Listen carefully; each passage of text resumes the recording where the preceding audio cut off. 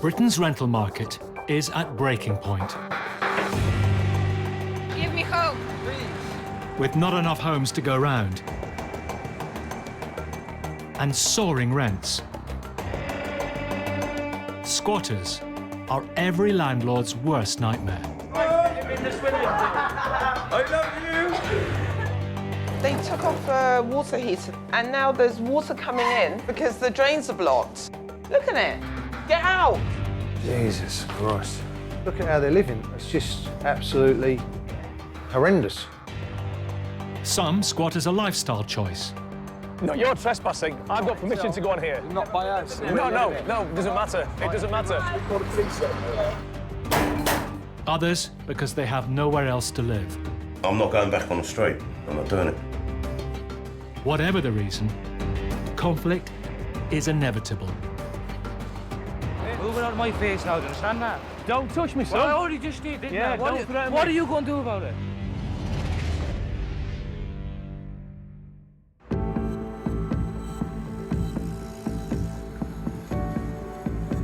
Every year in Britain, over 20,000 properties are illegally occupied by squatters. And the cost of getting them out, as well as repairing any damage done, can be enormous.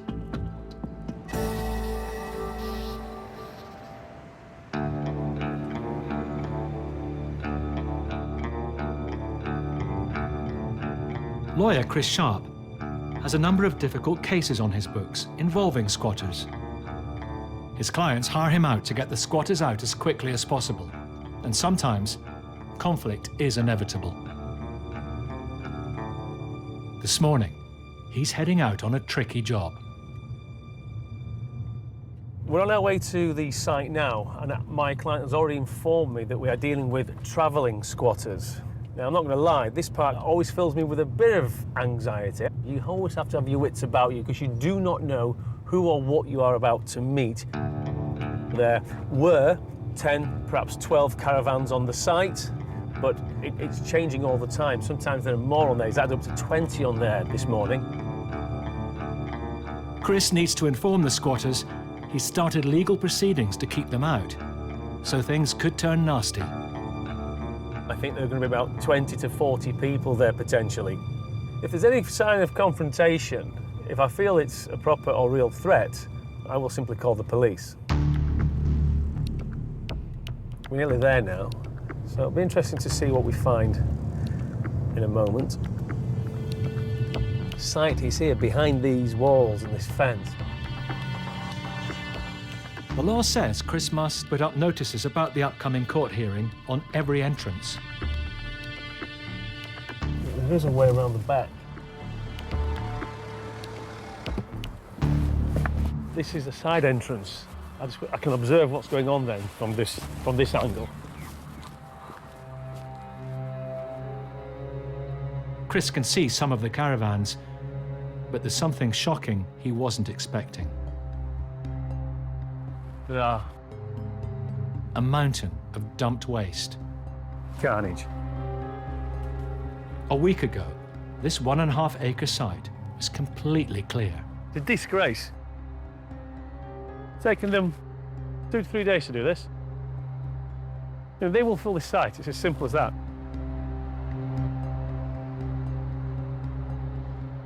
From past experience, Chris knows the pile of illegal rubbish will cost his client a small fortune to clear. Right, the dumping now. The dumping now. The dumping now.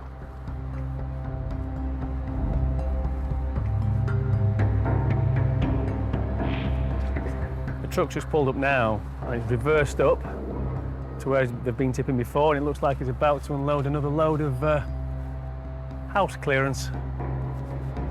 Yeah, he's doing it now. He's doing it now. Tipping it now.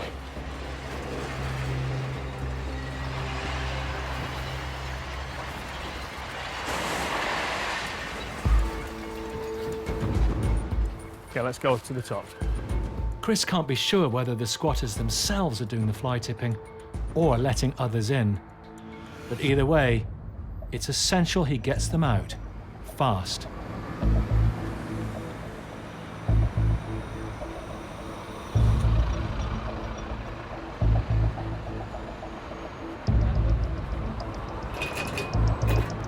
I act for the guy who owns this land. Yeah, move that out of my face. No. Move that. See that? Move it out of my face now, do you understand that? Move out with that out of my face. Guys, don't threaten me. No, Don't threaten me. I'm not touching that. Move. Do not touch me. No, don't touch that. Move out of my space. We didn't mind you taking a photo of the gate, but you're not taking a photo in there because there's gate. Okay, lads, I'll take one with you guys. Before Chris can leave, he needs proof that he's stuck the court notices clearly to the gates. Don't touch me, son. Well, I already just did, didn't Yeah, I? don't threaten What me. are you going to do about it? This is what you're up against. This is what you're up against. So we've got all day. You swear to God what? I'm telling you to go, that's what. Well, I'm not going. This is not your land. Move from that gate there. Right, that'll do. See you later, lads. So, you like the friendly response there, okay? You've seen what they're doing over there. They've threatened us with violence if we go near the gate. This is what you're up against. As more people arrive on the other side of the gate, Chris decides it's time to disappear. Let's go. Come on, let's go. Get straight in your car and let's go. Time to leave Dodge.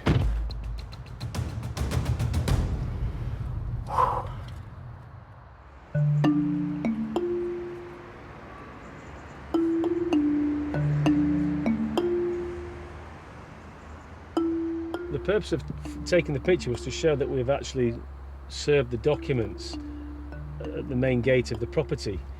Unfortunately, my camera was a bit obscured by the rather mouthy, threatening guy who's now showing me his how big his muscles are.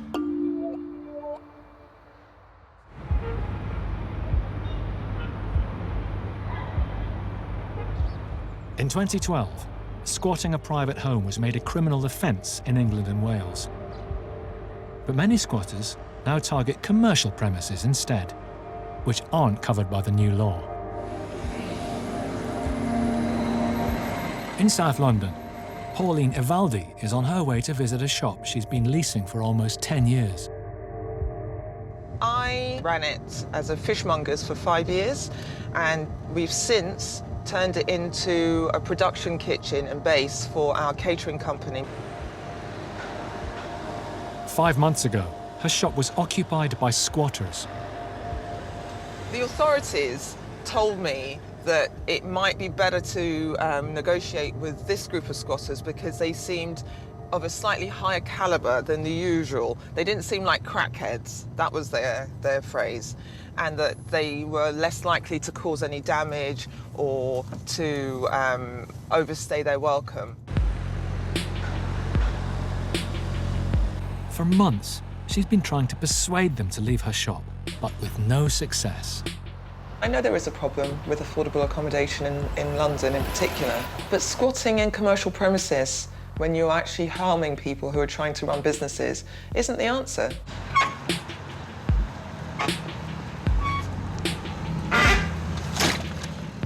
Pauline's up against a deadline, and she's asked lawyer Chris Sharp to help end her nightmare.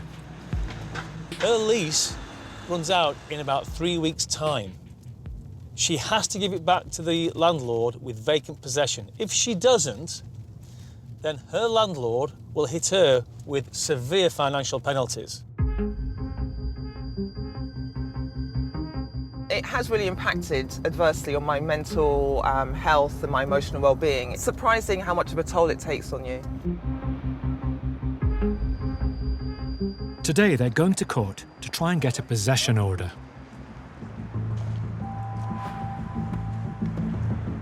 The squatters have also turned up to fight the case. I think they're very clever, they're very clued up, they know exactly what they're doing.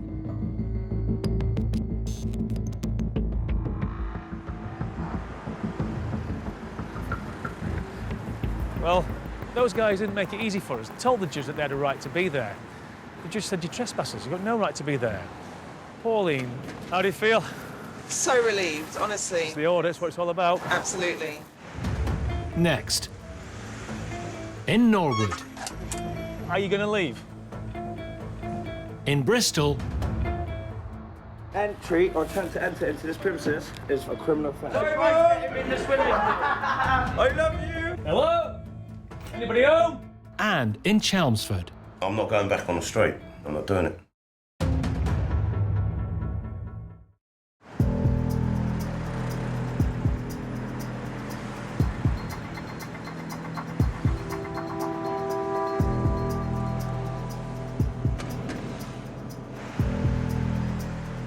Chris Sharp is helping Pauline evict squatters from her shop.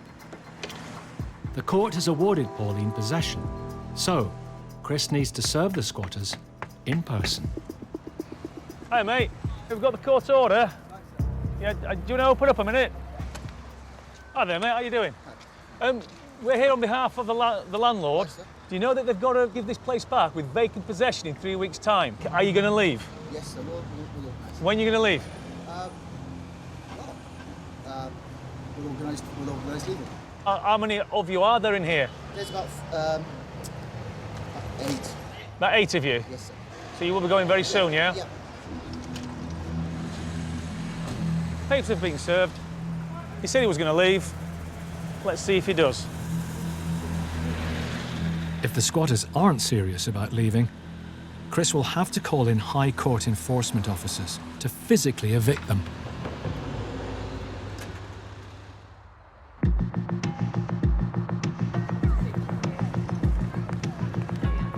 Britain's housing crisis isn't limited to London and a few wealthy towns.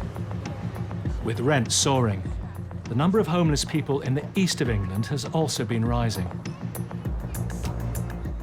And that means empty properties are a prime target for squatters. Chris Sharp is acting for a property developer who owns a former print works, which is being squatted by a group of homeless men.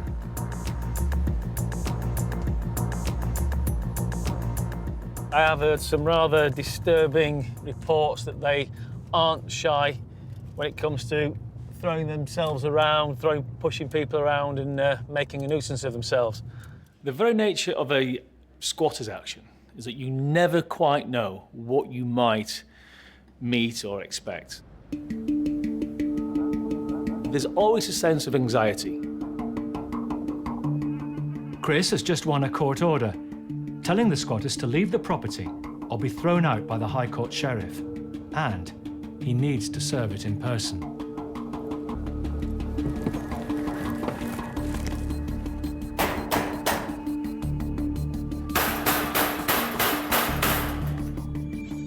Hello? You can just see there's evidence that it's been used.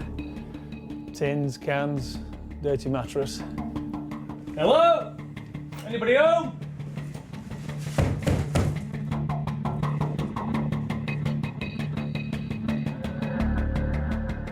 It's clear the squatters have taken over most of the building. Hello? But mysteriously, one area is padlocked. This lock isn't ours. That has been put on by somebody that we don't know of.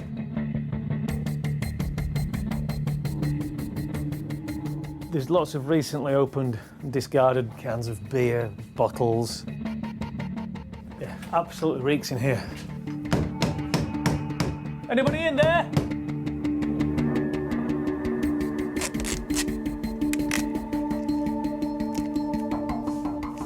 What's going on? I'll be honest, when these guys rode up, I had to be prepared thinking, here we go again. Are you guys living here at the moment? Yeah. Oh, okay, guys. Well, look, just doing our job today. We've got the court order. It's a forthwith order, so basically there's no right to be in there anymore. But clearly you are. Well, yeah. Well, we're going to stay until basically the bailiff's coming throw us out. We've got stuff up there. If you want, you can come and have a look at the premises. It's not a shithole or nothing like that. It's tidy. We're homeless, but we're not animals. Okay. As you can see. Yeah. If you want, if we can go and have a quick look, that's absolutely fine. Yeah, it smells a bit damp downstairs, obviously, but we live upstairs and it is reasonable. It's not brilliant, but it's better than getting your head kicked in living on the street. Yeah, you know, like I've been homeless for about 8 months now, do you know what I mean? Yeah. But like, you know, like all I need is a place for a month. Yeah, and then we can sort ourselves out. Yeah, it's with me ex, 19 years, split up, lost my job and then ended up homeless, yeah. Well, I'm born and bred Chelmsford. I'm a plasterer by trade, 16-year relationship, 3 children. And unfortunately, when I split up with Mrs, alcohol dependent, and yeah, things just didn't work out. And so this is the scenario I'm in now. I met Dave on the street. Yeah. And yeah, we pretty much kept an eye out for each other. There are other homeless people living in the building, but the two men prefer to keep themselves to themselves. We have took a couple of other people in, but some of them we didn't realise they were drug users. I'm totally against drugs, so they had to go. I've got enough problems as it is, let alone getting on drugs and all that crap, do you know what I mean? When you meet people like that, it does touch your heart. Suddenly, you then are faced with the reality of what you are dealing with, and it's a dichotomy. Here's my job, and here's my heart. But I have to do that job. I know you guys, you'd probably say that it's safe in the middle on the streets. I get that. My job today isn't in any way to have a confrontation with you, just to let you know, look, the order's being made, it's forthwith. You know how it works. There will be a point in the future that if you don't leave, then the bailiffs or the sheriffs will turn up. Yeah, that's fine. I mean, like, you know, I don't want no trouble. Yeah. Listen, guys, I'm not taking more of your time, but thank you for your hospitality, okay? Cheers. The two men and the rest of the squatters will have about a week before the sheriffs arrive to kick them out. I'm not going back on the street. I am not going back on the street. I'm not doing it. I am fed up of people out for a good time. They see a homeless person, they think, oh, right, let's have a little bit of fun with them, start kicking you, throwing dog ends over you, pissing on you. It's not nice, so I'm not going back on the street, no way. People out there like it, that's up to them, but I'm not doing it. I'm a bit more human than that.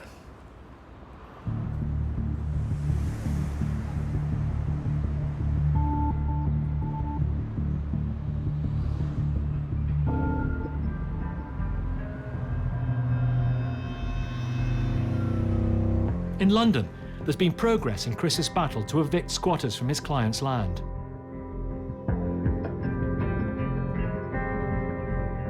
The courts have now granted a possession order. But to ensure it's legally binding, he must act fast. We're now on the way to the site to serve the order like the law says we have to do. We have to serve it within 24 hours. I'm hoping that we will not be met by the same hostility as we were last time.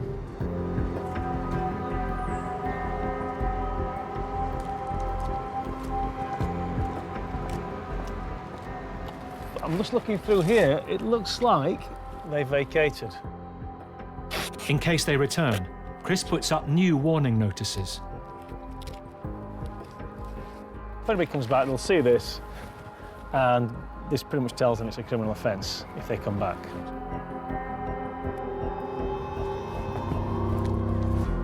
The landlord has his land back, but the place is now a massive refuse tip. Just staggering. It beggars belief, it really does.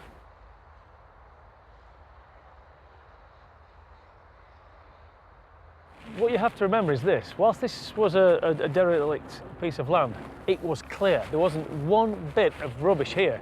Everything that you see, this sea of rubbish, has all been dumped by people who took it upon themselves to use this as their own private little dumping ground.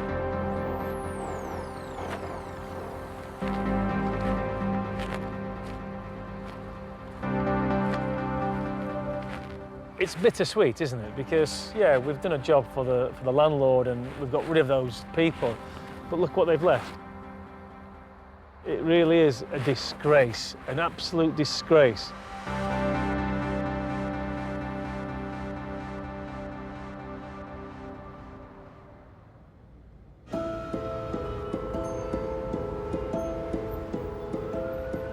Chris's job takes him all over Britain. One of his cases involves an abandoned swimming pool. I have been informed that the property is hard to access. 2 months ago, squatters took over the property, and until they're removed, the owner's plans to build new housing on the site are on hold. So I'm going to have to do some climbing over fences. Like that guy there.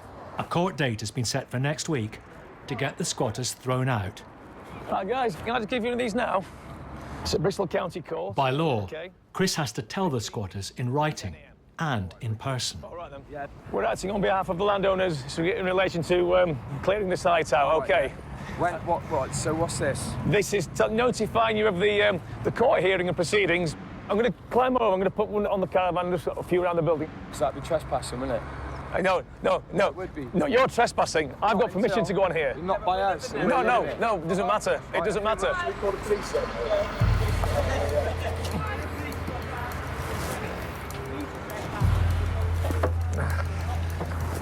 I have permission of the owner to be here, so that's not a trespass. We'll go to the back. Chris puts up notices in plain sight. If any of the squatters claim they didn't see the documents, they could use that excuse to fight the eviction in court. Hi, guys. I'll just leave that for you there, guys. OK. It's on Friday. No, excuse me. Entry or attempt to enter into this premises without our permission is a criminal offence. I've got permission of the owner, but you're unlawful occupiers in any event. OK. Do you want to come up? Hey, work away, man.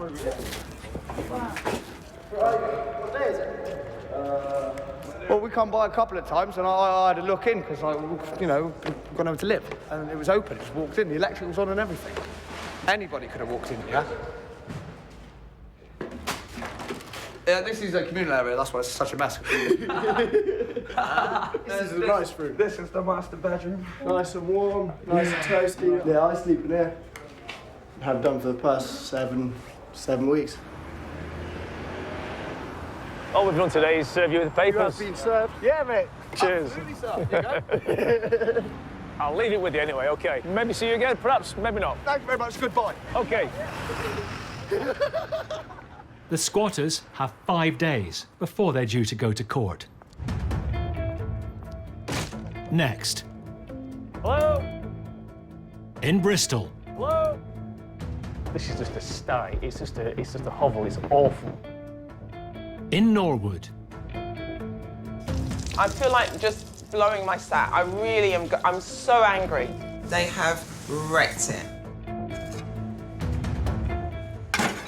And in Chelmsford.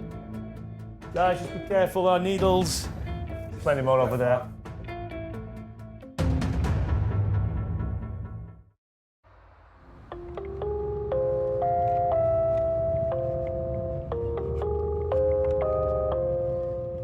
Chris Sharp is on his way to court to try and regain possession of a derelict swimming pool that's overrun by squatters. These people simply have no right whatsoever to be in that property, claiming squatters' rights and one thing and another. We're not really convinced that even if we get the court order, the squatters will leave, so it may necessitate us going further and having to get a warrant and get the bailiffs around there in a few weeks' time.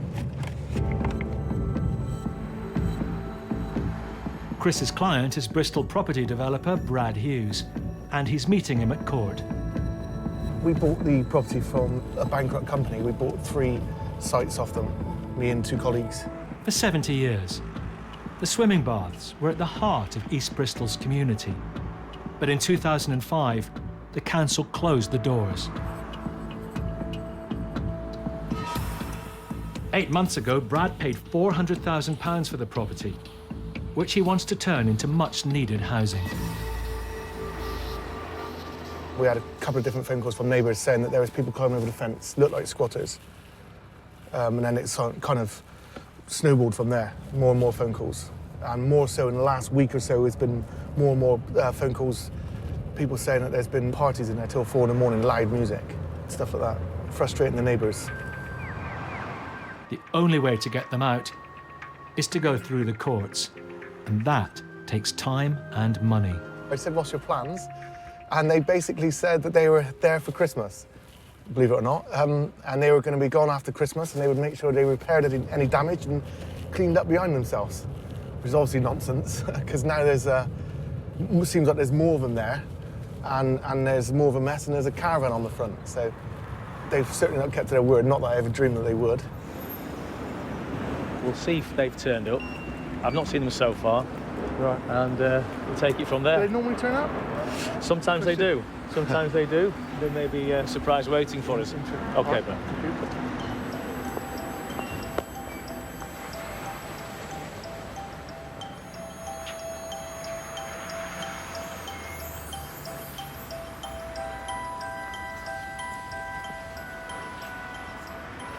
That went well. There was no show by the squatters. The judge was happy to make a order for possession. My worst worry now, we get them out and they come back. Then we'll be back to square one, won't we? I don't know what else we can do. Later on, the squatters get wind of the fact they'll have to leave shortly. We plan to live here until the landlord kicks us out. He wasn't using the building, we've used it, and now he's going to give us a date that we need to leave, and we'll leave. Innit? And we'll go piss off another landlord. I love you! We got someone in there. We'll just go and get another building. And then when they kick us out of there, we'll just go and get another building. And then when they kick us out of that one, we'll probably have another already. We'll have another one already. Do you know what I mean? For some of the squatters, it's a lifestyle choice. For others, the only choice is between being homeless or being here. I didn't feel safe or comfortable, surrounded by heroin addicts and crackheads, and you know what I mean, vicious alcoholics and dangerous people. So I turned down, and then I got taken off of the council's register for a place to live, so I have to wait an extra year before they find me any housing, because I don't want to live around a lot of drugs and people like that, because I've lived around that my whole life. I'm trying to get away from that scene. So yeah, that's why I'm in this position, really. And I love it. It's a great life. It's good fun, good people, you know. I feel safer here. It's your home as well, isn't it, Sky?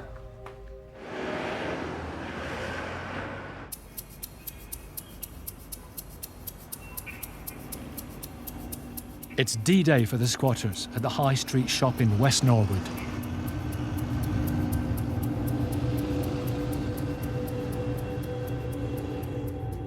These people can sometimes be problematic, and it's the problems that we do not want.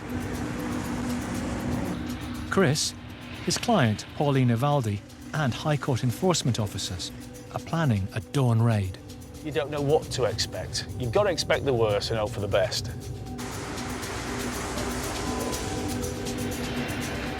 I felt just so shaky and really apprehensive. I've never had to deal with anything like this before in my life. How are you, mate? Good to see you again. Pauline? Hello, hello. To be fair, if they get out and jump over the fence and do a runner, that's the result. Okay, let's go.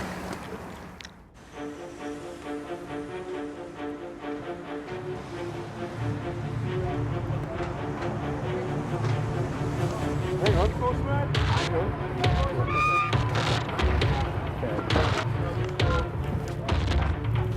I've not seen anything like this for a long time. There's loads of people here. How many are there of you, mate? How many are there of you? I don't know, I just worked out.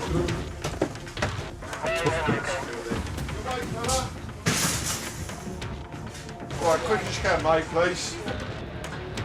It was just overwhelming to see it, to smell it and see it.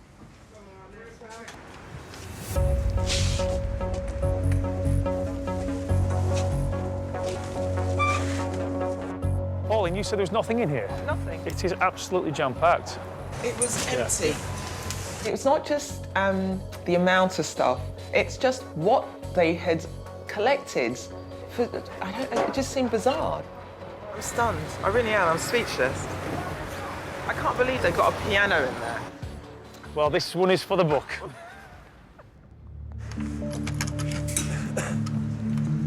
I'm not without sympathy for the squatters. I realise that for a lot of them are homeless and they just need somewhere to live. How much I can afford to spend every month for rent? How much I can afford with the minimum wage? Come on. Give me hope. Please. But I have to hand back this property as quickly as possible.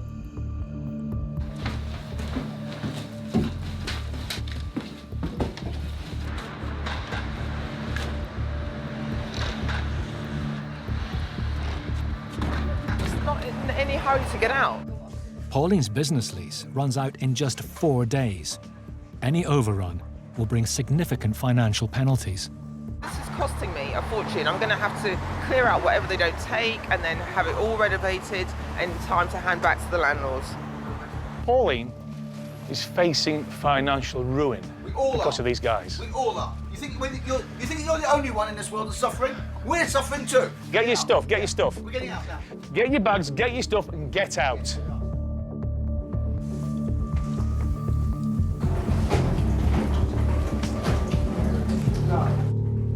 Look at this idiot. What are you doing? I feel like just blowing my stat. I really am. I'm so angry. It's really hard just to listen to this and to see this. Look at it. Hurry up. Get out. Yeah, you can always give me extra 100. Don't worry, Mr. Trying to get everything out of it. To get myself. Sorry, you'd like me to give you money? Yes. What if you for? want me to leave my stuff in here? We're not malicious against you. This is, okay, you're not malicious. Clear out every scrap that you... No, all of it. Yes, we will miss. All of it. Who's been paying for the electricity? Who's been paying for the water? Oh, you've done me such a favour. I'm so grateful. You cleaned up for me, and this looks clean, does it? It was full of... This looks clean. Does this look clean? It was full of garbage. Does this look clean? It's not bad.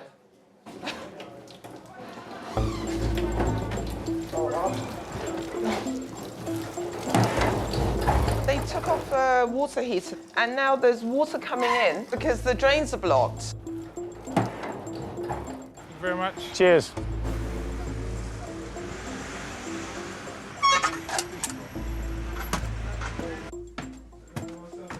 Oh my God!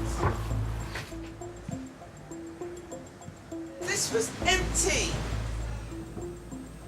They have wrecked it. They're not going to win. They're not going to beat me. And if I break down and cry, then they do win. And they can never be allowed to win. Ever. Despite her best efforts, the squatters have left too much mess and damage for Pauline to fix in just 4 days. I was overwhelmed by all the work that had to be done, and that meant going beyond the deadline. She handed back the property 2 weeks late, adding to the thousands of pounds in costs already caused by the squatters.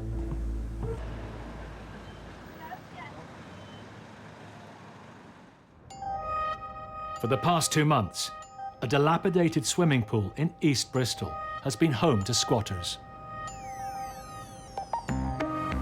A court has today handed possession back to the owner, Brad.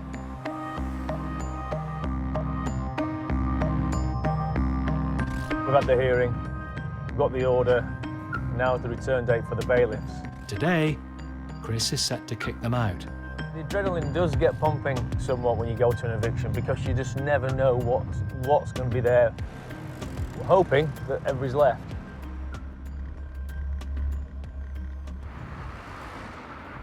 Hi, Chris. Are you doing all right? Not too bad yourself? Yeah, good. The owner, Brad, can't make it, so Donald, his business partner, is here in his place. Okay, let's go. Not a pretty sight. Good morning, guys. The bailiffs arrive to start the eviction, not knowing if they'll find anyone inside.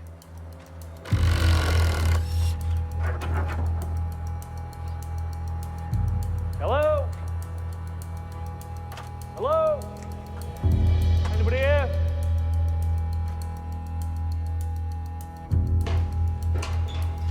We'll do a sweep around the property to make sure it's empty. That way they can be satisfied that it's empty and they can execute the warrant and then they can be on their way. At 10,000 square feet and over 2 floors, it's a mammoth task. Should take them 15 minutes, bearing in mind how big this place is. This floor's clear. That one, yeah? Yeah, it's all been done in that one.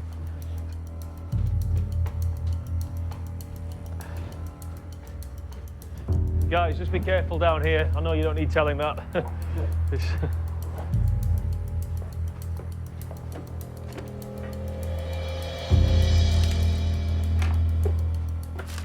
Empty.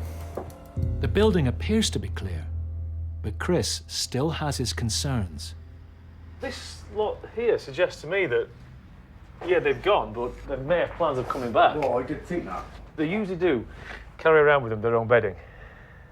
I think you have your work cut out. I think they may well come Tried back. to keep them out, just absolute nightmare. I really do think that this is going to be one difficult place to keep secure for long enough. There may well be more trouble.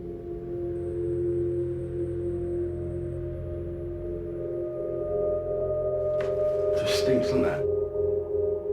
You can see the way they're living. It's just disgusting. They're even trying to keep the place, the space that they've got for themselves, even remotely tidy.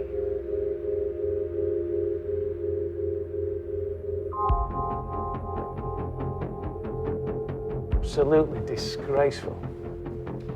It really is. This is just a sty. It's just a hovel. It's awful. They've made this worse than it actually was. So, if it's sympathy that they sometimes are crying out for, then I think sympathy is going to be lost when you see the state of this place and how they have used it. Just absolutely beggars belief. It won't be long before the council, if they get wind that it's in this state, they'll be on to you saying, look, there's rats. Absolutely. Left in a shocking state, the property needs thousands of pounds spent on it to clear it out and make it secure. It's just unneeded or unwanted inconvenience, isn't it? And it's going to cost him, isn't it, though? Yeah. This doesn't... It costs thousands. Yeah, this doesn't get cleared up for free. Exactly that. We may well see you here again. Yeah. Fortunately. Shall we just sign the paperwork here? Yeah, don't know who's got a warrant. Yeah. Thank you very much. We've now been given a property back empty. But Chris is worried about another pressing problem. Now that the warrant's been executed, there's an urgency to secure and somehow deter people coming back, because between now and when the planning is finalised, it's going to be maybe weeks, maybe a couple of months. Yeah. And that's one hell of a long time to keep a property this size secure, especially when it's been occupied before. You can only do so much. Yeah. So we're meant to be able to secure. Hopefully they don't get back in. Yeah. Just see how it goes, I suppose. It's taken over 2 months and thousands of pounds in legal costs to get rid of the squatters. But now at least he's one step closer to fulfilling his plans to build new homes for the neighbourhood.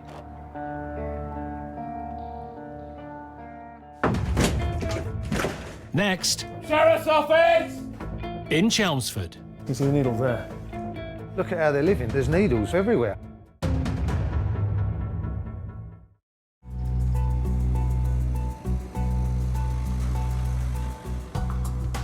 In Essex, a former print works has been taken over by a group of squatters. Today, Chris Sharp is joining High Court sheriffs to have them evicted. You can never second guess what reaction you'll get from squatters. From what I've seen so far, these squatters seem amicable enough. They were pleasant, they spoke to us, they even invited us into the property. But the bottom line is they weren't prepared to leave. So that means that we've got to get the sheriffs involved. Meeting Chris at the property is the building's owner, Dean Morrissey. Dean. Hello. How are you? You all right? Yeah, very good. These are demolition guys. Yeah. Dean has been given planning permission to build 5 flats on the site. But first, he needs to demolish the derelict building. So, he needs a sheriff to clear out the squatters. This is the sheriff.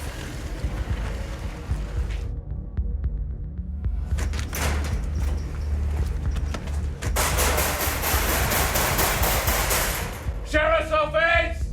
Can you show yourself, please? Sheriff's office!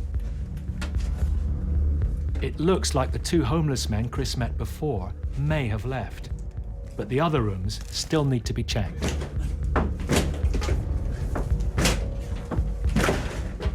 Sheriff's office, can you show yourself?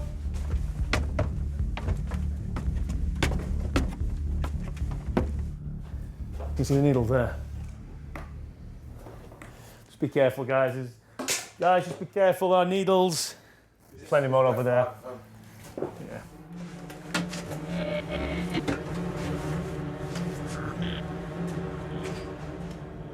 Jesus Christ.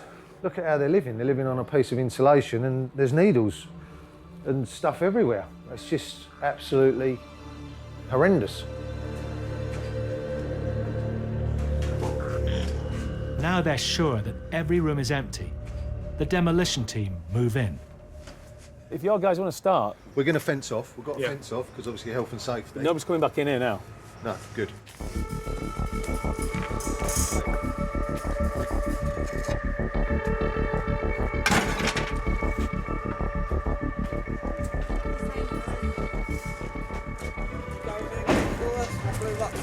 Rucksack, that's what I need out of there. He wants his blues rucksack. Can't go in. Can't go in there, building site. Can you get He wants us to go in there for him. Yeah, it's just one rucksack. It's upstairs on that. Can't get upstairs till tomorrow. I can't get upstairs till tomorrow, mate. Tomorrow morning, all right? Yeah, what time? About this time tomorrow. Come back tomorrow. Because I'd have made me way in then. It's so dangerous now, the stairs are gone. No, that's cool, that's fair enough. Yeah. Back on the street again, isn't I? When it's safe to go up there, we'll look for your rucksack. Don't come back here tonight, though, will you? Because it's dangerous. All right? All right. Cheers, yeah? As the squatter heads off, it soon becomes clear he's not the only one to have left something in the building. You want me on, mate? Yeah, I've just got stuff in there. Have you? I've only just got out of jail. Yeah. Yeah, so my stuff's been here for 5 weeks. I'm serious, it's my property, isn't it? Excuse me. Out. It's my property. No.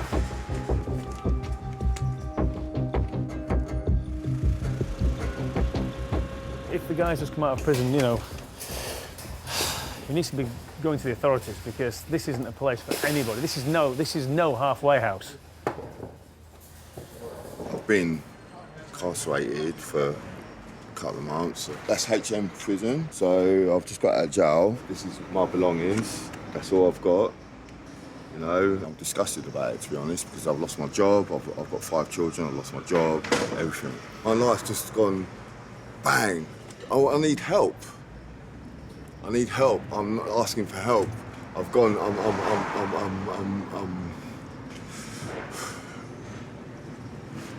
need help. They can't find nowhere for you to live? No, mate. No. Is there no one that can help you? No, no one can help me. Chelmsford is riddled with homeless people. Yeah. It's riddled, mate. I'm telling you. But the problem, I mean, honestly, the problem we've got now is this is now a building site. Oh, no problem. No, I'm just saying, you can't come in here no matter what. It's all, honestly, I swear to you now, it's dangerous. We can't go looking for tobacco and all that sort of stuff. I'm sorry now, mate. Yeah. But, yeah, let me shake your hand. That's all right. Take that.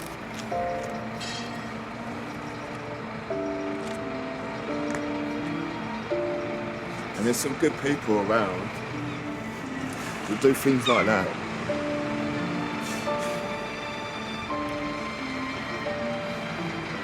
You do get some good people. I think to myself, just takes that little bit of bad luck, lose your job, next minute you know you can't pay your rent. What do? You walk out, you live on the streets. They're all not sticking needles in their arms, they're not all relying on alcohol, they just are stuck.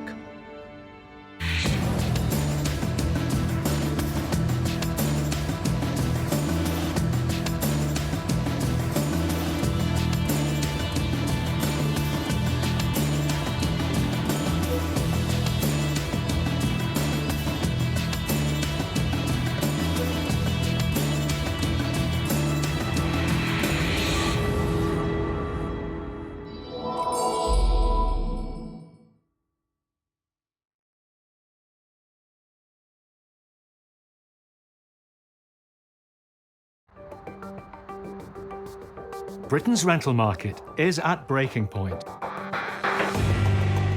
Give me hope, please. With not enough homes to go round and soaring rents, They don't want to give me a place. I can't afford it.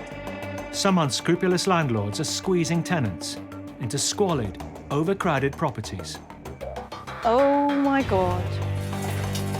pretty dire conditions, to be honest with you, yeah. Something bad happens, catch fire, people get killed. It's the job of local council housing officers to close them down. Do not touch us. Do not touch officers. We need to investigate if this is occupied. Excuse me. You can't touch me. Oh. And protect exploited tenants.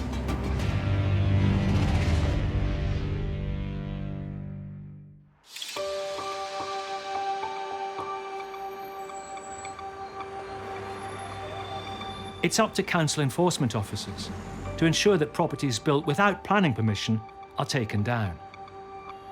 When these properties are being rented out, it's a double headache for local councils. In Harrow, Micaiah Angus is responding to reports from the housing team that a series of outhouses have been built in a small back garden of a property and filled with tenants. We found a bungalow that had been converted and extended into 8 self-contained units. The electrics are unsafe. It's all been converted without planning. It's that bad that I produced a prohibition order. The order means that everyone living there has to leave within 28 days.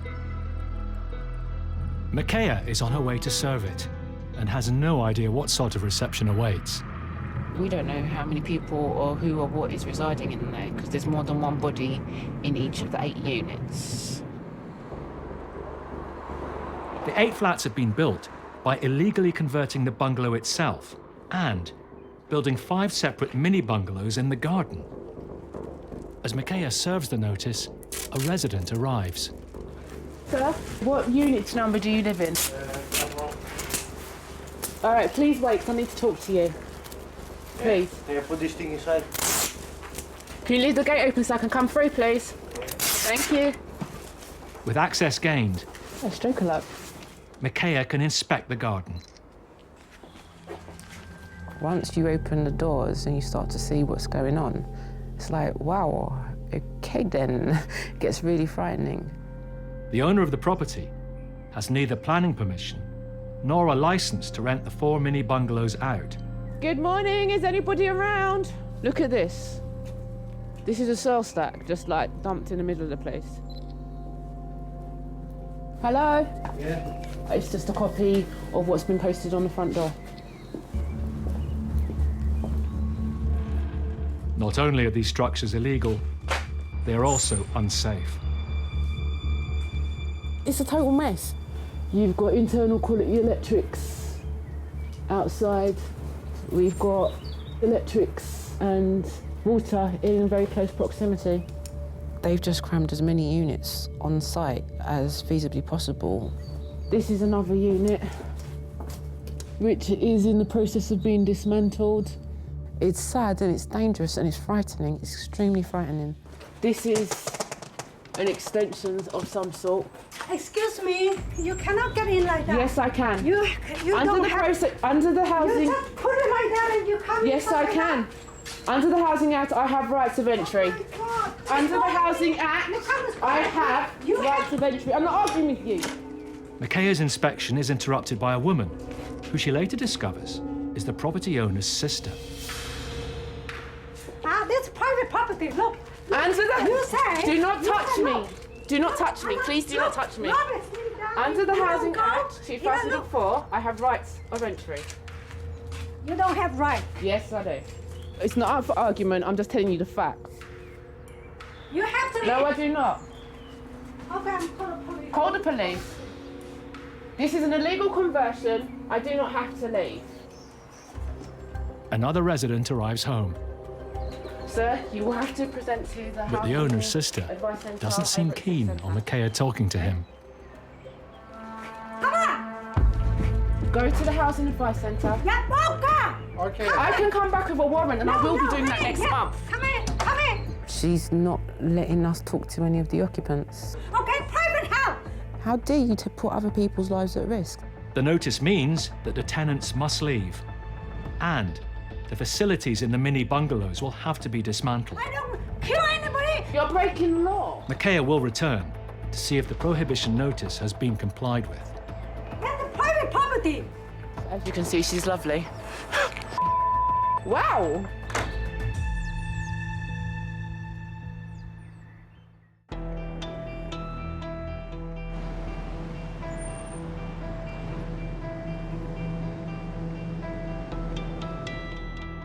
According to the housing charity Shelter, 1 in 5 homes in Britain is substandard. Some of the very worst cases involve migrants being crammed into dangerous and overcrowded properties. Makaya and her colleague, Ozzy Al-Bayrak, are responding to an alarming call about a 3-bedroom semi. We've received complaints from neighbours regarding antisocial behaviours such as noise, disturbance, rubbish, and also there's too many people. If overcrowding is behind the problems, a surprise nighttime inspection offers the best chance of finding out. People are at home after work, so we're more likely to get them in.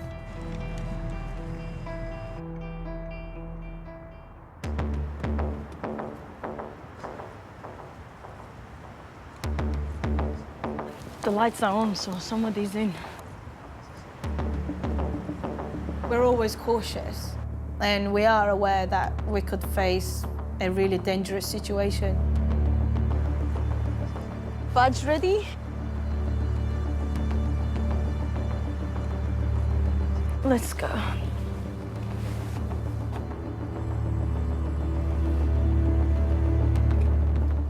Hello. Hi. Coming from Harrow Council? Yes. Okay. I'm just here for some information. All right. We just want to know how many people live here. 15. Okay. Wow. I'm going upstairs, Ozzy.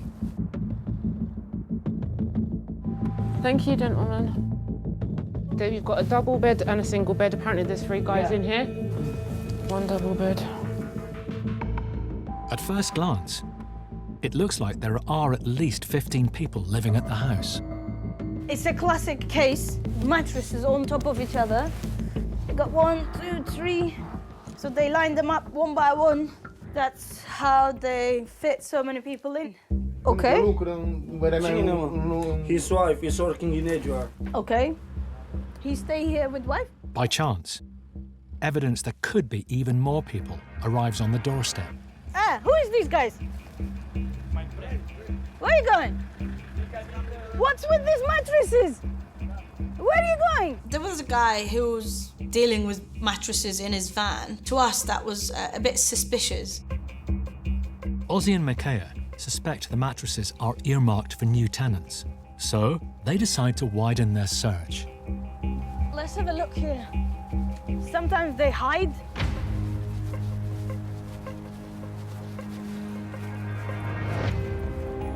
Oh my God.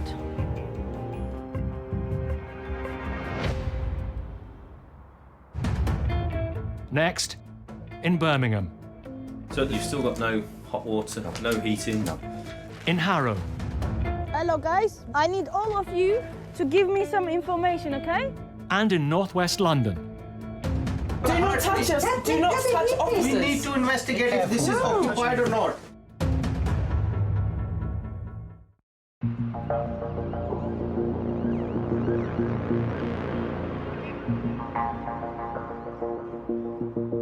Housing officer Ozzy Al-Bayrak is searching the back garden of a suspect semi. Oh my God. Oh my God. Guys! Guys, I can see you! There were 7 to 8 people hiding from us. Literally buried themselves on the floor, hiding. Get up! Hey, we're not gonna eat you. Come on. Come. We're here for your safety. They were frightened of us. They thought we're police or immigration. You two, I can still see you. Get up. Come on, get up. Come, I need you to give me some answers.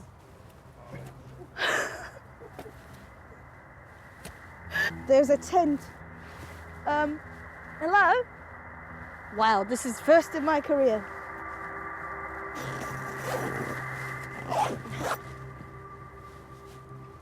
That's empty. See the lights blinking over there up till 11 night. Okay. Following a lead from the neighbours, Ozzy makes another discovery. Hello, guys. Wow. Okay. We've got a few guys here. Do you want to come in? And we've got a marquee. Yeah, 1 second. Yeah? Come. Come. I need all of you to give me some information, okay? Oh, my God. How many of you are in here? Yeah, Nisra. It looks like nearer to 30 people are living in the house. The team tries to find out exactly how many are here and who's in charge. We're from the authority. We're here for your health and safety. And you said there is 15 people here. Yeah, it's my brother only, my cousins, you know, my uncle. It's only family, like family. There's some cheeky business going on. The idea that this is one big happy family in a house share does not add up. Next will be obviously investigating who the responsible person is, why all these men have to be packed into one house. You know, it's unacceptable how they live.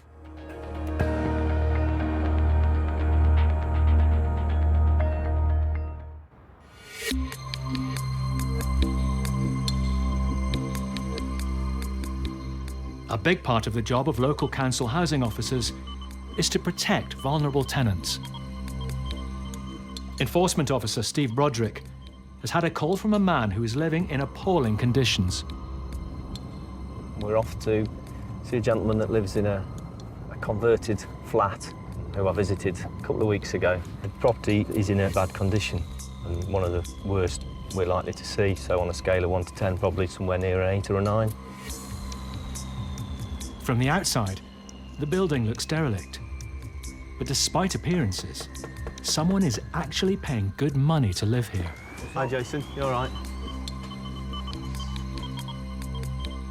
Yeah, right. I would offer you all a cup of tea, but I'm not too proud of my gaff at the moment. Yeah, then. Okay, we'll come up, yeah? Today, he's meeting the tenant who made the complaint, 56-year-old Jason Cook. I like to be a host, but I can't in this bloody mess. Jason's one-bedroom flat is packed with memorabilia. You're obviously quite attached to a lot of this stuff, Yeah, aren't you? my finery, you know, because some of this I've had since I was about 2 years, 3 years, 5 years of age, you know, up to present day. It's not just Jason's hoarding that worries Steve. It's the terrible state of the property that really concerns him. How long have you been here? I've been here since 2004. So some time then? Yep. In terms of your rent and everything, you're up to date with that? That gets paid through housing benefit, is that right? Yes, and like it was getting it paid straight to him. Once a professional draftsman, ill health has forced Jason onto benefits. His weekly rent of £87.40 is paid by the council and it's up to date, but the property is virtually uninhabitable. So you've still got no hot water, no heating? No. Besides that radiator, what costs a But that's just a plug-in radiator. The boiler packed up 5 years ago.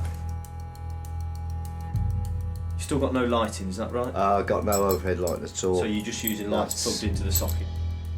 What I've got to do is just have a look round today. Yeah.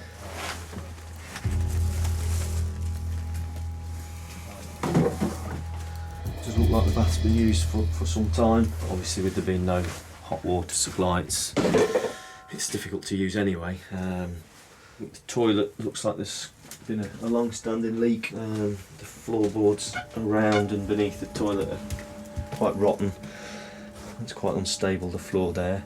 A lot of damp and mould on the walls.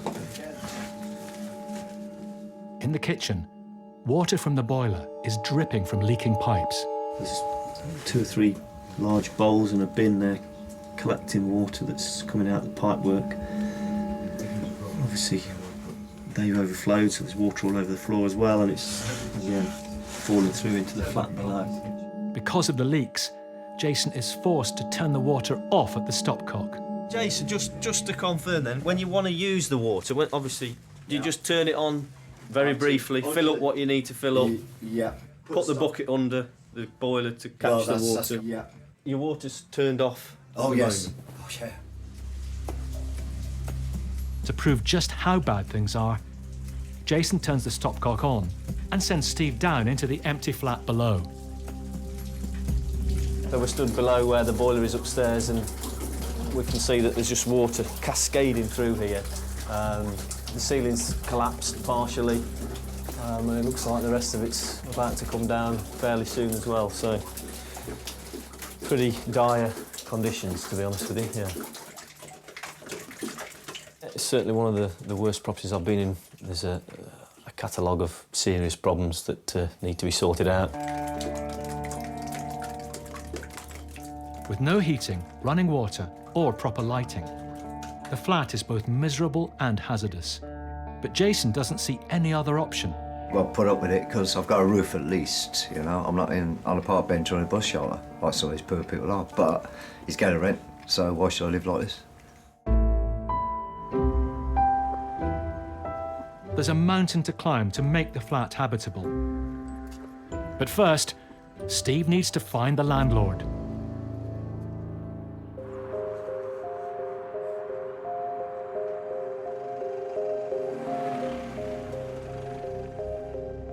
Four weeks have passed since housing officer Micaiah Angus served notice on the illegal conversion of a 3-bedroom bungalow into 8 flats, including 5 mini bungalows built in the back garden. Micaiah has ordered that the tenants leave, and the 8 flats have to be dismantled. This is gone. Yeah, she's filled that in. Joining Micaiah to find out if they've complied are Eddie and Mohammed from the planning department. There were 8 unauthorised flats in here without any planning permission, no nothing. Some of them were ridiculous. Some of them were just 15 square metres. It's ridiculous. The sister of the property's owner appears to be running the site. Don't touch that thing, please. Who actually lives here? Who are the My sister-in-law. And after a volatile encounter last time, Micaiah has brought along police backup. There was one flat there, it's a flat 6, flat 7, and then round the back, there's a flat 8. The majority of the works that had been done illegally, and we were not impressed. None of us were impressed. At first glance, the mini bungalows appear to have been emptied and are in the process of being dismantled. But this may be a smokescreen. This was the living room sleeping area. The kitchen was in that corner. Yeah. And then they had like a 2-ring or microwave here. Look. Still got the food in there. Somebody's still living in this room. Yeah. They have merged 2 flats into one. They merged them. Micaiah and Mohammed uncover more evidence that the illegal mini bungalows are still being used. Don't touch anything. Clothes are still here. No, don't touch anything. That the ones are here. Oh, you're gonna hurt me. Have you been told previously, do not touch officers? Touch off. No, do not touch us. Do not touch officers. We need to investigate if this is occupied or not. This is occupied. Extra cupboards, wardrobes, beds, plug-in heaters, washing machines, cookers. It suggests that as soon as our backs are turned, she'll put it all back. Yeah. And what will happen as soon as we leave this site in a couple of hours, it'll be back. It'll be back. Hello. Hello. Officers discover a man living in one of the supposedly empty mini bungalows. This is the tenant Micaiah also encountered on her last visit. How much rent are you paying here, sir? 550. 550? Yes. Per month? Yes. Me? You don't have to talk anything. You don't have to say anything. You know what? Yeah, let me take. Yeah. We don't do anything wrong. Yeah. The family live it. Why they come to make trouble? They make trouble for us. Never have a good life. She blocks us from talking to the occupants, and they do as she says. A lot of people home there who need help. There are people living in here. The prohibition order has been made. Why are people in here? They now have strong evidence the property owner's sister is taking rent money and has not fully complied with the order that everyone must leave. £550 a month? He's told me he's paying you rent, madam. Where is all that money going? £550 for For the electric. Yeah, but where's all that money going from all those That's the electric, that's not rent. Electric, £550, madam. With 8 illegal flats on the site, in total, the owner may have been making over £4,000 a month in rent. What do you want from me? Make a trouble you want? I'm not making trouble. Make me homeland with my boy. My brother let us live here for free, but we have to pay bill. Oh, the council tax, free council tax here. No, you had 8 units. And gas. You had 8 units. That's 8 sets of council tax. You said. Okay, you go. It's a fact. We've got the plans. I've already witnessed. I don't need to answer you any You don't need to answer me, right? You're not the owner. I'm not the owner. You're not the owner. The owner needs to make contact with me. But however, you are the one who's in receipt of the rent. Well, so therefore, you're going to have to explain yourself to the appropriate authorities as to where the rent money is and where it has gone. If we hadn't interjected when we did, I believe they would have put more units on there. Armed with evidence that people are still living here, Micaiah can now take her investigation further. She will return to the site again, with the police if necessary, and push for prosecution.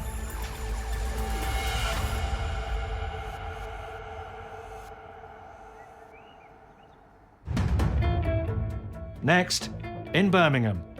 I woke up more than 2 occasions with mice on my chest. In Lewisham. This is where I do my cooking. Everything is dark. What can I do? And in Harrow. Excuse me, you can't touch me.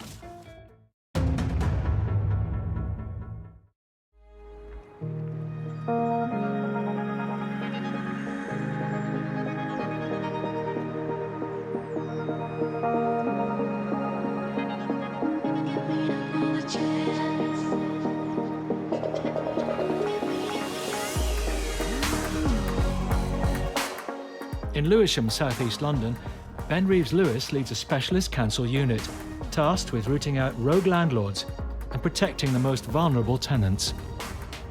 When I'm driving along in this car with my wife, she just sees 3-bedroom houses, but I can't go anywhere without knowing that that's a cannabis farm or that's a money launderer, drug dealer, brothel. You'd be amazed at what goes on behind those doors.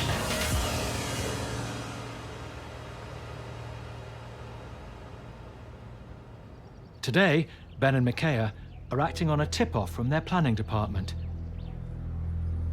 They believe there's an entire family living in a house with no services. I wouldn't want to live in it. Don't worry, I'm environmental health officer, so I'll now come and have a look, yeah? Currently living in the property is Lola Organla. She works as a cleaner and has 2 jobs to make ends meet. She's been living in the property with her 2 grown-up sons and 11-year-old daughter since 2008. I'm not happy living in this condition. No, you wouldn't be, no, absolutely. According to Lola, the landlord told her to leave because he wanted to carry out renovations. So after paying the October rent, he said, I have to move. I said, why didn't you tell me, no, I've got kids here, that it's not easy for me to go. He said, I just have to go. I tried to get a place to live, but the price they are giving me, they said they don't want to give me a place, that I have to rent 3-bed flat. I said, I can't afford it. It's too much for me. This is the kitchen. It used to be the kitchen. When she refused to move out, the landlord started the building work regardless. Just knocked down everything. But this was in October, and it's now just May. knocked down everything.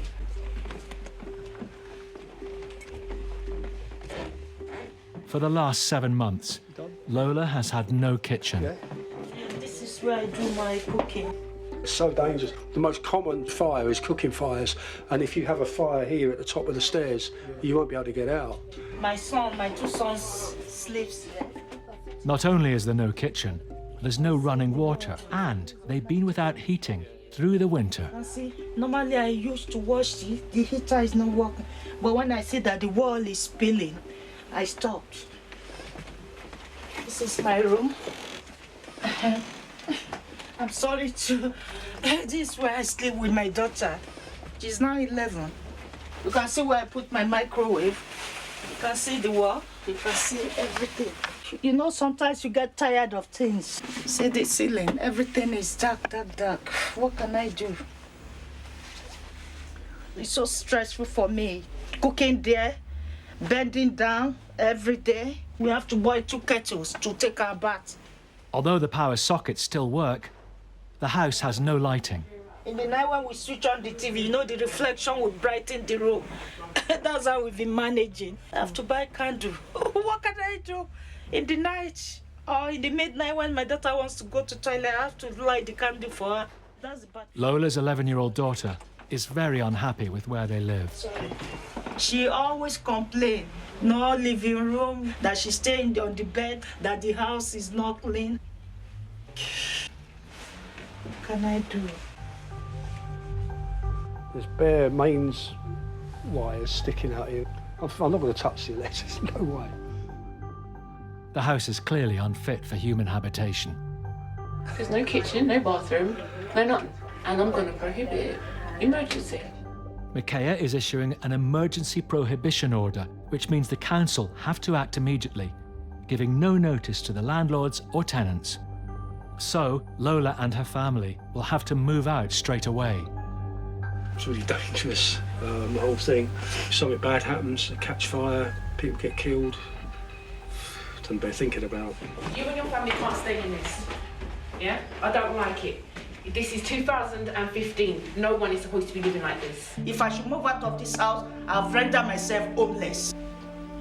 I know it's not safe for me, but what can I do? I've got no place to go. I've not even got anywhere to live. That's why I'm still here. Because there's a child involved, the council is duty-bound to rehouse the family. I don't know which is worse, looking for somewhere else to live or living in a place that is in danger of burning down around you. But they'll have to move fast, as this property is dangerous.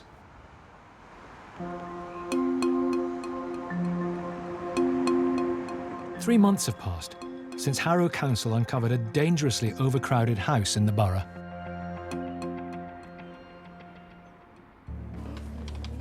Housing enforcement officers Ozzy and Micaiah have tracked down the managing agent who runs the property. Hello. Have we got anyone living in the property at the moment? Yes. How many? According to the agent, the only people in the house now are a family of 8 and their cousin, who's just passing through. Yeah? Which is the father.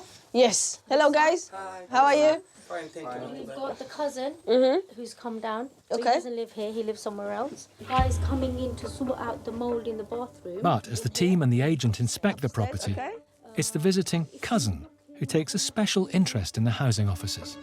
When people say they're cousins, okay? Oh, thank you.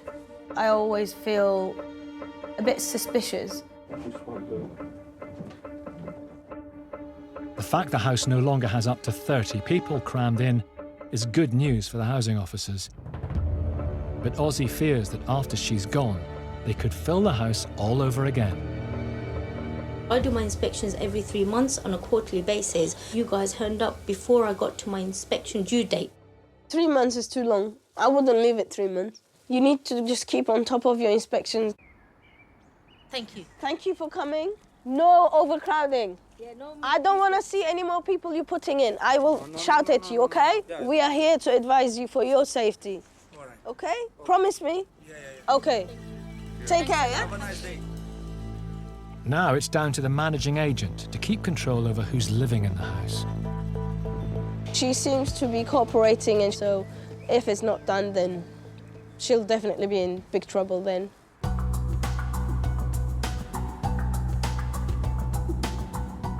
Steve Broderick from the housing enforcement team is on a mission. Tenant Jason Cook is living in atrocious conditions, and after some investigating, Steve's managed to track down his landlord. The conditions in the flat are pretty poor, and I think if anybody lived in those conditions for any period of time, it would have an effect on their physical and mental health, possibly. And the longer it goes on, I think the more of an issue it might become. So yeah, I think it's quite a serious problem. Waiting for Steve at the property is the landlord. Before going in, Steve is keen to establish some facts. At the moment, the housing benefit is going to yourself, isn't it? Yes. You're getting the rent. Yes. But effectively, you manage the property. You're responsible for repairs and everything like that. So I'm looking to you to get stuff sorted out. Yeah. Okay. Right. First problem is, obviously, as you can see, there's no lighting. So there's no lighting on the stairwell, in the entrance hallway, anywhere upstairs. He's having to use plug-in lamps. According to Jason, it's been over a year since he's seen his landlord. I tried to get in touch with you, and I had no reply for quite a while. It's only the one. Maybe you might have been busy just... Yeah, well, I've been here trying to survive. As well as the electrics, top of Steve's job list is the faulty boiler. This obviously hasn't worked for some time, has it? We've got buckets full of water, so the water is literally pouring out of here whenever it's turned on, which isn't really acceptable. To get that boiler sorted, that's the most pressing issue, because then he's got heat, hot water. The management of the property has been pretty poor. Yes, you're right. There is an issue with the toilet. Now, I don't know, it appears to be leaking as well. This floor around it is obviously timber floor and it's pretty rotten. It's obviously your property, you want to look after your interests a bit, don't you? You don't want any more damage being caused. No. So how soon do you think we can sort this out? Because obviously it needs to happen fairly urgently. Okay, I will start as soon as possible. Well, I need some answers by the end of this week at the latest, really. Yes. Yeah? Yes, I will. Okay. Right, Jason. Jason's not only had to cope with no proper lighting, hot water or heating, but also a pest problem. The other thing is the rodent. Yes, sorry, I forgot to talk about that. Rodents are back with a vengeance. I think all it needs good cleaning. I have to use wet wipes. I've got no hot running water, obviously, so... And that's the problem, obviously, without having any hot water, cleaning becomes an issue, doesn't it? So and they can cause health risks Yeah, and insomnia when they... Excuse me, when I'm trying to sleep, they'll come out at night, early hours of the morning, I get woken up. I woke up more than 2 occasions with mice on my chest, yeah. And I don't like that, because they defecate, they actually defecate on me. we can look at doing some treatment for the pests and get that, in the longer term, get that sorted out, yeah? All the best. As long as we keep the promise with a boiler. 8 degrees in here last year. If I didn't have this, I'd have probably died of hypothermia. After years of neglect, Jason can only hope the landlord is as good as his word. I'll speak to you soon, yeah? Thanks. I'm really happy you come. Yeah, no, I appreciate it. I'm glad we sorted it out. Okay, thank you.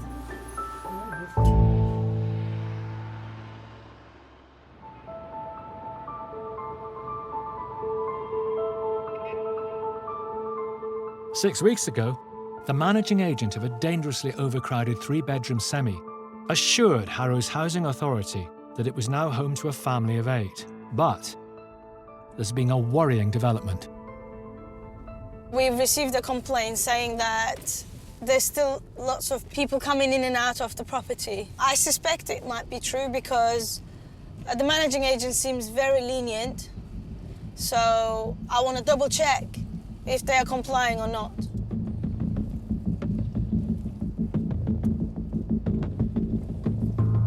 Lights on. Might need to go and speak to the neighbours.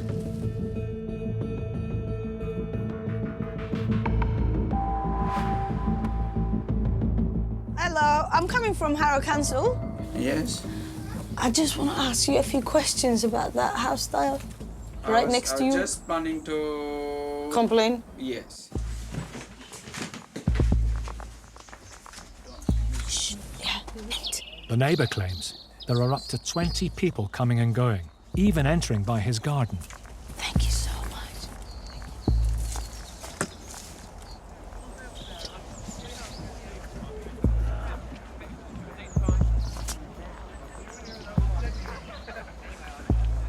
I can hear voices, but I can't see them.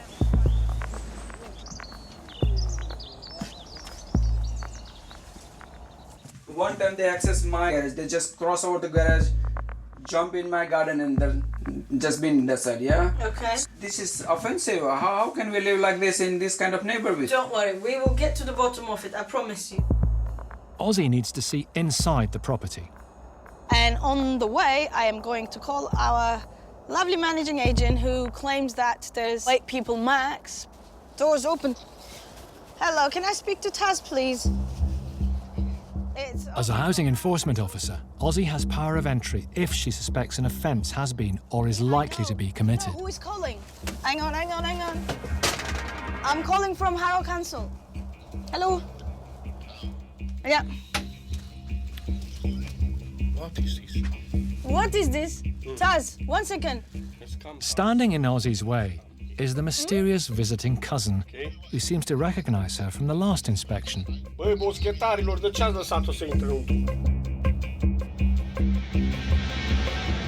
Can you let us in? No. No. You told me there's family here. Yeah. You are now barging me outside. I have too many complaints about this house. I know you're holding me now. I can see they're running out of the garden. Move out the way. He's coming. No. Hey. You move out the way. We want to go inside. Sorry, no good. No. Please. Listen. Please. No. Hey, please. Excuse me. You can't touch me. There's no good this on here. Come. Oh my God. Did you see that? He's literally shoved me outside. Oh my God. This is ridiculous. He knows what he's doing wrong. He knows. He's literally shoved me outside. I mean, looking back, I know it could have turned out really bad. Your guy literally just shoved me out of your property. And I've spoken to the neighbors, and they told me there's literally, the situation has got worse. Yeah, I'll call you tomorrow. Don't you worry about that. Okay, bye-bye. She's telling me, why are we calling her at this time and she's got legal advice, blah, blah, blah, bullshit. They will definitely get what they deserve and they'll be punished for this.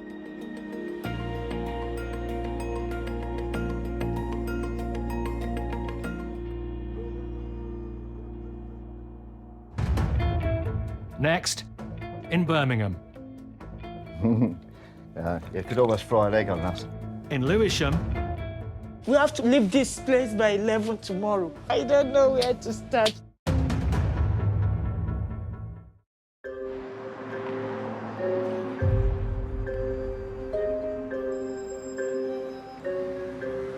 Lola and her family have been living in a slum property with no services. She's been called in by the council's temporary housing team. Hi, hello, how are you? Good, come on in.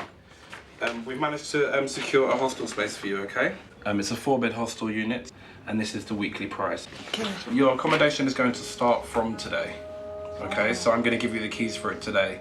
So you need to remove the stuff that you have in your previous property. All my stuff. Yeah, everything. Yeah, so you'll need to get it out of that property by 11 a.m. tomorrow morning. Okay, I'll see what I can do. Okay. And then that's it. You can be on your way. Oh my God. I'm so happy. I never expected it.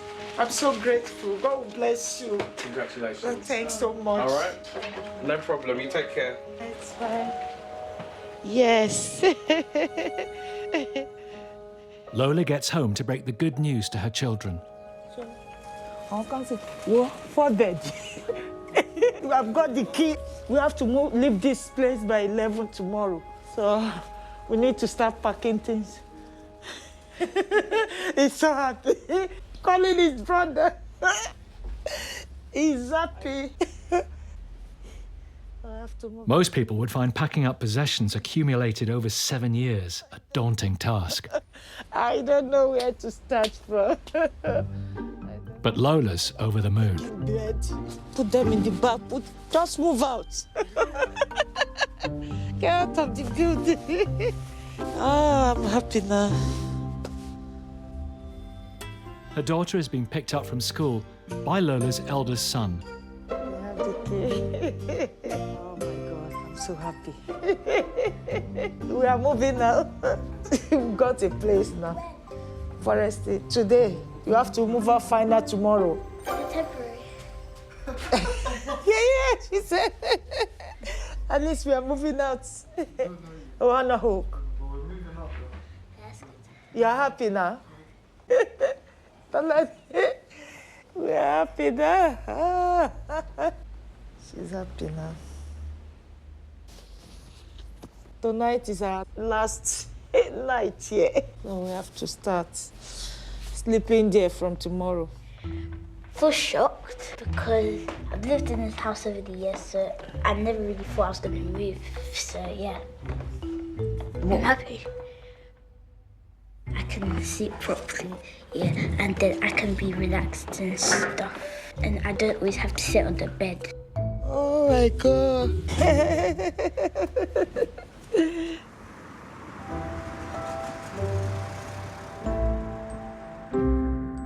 It's been 11 weeks since housing officer Steve Broderick ordered Jason's landlord to fix the property. Now he's on his way back to find out what, if anything, has been done. It is very frustrating when you come across a property like that. The landlord's obviously neglected any of his responsibilities in terms of providing basic facilities in the property. No heating, no water, no lighting, no smoke alarms, anything like that. So quite serious problems and leaving the tenant in quite a lot of danger.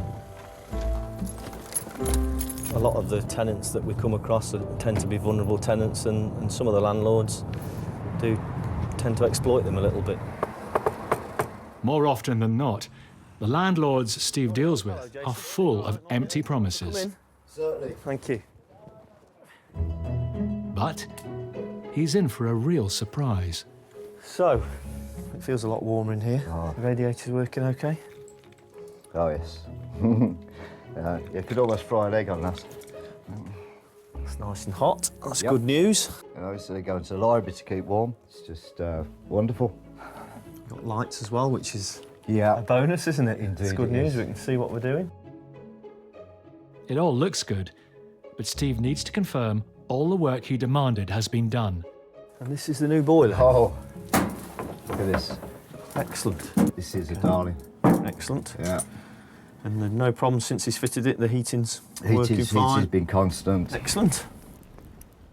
And the bathroom, new toilet. Okay, indeed. Right. My gorgeous new throne. Excellent. Yeah, look at that. No more leaks. No more leaks. Brilliant. Yeah. So nice and watertight. And your bath? Bath is fully optional. Looks nice and clean. You must have been busy cleaning it as well, have you? Oh, yeah, I always keep it like that. So you can have a nice hot bath Oh, now? Indeed, yeah, because I obviously wasn't using it because no hot water. So it was a store bin, it's like a flipping trough. I was going to get a couple of ponies and put a bit of food in it. That's warm to hot. Have a feel. Yep. Yeah, it's almost piping hot, isn't it? Lovely. Oh, yeah. Excellent. For Jason, it's life-changing. I'm well pleased with what's been achieved. I'm pleased that everything's on the mend. Excellent, and you're many getting things thanks back on track. to you and your team as well. Yeah, brilliant. Thank you very much. Good on. Take care. Have a good See you day. soon. All right.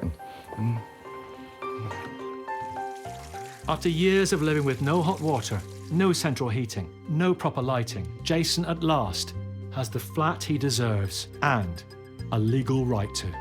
Pretty good outcome, to be honest. And the landlord's responded fairly well once we got in touch with him. So, yeah, Jason seems pretty happy with the way things are at the moment. Obviously, he's got his heating working again, he's got running water. So, yeah, the situation within the flat is a lot better, and he seems pretty happy about it, yeah.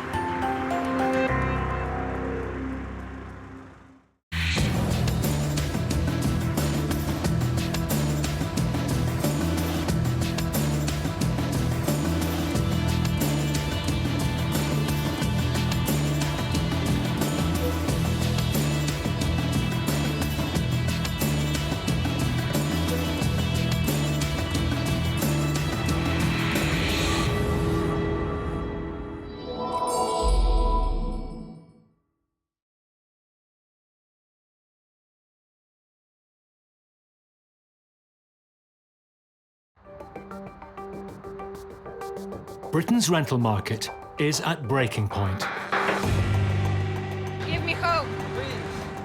With not enough homes to go round, and soaring rents, housing rip-offs are on the rise. You are part of the agency.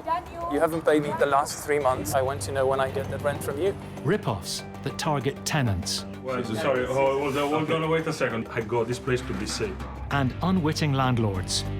What went through my mind is how money's gone. Causing misery for their victims. We need help, please. I am angry and I am very frustrated. One of the worst days of my life.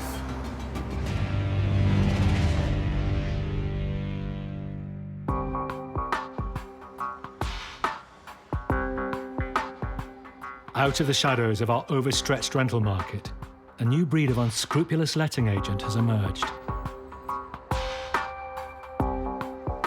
Their MO varies, but commonly they will sign up small landlords, put in tenants, and fail to pass on the rent.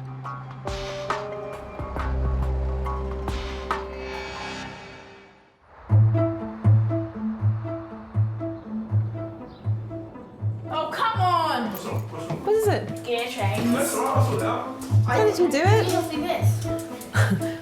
Susan and Gary Bailey recently took out a second mortgage and bought a 3-bedroom rental flat in East London, hoping it would be an investment for their son's future.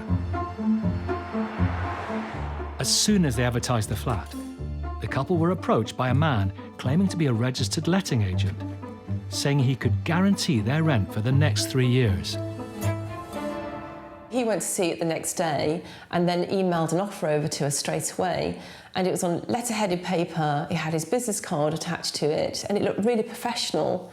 And then he really got us. He sent us another offer through and another email higher than the original offer. And that's when I said to my husband, this is a great offer. Wouldn't it be great if we could just give the responsibility of this property over to this agency? We signed the contract on the evening of the 18th of February and emailed it over to him. That evening, I looked at his website again, and that's when alarm bells started ringing. She realised his website was a carbon copy of another legitimate agent's website. I called him at 9:20 in the morning and the phone number didn't go through. It said, sorry, there's a fault on the line. So then I really started worrying. Immediately, Susan emailed him, trying to cancel the deal. But in an alarming new development, the agent broke into the Baileys' new property in the middle of the night and changed the locks. They called the police, but were told it was a civil matter. So in desperation, Susan and Gary have called Paul Champlina from Landlord Action for help. Tell me what the latest is. He broke in at 2:30 or 3 a.m. in the morning of the 28th of February, and we're presuming he had a locksmith with him. That's shocking, that is, yeah. So police won't get involved. As far as they're concerned, it's a civil matter. Yeah. And unless you can show hard evidence with regard to fraud taking place, they won't get involved. Now, I've dealt with them for years. The Baileys hadn't handed over the keys to the agent, but because they'd signed a contract with him, legally, they're in a grey area. I think I've been in a state of shock since it happened. I can't understand why it's happening to us. It's been very personal to us, this, and to have someone break into the property is just awful.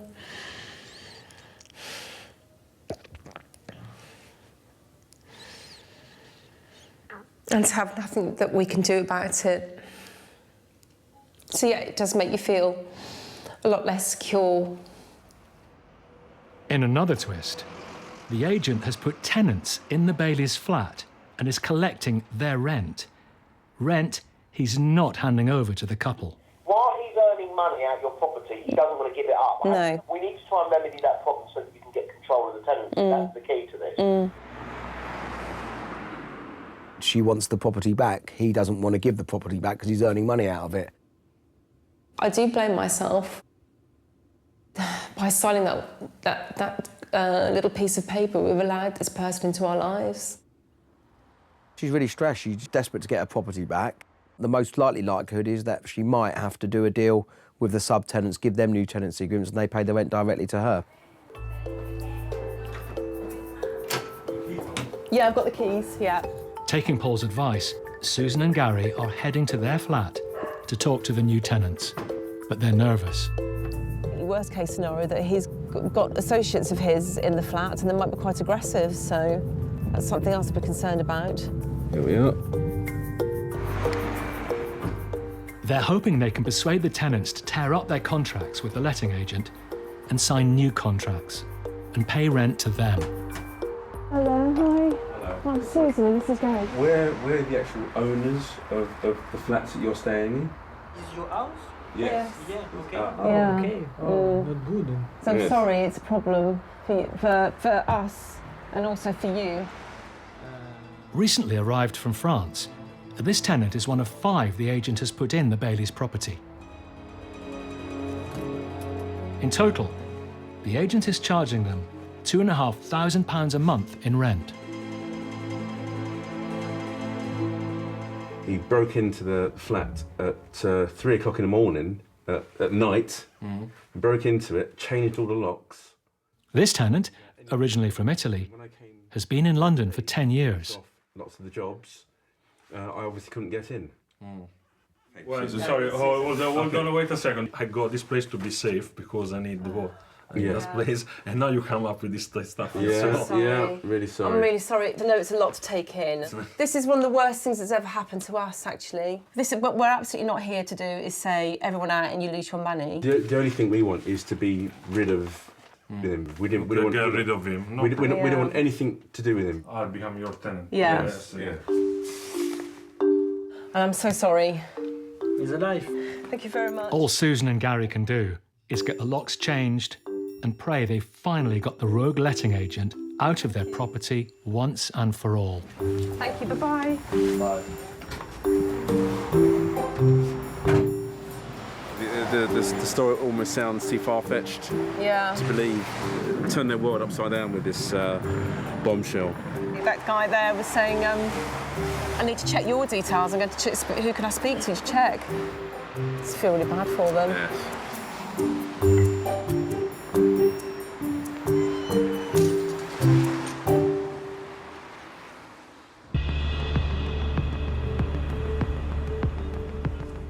The role of letting agents is to collect rent from tenants on behalf of private landlords.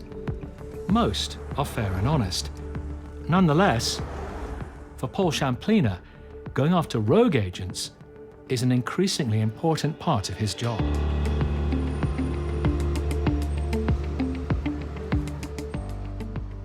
Today, he's assisting a couple who were owed a 5-figure sum by their agency. Landlords, Monwara and Mohammed, instructed a letting agent called Lang & Ward to rent out their property, and the agents appear to have turned rogue on them. They received £15,000 in rent up front from the tenants in the property, and Monwara and Mohammed, they haven't had a penny. Morning. Hi, morning. I'm Paul. Nice to Mona. meet you, Mum. Hi, how are you? I'm fine. Well, not really. What's happening? Every time you call them, they're never available. You send them text messages, you send them email, phone calls. They're never in the office. All right, so let's go and confront them now and speak to them, get some answers.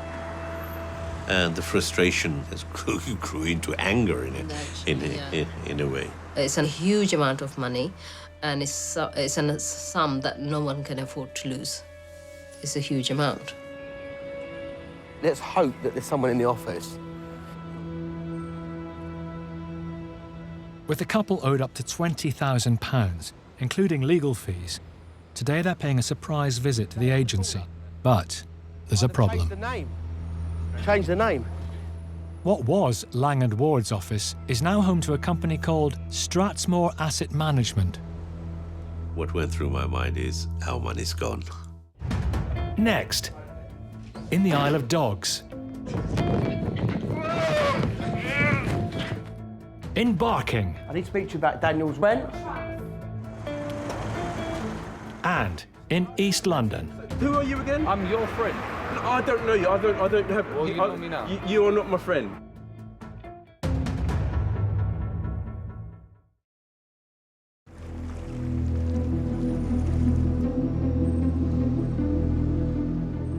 Paul and his clients, landlords Manwara and Mohammed, are paying a surprise visit to letting agents Lang and Ward.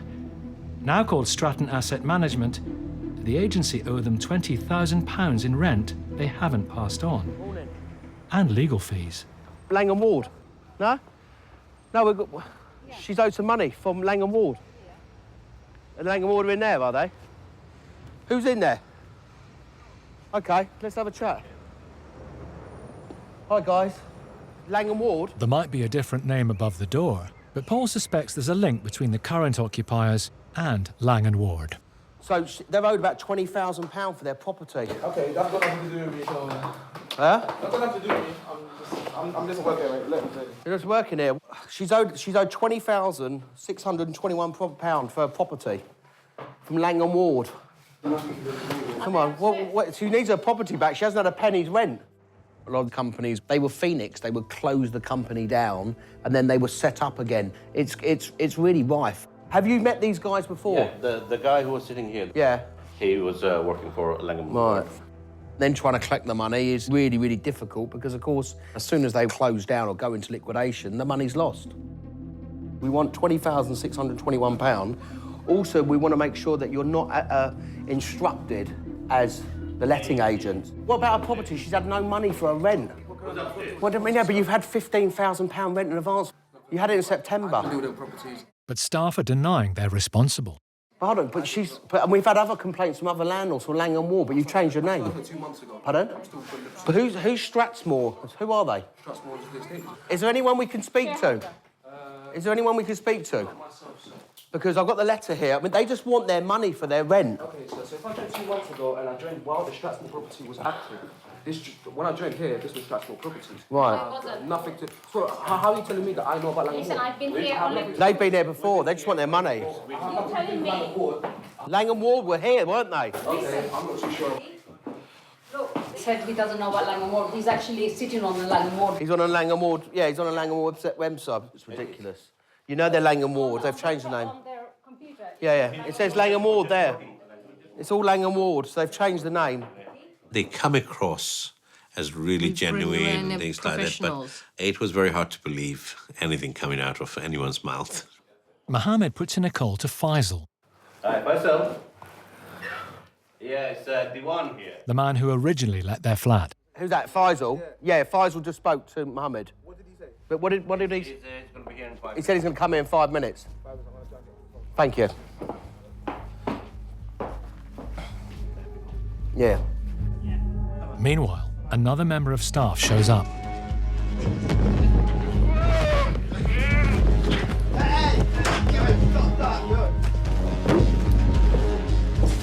Sir, my foot's trapped. His foot is trapped. Are you going to let me out? Are you going to let me out or not? Are you going to let my foot out? Let his foot out, let his foot out, let his foot out. Come on, let my foot out, sir. Let's get his foot out. That's all right. You wanted to just go and get them by the throat or something like that, but obviously, you know, you don't do that. All we're looking for all is we're our looking money. for our money, which they were holding on to. Paul, Mohammed and Manwara have been locked out in the cold. Can you hear me, Faisal? Yeah. But with the landlords more than £20,000 down, they decide to stay and wait for the elusive Faisal. You know, Faisal, you know we haven't had any That's money Faisal there, whatsoever. And everybody's denying Lang and Ward does not exist there, whereas very clearly everything does. Can we please have a chat? Without the camera, shall we come over and have a chat? After 6 months with no money, Faisal agrees to speak with the couple alone. I just don't know how these guys can sleep at night and not have a conscience, you know, and ruin people's lives. Following just 10 minutes behind closed doors, Manwara and Mohammed appear to have achieved a breakthrough. He has basically promised to pay the money within 24 hours. There could be a happy ending. It could be, yeah. Was it worth getting thrown out of the office? Yeah, definitely. Yeah. The following day, Faisal contacted Manwara and Mohammed and paid them in full. Big relief. Relief. Relief is an understatement. It was Christmas coming early for us. The couple let the tenants remain in their flat.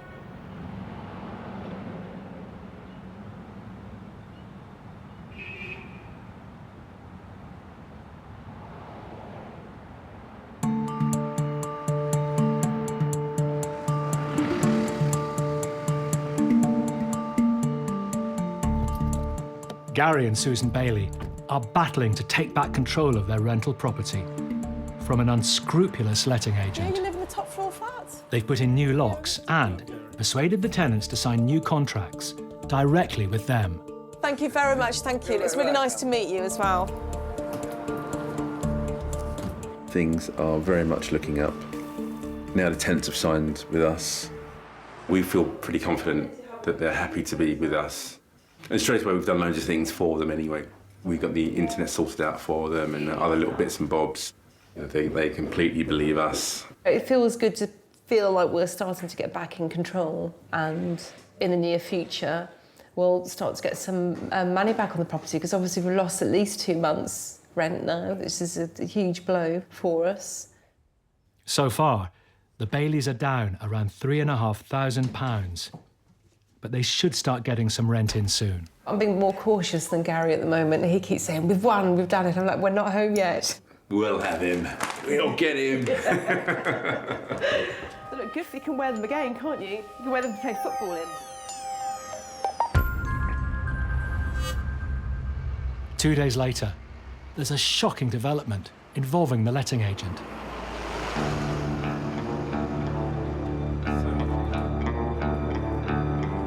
Awful. He broke back in when I got there. He was just there with the police. As soon as Gary heard about the break-in, he called the police and raced to the property, where he met the agent. Again, he was as cocky as anything.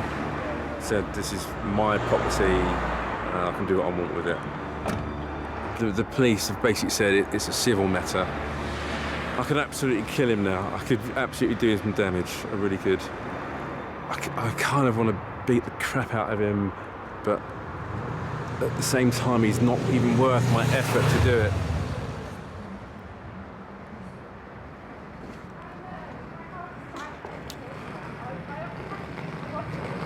I just don't know what to do next. We can't keep bankrolling this. We can't afford to pay 2 mortgages.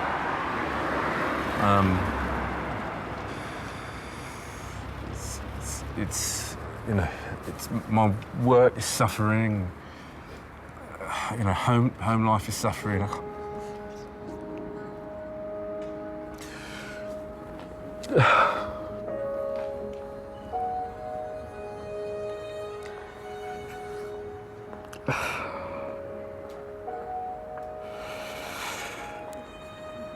Oh, God.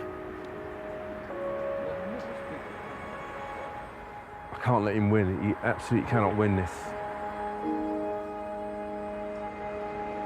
With the police unable to do anything, Gary has little choice but to watch helplessly as the agent re-signs each tenant and gets the locks changed yet again, locking Gary out of his own property. To rub salt into the wounds, one of the agent's associates tells Gary what he thinks. There's nothing in the contract that states he's not allowed to do what he's doing. Listen. That you do not know. I do know. No. What's in the contract? Have you seen the contract? I've seen the contract, yeah. So why does it say in the contract he can do that? It doesn't say in the contract that he can't do it. So... Sorry, who are you again? Don't worry. Sorry? Don't. No, I'm worried. No, I need to know who you are, because obviously you've seen the contract. No, come on. No, it's not irrelevant.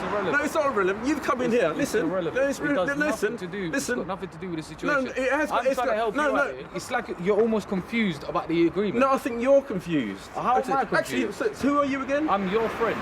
No, I don't know you. I don't have. Well, you know me now. You are not my friend. You obviously are friends with him, aren't you? No. You know, Okay, give it on. Anyway. No, I don't care if you had enough of this. I don't give a fuck if you had enough of this. Alright, cool, man. No, nothing's cool, is it? Cool, man. Eh? What's cool then? Oh my goodness. You wanted to be here, didn't you? We still cool then, are we? Who's that? Not a clue. Not a clue who that is. All Gary can do is walk away, leaving the letting agent inside the property. But when he gets home, more disturbing news. We got to call 999. There were 3 men standing on our front path, looking up at the house and pointing. What, pointing at this house? They were standing in a row, one at the front door, and then the 2 immediately behind them. Do you think we can get the boys to stay somewhere else? It's just gone beyond. It's gone beyond anything normal. Susan doesn't know who the men are or what they're doing at their home, but fears the visit may have something to do with their dispute with the agent. My name's Susan Bailey, and I'm appealing to the police for help, please. And they're coming to our home now to threaten us. We need help, please. They came to our personal home, yes, and they were standing by my front door, right outside my front door, on my front path, all 3 of them, all looking at the house. And when I pulled up in the car, they already slowly walked away from the house, all looking at me. It's clearly escalating, and we need help. Thank you. Bye.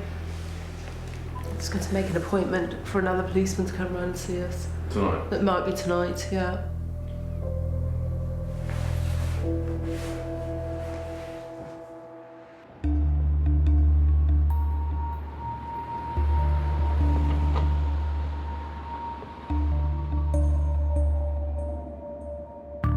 The Baileys aren't the only small landlords who have run foul of guaranteed rent agreements, which in theory should be risk-free. After entrusting his house to a letting agent, Daniel Shearer has been left over £5,000 out of pocket.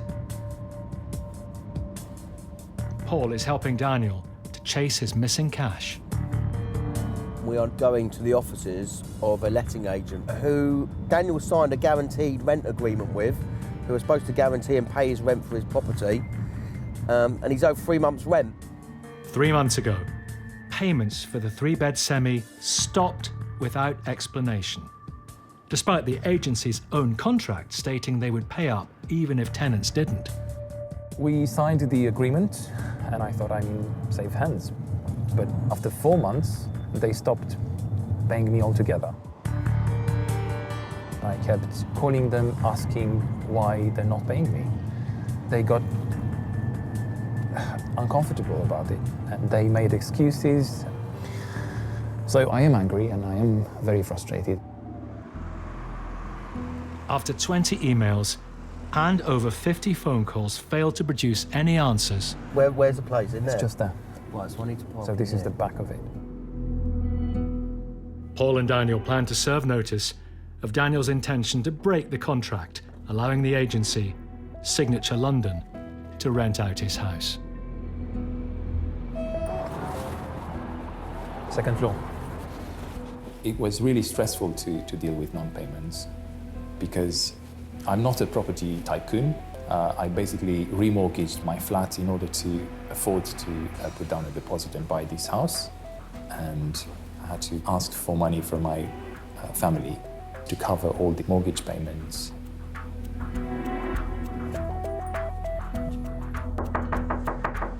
May not be there.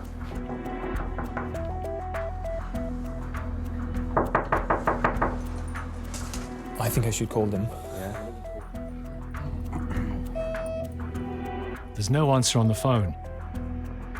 But suddenly, someone appears at the office door. Hi. We're waiting for you. I need to speak to you about Daniel's rent. He's owed rent?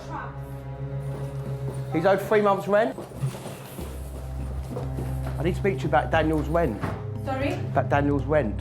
Well, I'm not involved. The woman seems to claim that she doesn't work for Signature London, but Daniel has dealt with her frequently in the past. You recognise her? Daniel? Yes, absolutely. She's the one I talked to on the phone quite a few times. She's definitely the one. We've met at least 7, 10 times, and we spoke on the phone at least 25 times. She's here. So, you are part of the agency. Daniel. You haven't paid me the last 3 months. I want to know when I get that rent from you. We don't want to follow people out, but she just wasn't giving any answers about Daniel getting his property back. I've got the legal letter for the possession for the proceedings. Pardon? He wants his property back, yeah? He hasn't had the rent for 3 months.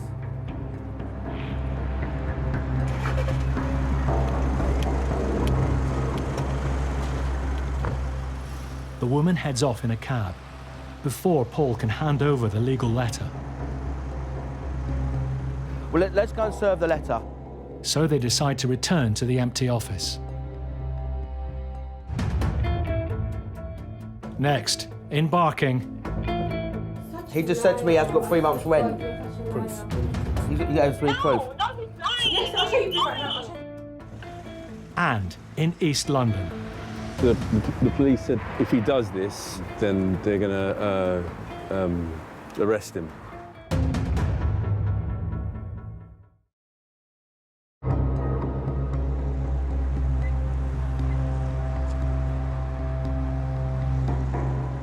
Paul and landlord Daniel Shearer are serving legal papers on his letting agent, Signature London, who owe £5,000 in rent.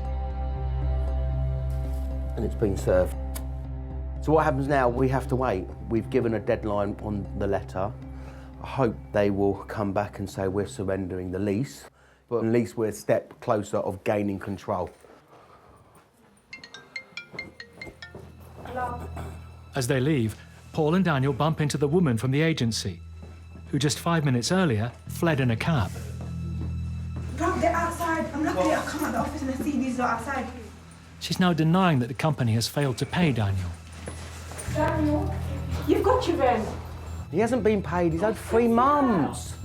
Why hasn't he paid his rent? Excuse me, I'm a tenant.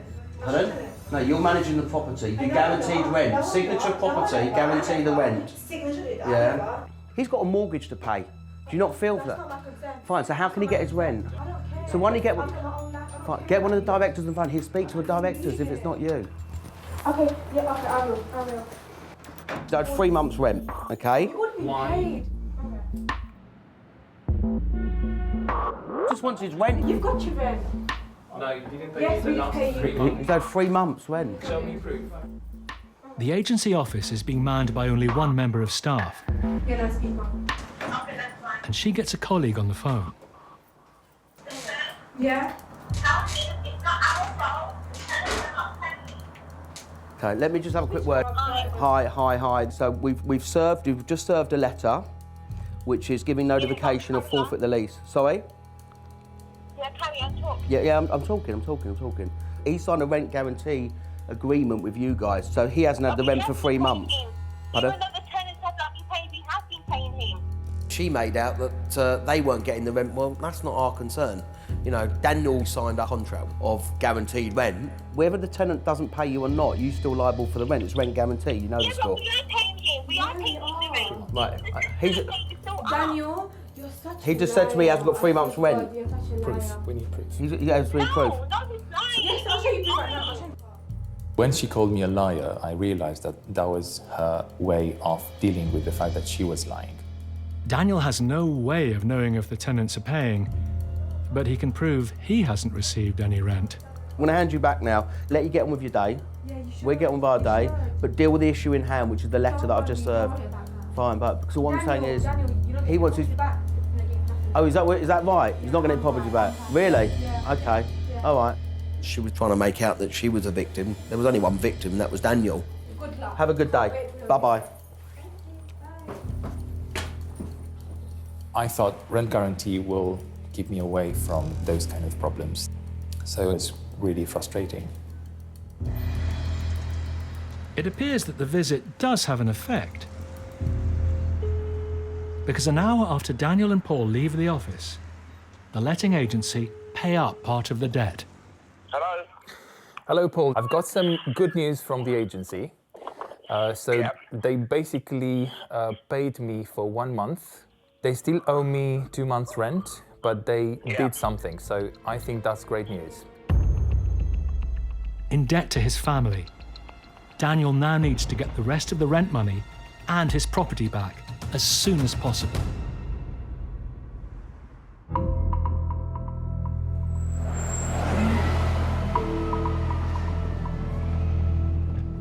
In East London, Gary and Susan Bailey are struggling to get their rental property back from an unscrupulous letting agent. Just when they think things can't get any worse, Gary gets a call from one of his tenants saying the agent is about to evict him. The tenant, a chef, has come home after a 17-hour shift to find he's been locked out of the house. Someone's coming.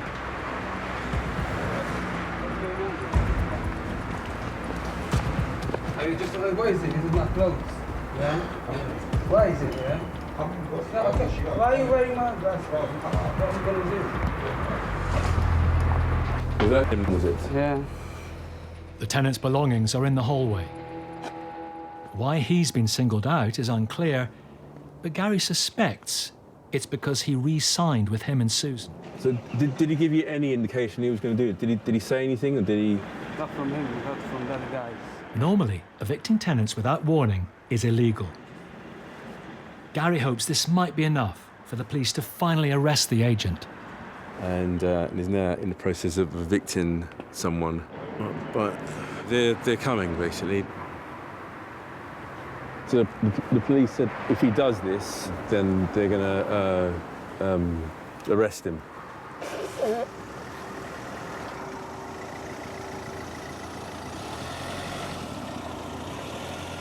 Yes. Yes. Yes. This gentleman's been evicted. He's tried to get in. All of his bags are just in now. He hasn't been given any notice, and that's illegal. So it does sound all very like civil law. So just so you're not confident you can do anything because this guy's homeless. I don't know what to say to him because I'll pop upstairs and have a look, see if I can do it.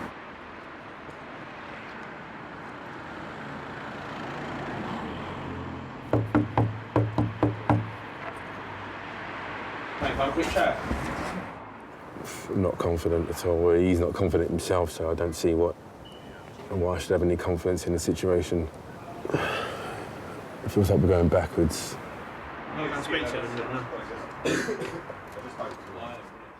The agent has outfoxed them yet again. Go to that hotel tonight. Yeah, everything. We'll just grab your stuff. He's managed to avoid any problems with the police by offering to put the evicted tenant up in a hotel for 2 nights. Who booked the hotel then? He booked it. I'm sorry. I'm sorry. This idiot is ruining our life.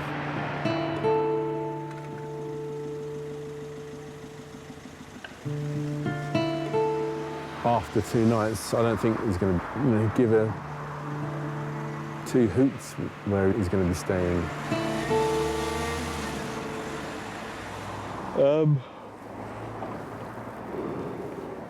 I think I need a good night's sleep now. I think I'm done.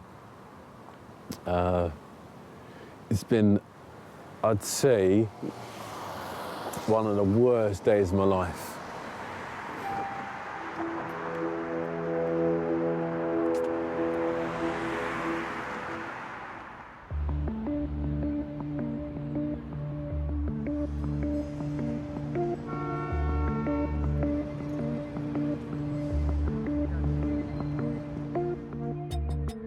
A month ago, landlord Daniel Shearer started proceedings against the letting agency who owed him over £5,000, despite offering a rent guarantee. I was really, really disappointed. They simply ignored the contract we had. After visiting the agent's office, Daniel did receive a partial payment, but no more was forthcoming, leaving him deep in financial trouble. I was in a really bad place because I simply couldn't afford covering these mortgage payments, and I struggled a lot. To further complicate matters, the tenants the agency installed have now decided to leave. They called me today and they said that they don't want to give me the keys personally. They just left the key in the bin area. Today, Daniel is going to check up on the state of his house. And okay, I found some keys in here. But with the property still under contract to the letting agent, he won't be able to rent it out again until they agree to end the deal. And for this, he may have to go to court.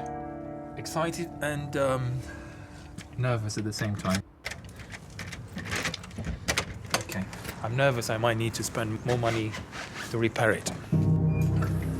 Right, so this will be the kitchen. Well, this is definitely not how I left it. As well as guaranteeing the rent, the agency, Signature London, were meant to ensure Daniel's home was kept in good condition. And look at this mess. Terrible. When I gave this house to the agency, it was immaculate. Okay, let's go upstairs. Yeah, big mess. I mean, look at this. They've broken the glass. They obviously flooded the bathroom, hence the spots on the ceiling in the living room. And so I'll have to change the floor completely and repaint the living room. So on top of the fact that I lost quite a lot of money with this house already, I'll have to pay more money. £2,000 probably, if not more, to make it look decent again. So, yeah.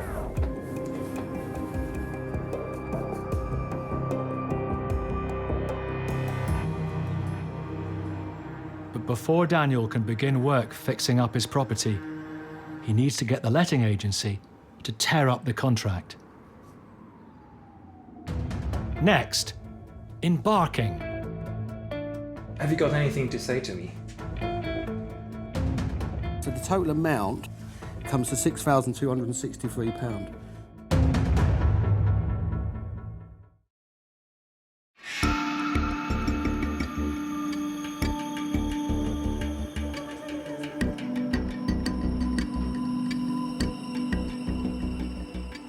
Landlord Daniel Shearer entrusted his three-bed house to a letting agent who guaranteed his rent. But he was left in deep financial trouble when they stopped paying him. The tenants decided to leave, but as his contract was with the agency, Daniel still didn't have control of his home. Now, finally, he's had a breakthrough. Hi Paul, this is Daniel. Hi Daniel, how are you doing? I'm good, how are you? Yeah, not too bad, thank you.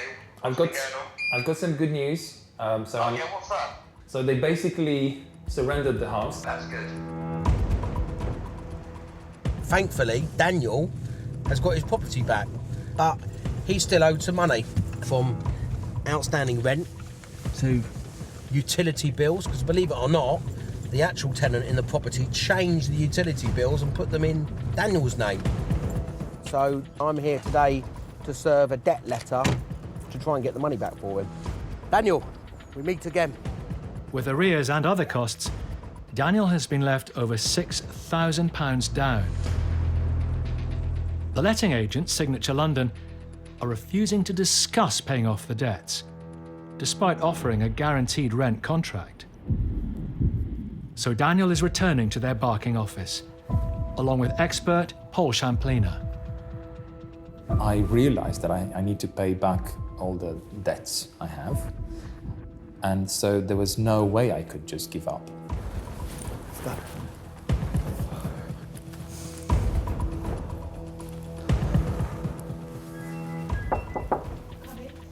Hello.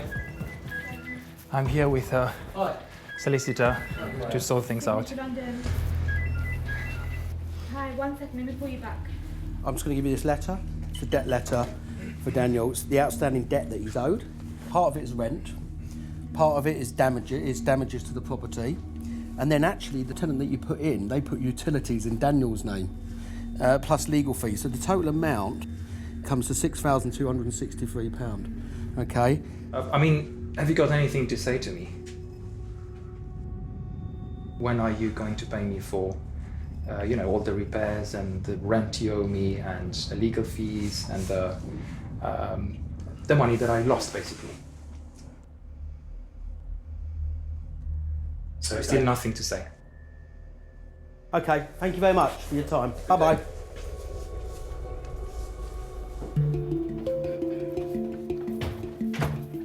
The agency eventually paid Daniel £1,850, but most of his claim is yet to be settled. Despite the experience, Daniel has decided to keep renting his house out, but through a different agency. I made a decision not to allow this unfortunate story to make me suspicious about people in general.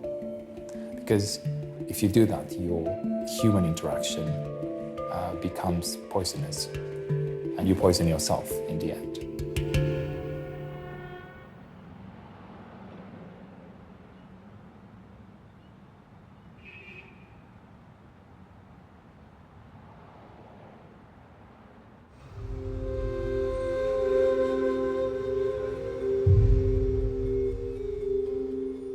Susan and Gary have decided on a high-stakes gamble to get their property back from the rogue agent. They're attempting to take out an injunction which would ban him from the flat on the grounds of trespass.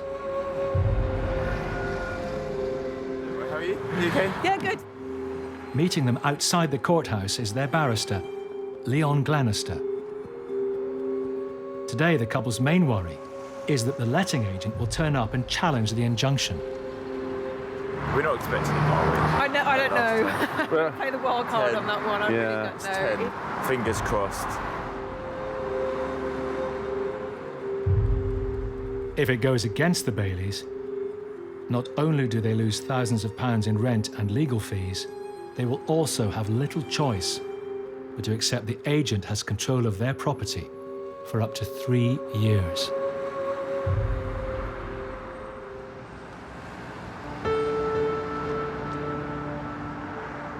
An hour later, the hearing is over. Good news at last. Yeah, I know, amazing. Thank you. Yeah.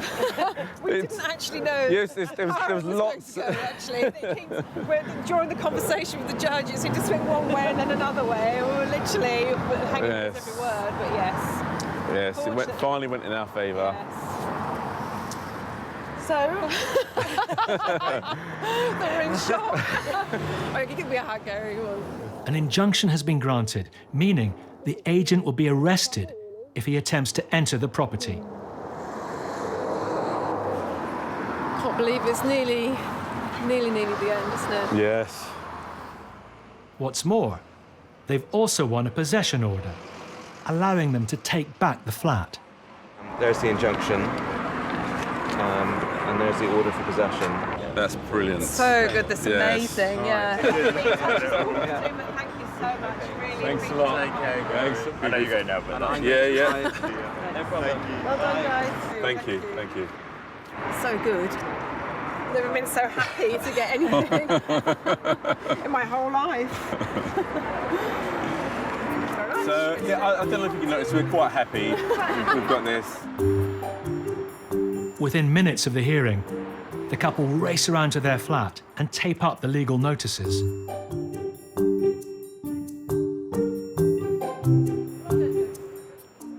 Susan and Gary's nightmare is finally over.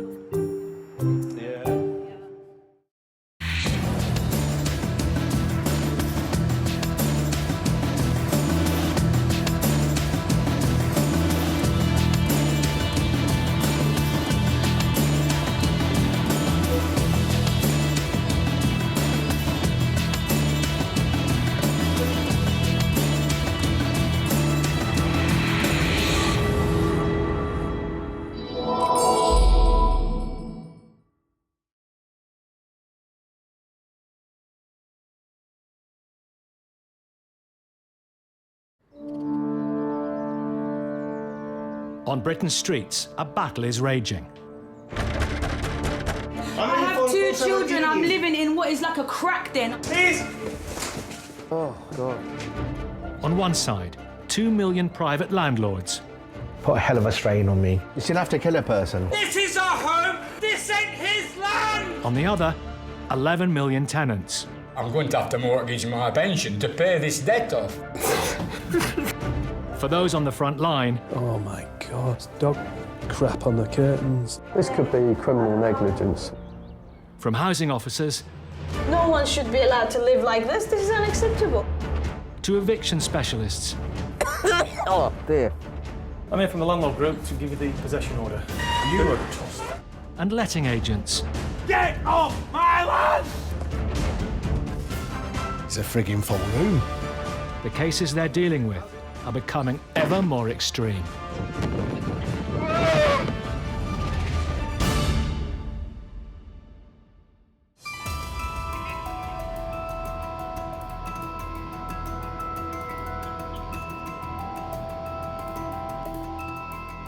We've scheduled an inspection on the property this afternoon. Because we've got a bit of arrears, we're a bit unsure about the whereabouts of the tenant. Letting agent Paul Ainsworth-Lord has over 800 rental properties on his books. This means every so often, he's faced with difficult tenants and a dangerous situation. We're not really sure what the state of play is, so it's a bit of a fact-finding mission as well as an inspection.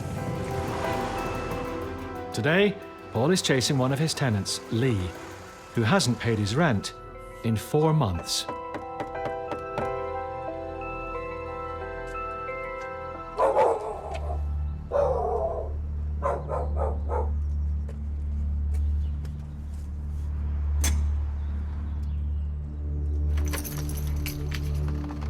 We've been trying to get hold of Lee for a good while. Someone's changed the lock. Tenants, when they go quiet, there's a few alarm bells ring.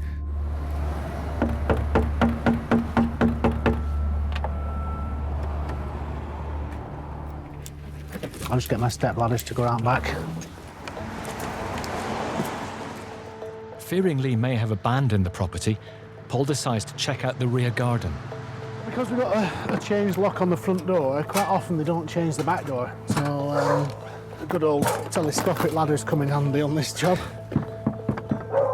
The dogs. This is the tricky bit. Looks like they might have green fingers who live here. I don't like what I'm seeing, actually.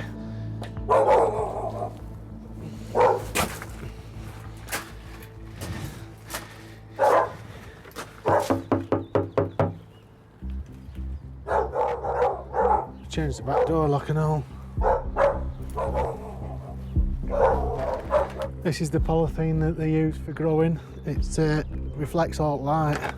There's dozens of these tubs and loads of fans. Obviously growing cannabis. Paul came here chasing up missing rent. Instead, it appears he may have stumbled upon a drugs farm.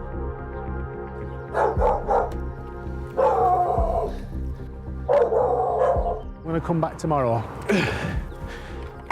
and we'll get one of the maintenance guys to drill the locks out. And if my gut instinct's right, we're going to catch somebody in the act of growing cannabis here.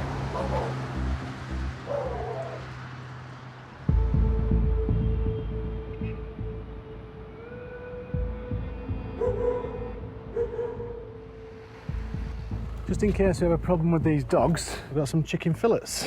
So if they do give me any aggravation, I can treat them.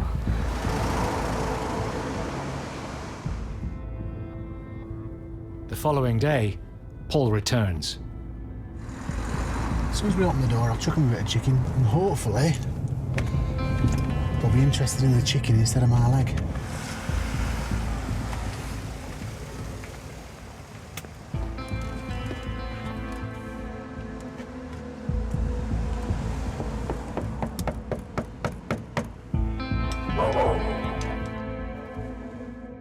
It isn't just the 2 large dogs that Paul's worried about.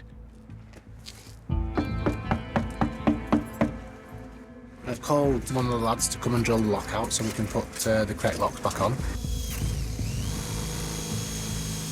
It took us 30 minutes, half an hour to drill the locks out. There were special locks that were on this door. They'd been changed to hardened steel barrels.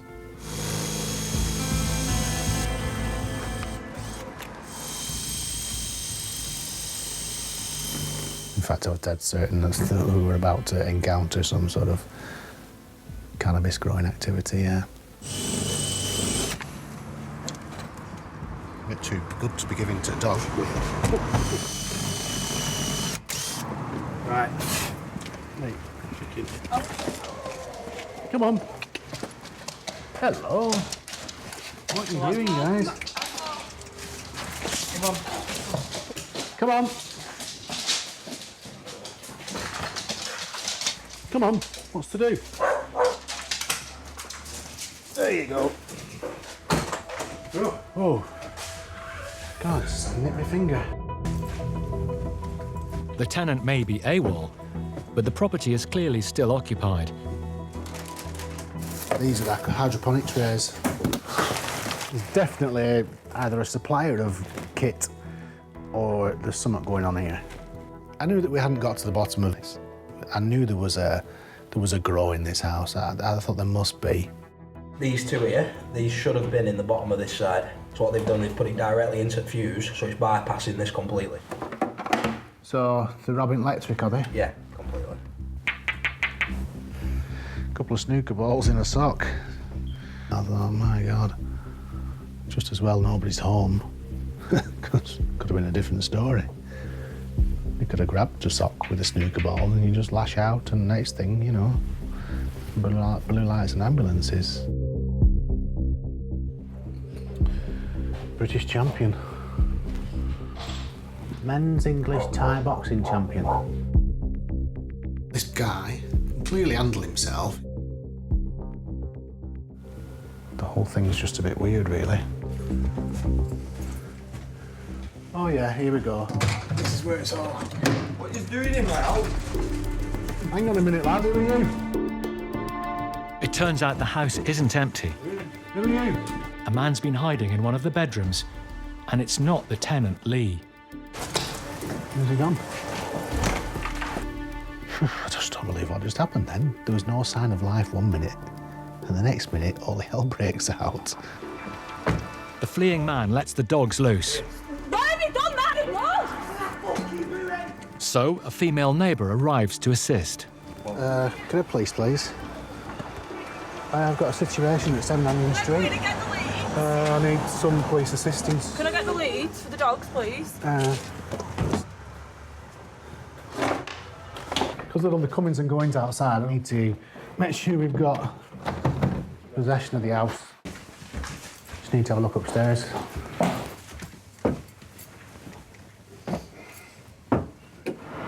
Oh, my neck.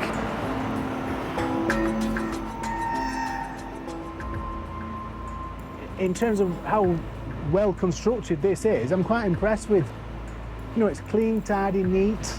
Everything's, well, neat. The whole thing, it's like a professional outfit. This is like the filter. Quite impressive, really. It's got a complete irrigation system going on here. It's full submersible pump. I mean, it's a very healthy crop.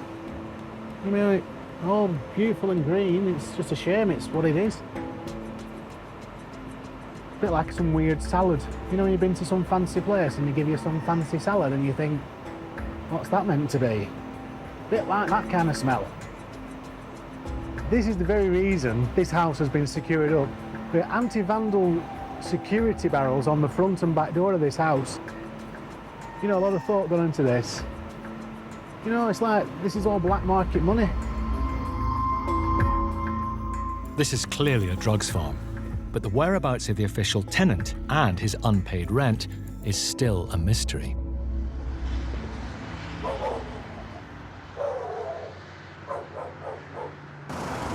Next, in Darwin. Absolutely fuck all to do with you as well. Well, it is something to do with us. Where is it? And in Cambridgeshire. Oh, dear. My God, that is so dangerous.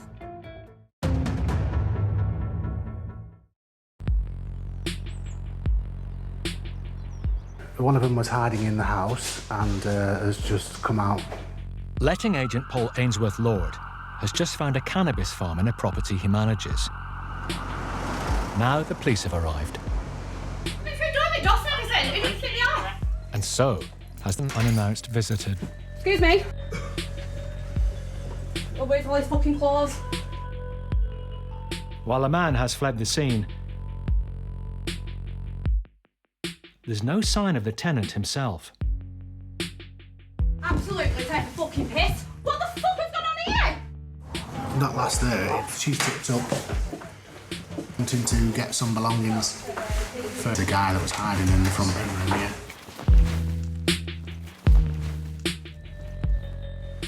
Where's your... Absolutely fuck all to do with you as well. Well, it is something to do with us. Well, it's really not, is it? Well, it is, because he rents an house and he's got arrears and he's changed all locks, we couldn't get in, he's ignoring us, so where is he? You can't take over a house that you rent and then be growing a load of stuff in the attic. You know, it's just taking mick. What's wrong with your fucking ass? Bring your voice down and we'll talk. Well, would you not be angry? We'll talk. Come in here and we'll have a chat. Are you going to continue like that? No, I'm not. I just need to calm down so angry. You do need to calm down. Trust me, you do need to calm down. Yeah?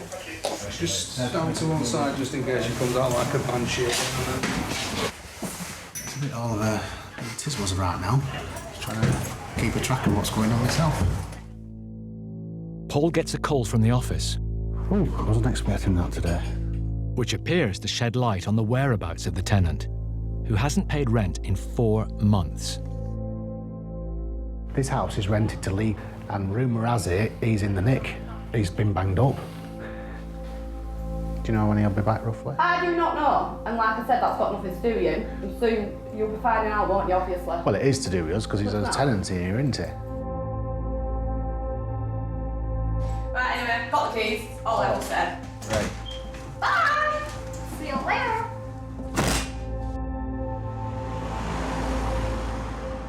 It's been confirmed Lee is in prison, serving time for ABH.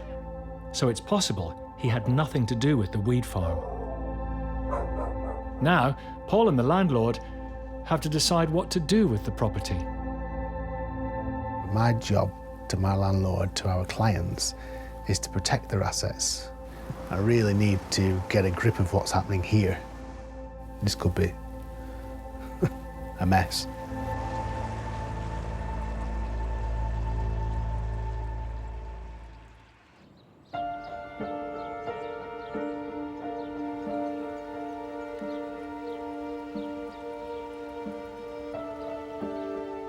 Becoming one of Britain's 2 million private landlords can sometimes mean taking on a whole lot more than just bricks and mortar. 3 years ago, Leslie Ann spent £30,000 buying the cottage next door to her riverside home. But she's not been able to set foot in it since. The property was cheap because it came with a long-term resident, known as a protected tenant, paying a controlled rent.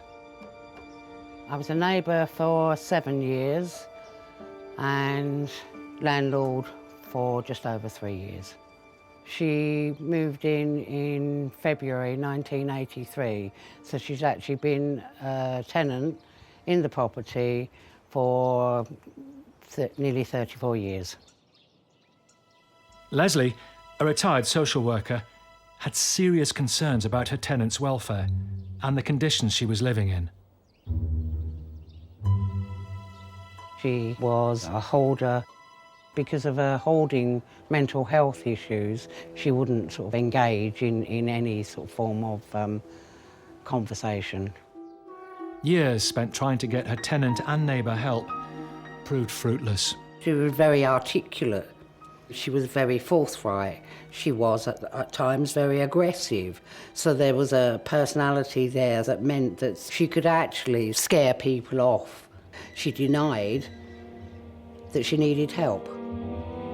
4 months ago, Leslie Ann learnt that the tenant had been taken to hospital and tragically had died. She was just 61 years old.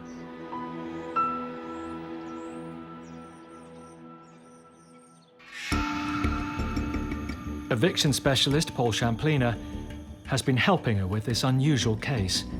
They had to get a document called a deed of surrender from the court before being granted access.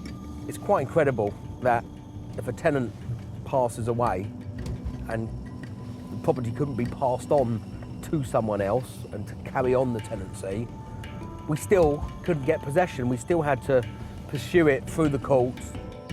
The late tenant was an extreme hoarder, so Leslie fears what she and Paul will find inside today. Oh, it's just everywhere. You can't even get up the steps. Just hoardings and papers and letters and... Ugh. Even through the mask. Stinks. When you've been told you need protective clothing, you know it's going to be pretty grim.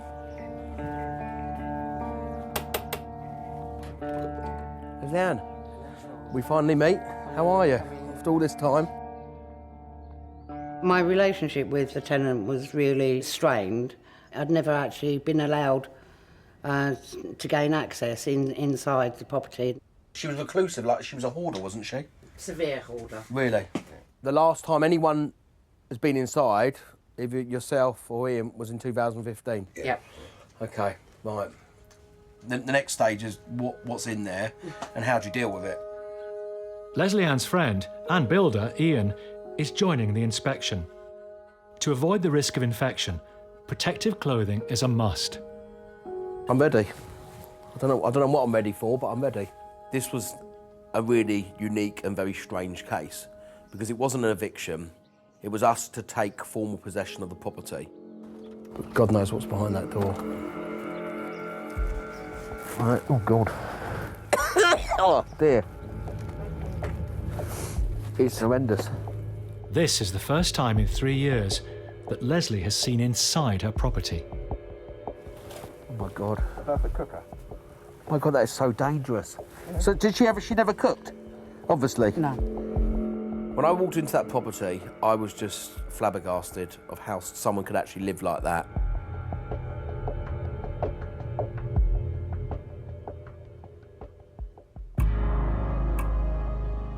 So where does she sleep? She slept for nearly a year in the living room. God, how can someone live like this? I've seen hoarding sort of in my social work career, but not the extent of the severity of the hoarding. We were actually shocked and horrified what we were finding. The smell is absolutely unbearable. The worst property I've ever been in 25, 27 years. It's all too much for Leslie Ann, who has to leave. To me, it smells of death, you know?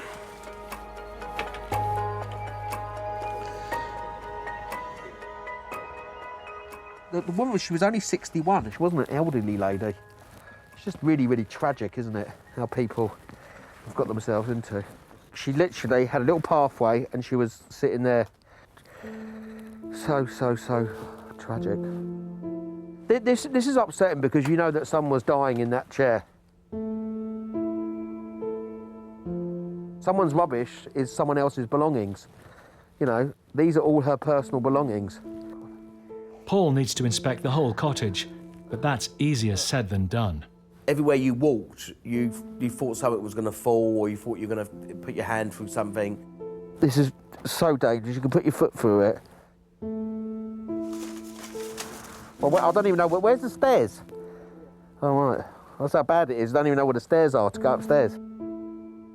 The upper floor is so cluttered, even the deceased tenant had stopped using it.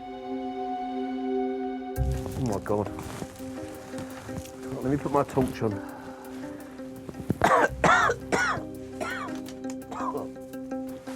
This is her bedroom. She hadn't been up here for years. Oh my God. Are we brave enough to open the fridge? Let's go for it. Oh, Jesus.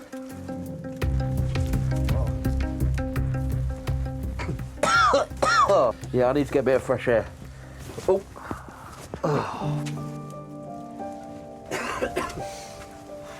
it's just so distressing. No. You can smell it. I know what you mean. Yeah. I do know what you mean. It's just so tragic that someone can live. She was dying. I think what's really hard to understand is someone could just live there, sleep there, stay there 24/7. Yeah. I mean, it's just so distressing and sad. No interaction with anyone else. I mean, just can you imagine just being a person, just, you can't even walk 5 yards.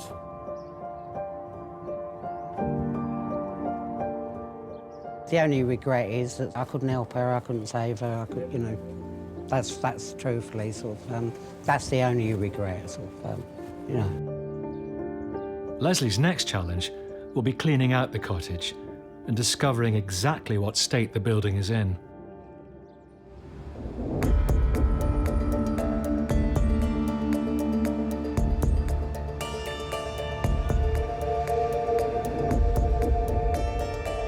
Housing enforcement officers, Micaiah Angus and Andrew Sedman, are on their way to one of the borough's most prominent landmarks, the Mason's Arms. But it's not the pub they're interested in. It's the rooms above it. It's been a problem property for approaching a decade. Overcrowded slum conditions. There's between 3 and 7 individuals in each room. There are 14 rooms. To sum it up, I'd just say it's a weeping sore of Harrow. Horrible. The property has already been raided several times by the council. Despite their efforts, it's consistently been one of the most extreme and dangerous examples of slum housing in the borough. As I walked in, I was like, oh my God, this is ridiculous. Fecal matter. Well, I wouldn't stand in that. I'm seeing raw sewage flowing onto the public highway and people having to like step over it or step in it. It's disgusting. This morning, the housing officers are joining the police, fire brigade and planning department for a full inspection. Good morning, Harrow Council. Next, in Harrow. There's plenty of money being made. There's a lot of questions here that need answering. And in Blackpool. A methadone bottle here. Another sharp on the windowsill.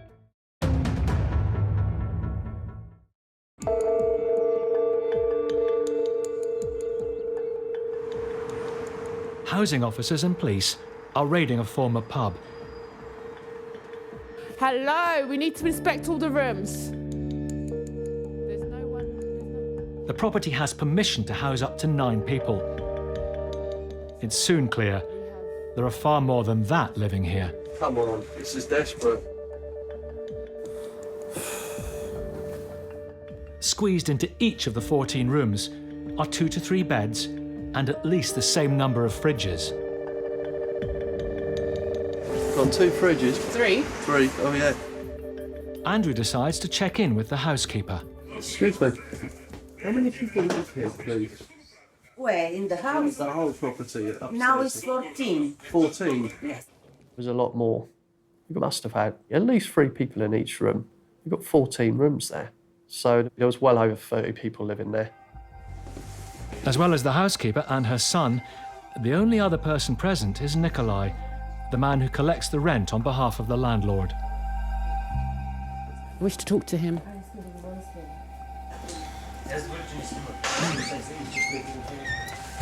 There's 3 or 4 of them in a room. They're paying £300 each a month. You know, most people here is labourers. They catch like £60 a day. I can understand they're looking for cheap accommodation, but we also have to ensure that that property, that home, that place is safe for them to reside in. There's plenty of money being made here, ridiculous amounts of money. They're definitely not spending that money on repairs here. There's a lot of questions here that need answering. I think the answers are very obvious. They don't care. When you collect the rent, do you issue receipts to the individuals? Before, I talked about 2 years ago, yeah, I collect like every room and give him a receipt also, exactly. But Okay, you've got records of those receipts. I don't know because this is long You're time. supposed to, if it's only 2 years ago, you're supposed to keep your receipts for at least 6 to 7 years. Have you been declaring the income from this property? Listen, from now I don't collect the rent. You know what, you're going to have to explain to our associates in the tax office as to what you've been doing. I hope so. But the thing is, you're not going to be able to fob them off. Right, I've had enough of this. Let's get out of here. Yep. Micaiah and Andrew have seen enough to know that they need to close the place down. It was fair to say no one could live there anymore. Too many hazards, too dangerous. So knowing what we'd seen, immediate action, shut it down.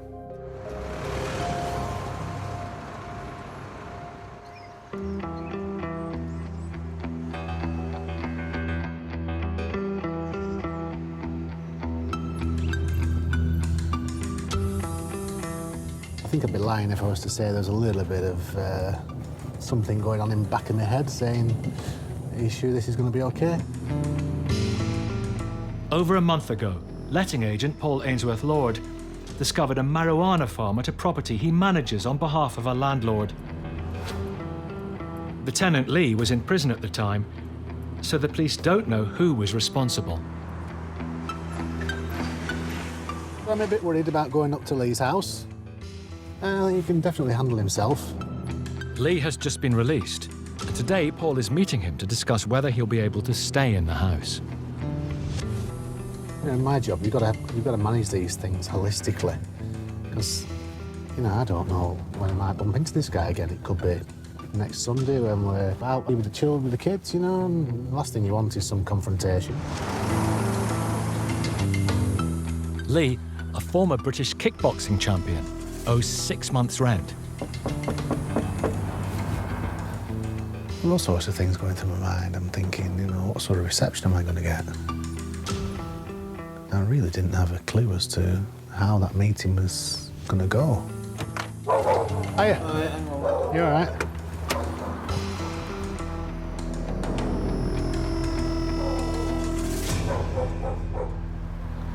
I should imagine he's getting the dogs out of the way. He put the dogs out back. Yeah. Oh. You all right to have a chat to you? See what's been going on whilst you've been away?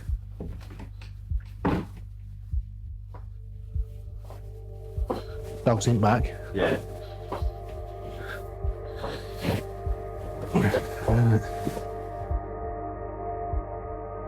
So what's been going on whilst you were away, Lee? You know as much as me. So who's been up to no good whilst you've been here? I don't know. There was a lot of people in the house, weren't it? Were there? Yeah, yeah. So, the elephant in the room, as you probably know, there's a bit of a weed farm going on. Did you have anything to do with what was going on upstairs? Nothing to... No. Nothing about it.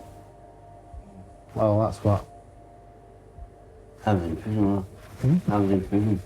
Yeah. How come you got sent down? Fighting. Surprise, surprise, eh? You know, you can't let this happen, because at the end of the day, the tenancy's in your name.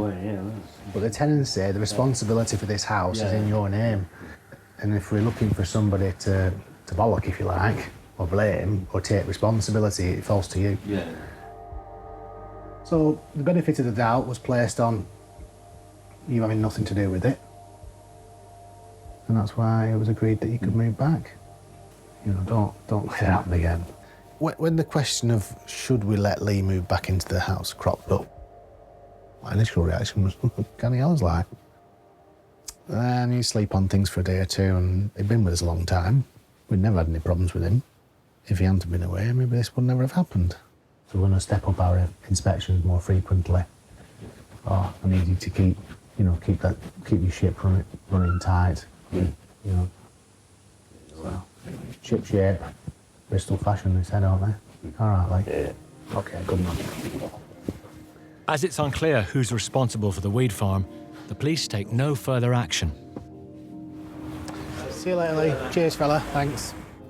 Lee has agreed to pay the £4,000 rent arrears in instalments. He's very much aware that at the end of the day, it's his responsibility, that house. And he needs to make sure there's no shenanigans going on inside.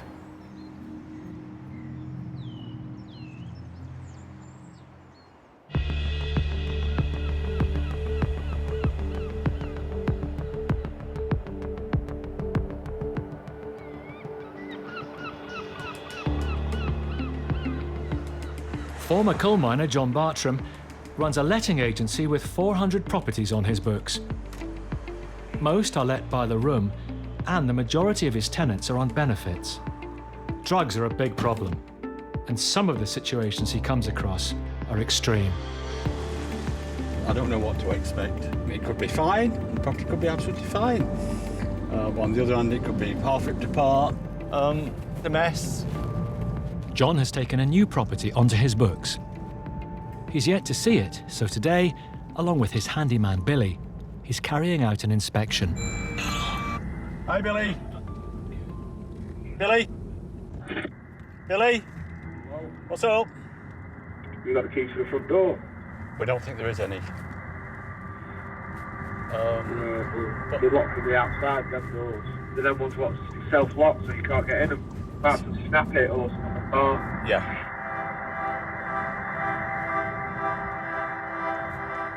With the decline of the tourist trade, many former Blackpool guest houses have been turned into bedsits for those on low incomes.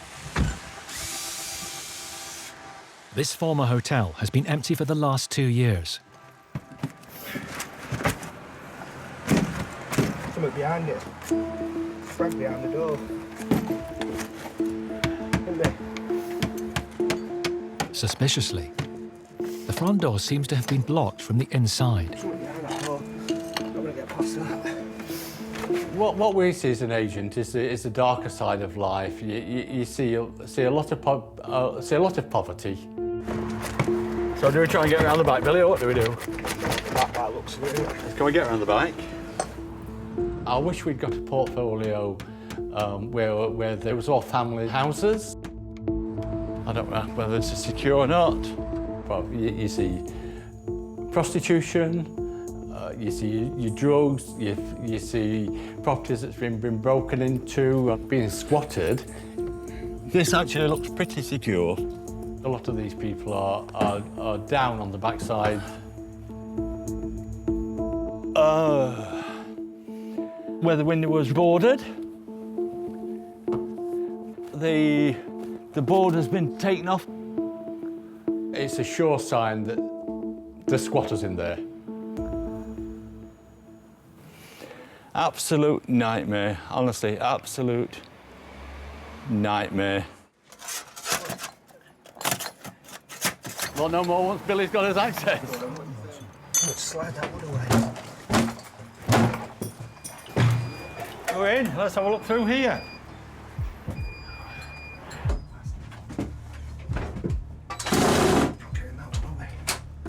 There's a screw holding the inner door and somebody secured it before we got here.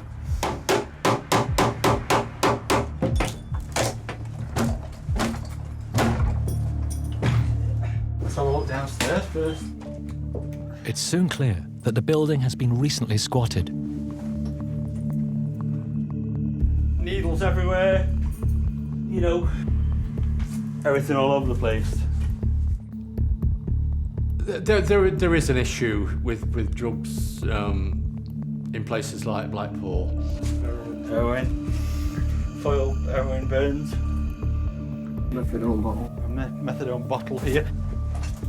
And when you actually go into a property that's been squatted, you are always vigilant. Another sharp on the windowsill here. That could be something like sharps lying about that could do harm to me or my colleagues. 2 decades ago, this was a hotel catering to tourists visiting Blackpool's famous Golden Mile. Yeah, I mean, as we look here, it's prime location. Maximum 200 metres off the promenade, right near Central Pier. Prime location for anybody to have a nice home, and you come into shit like what we're seeing in front of us. If the landlord could see what I could see, he would be shocked. Could be completely wrong. It looks the property's empty. Pigeons have been getting in. There's more pigeon mess, and it just the mind boggles. There's just one final room left to check. Next. What are you doing in here? In Blackpool, in Harrow. Oh, God. That's not for chopping vegetables, is it, really?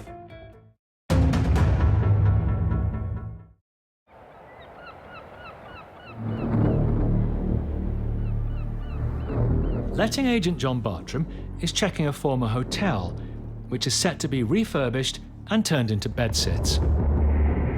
Hello. Oh, hello. I've been all right. Hey? What are you doing in here? Been on the streets. Hey? We've been on the streets and we were staying here with a friend. There's no friend stopping here. Can you tell me how you've got access? Putting people on the street is difficult. You do feel a little bit for them, but they cannot see that you're a soft touch. Right, we'll go. Excuse 5 minutes and we'll get... Can I have some names, please? And No, can you stop filming? but is it fair that you break into somebody's property? No, breaking. Well, somebody's broken by... Yeah. Someone else, but it wasn't Yeah, us. okay. In such circumstances, I've had threats. Being at properties where tenants have actually said, if I see you uptown, I'll do you in. It's out on the streets, freezing up there. Yeah, I'm not criticising you. I'm not criticising you at all. I know people deserve a place to stop. So what's going to happen then? In what respect? Well, what, are we getting arrested? Why should you get? You're leaving peacefully. You know, we've got a mutual agreement that you go in and you won't come back. If it happens again, yeah, we'll have to take it down the legal route. Can you give us 2 minutes and we'll get everything out? We can give you 2 minutes and let you get everything out as well, yeah. I'm glad they went quietly, yes. You can't have any qualms. They're doing wrong. It's a criminal offence to squat. Okay. Yeah, cheers, Paul. So you can go out the front door because that's actually open at the moment. The building is now empty.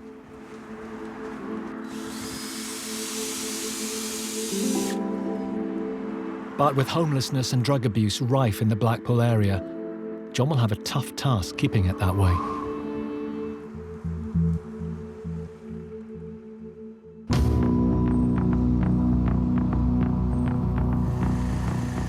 Who's got the warrant?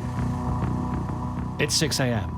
and housing enforcement officers Micaiah Angus and Andrew Sedman have returned with the police to the Mason's Arms in Harrow. Ready?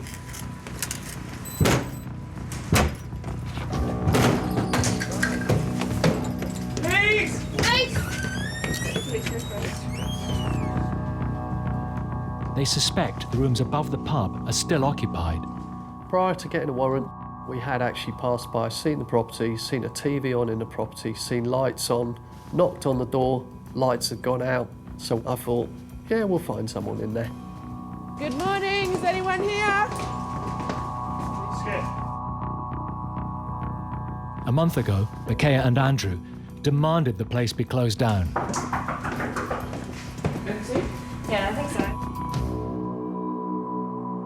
All 14 bedrooms appear to be empty, but when they go into the kitchen, it's clear someone is living there. But the officers aren't sure who it is. There's evidence that someone or somebody's has been staying here. Yeah, I mean, you wouldn't leave an iPad, you wouldn't leave a system like this, a microphone. Food and other bits and pieces hanging around. I'm convinced that people are still living here. Please! In a locked room nearby, the officers make a chilling discovery. Oh, God. Holy ouch.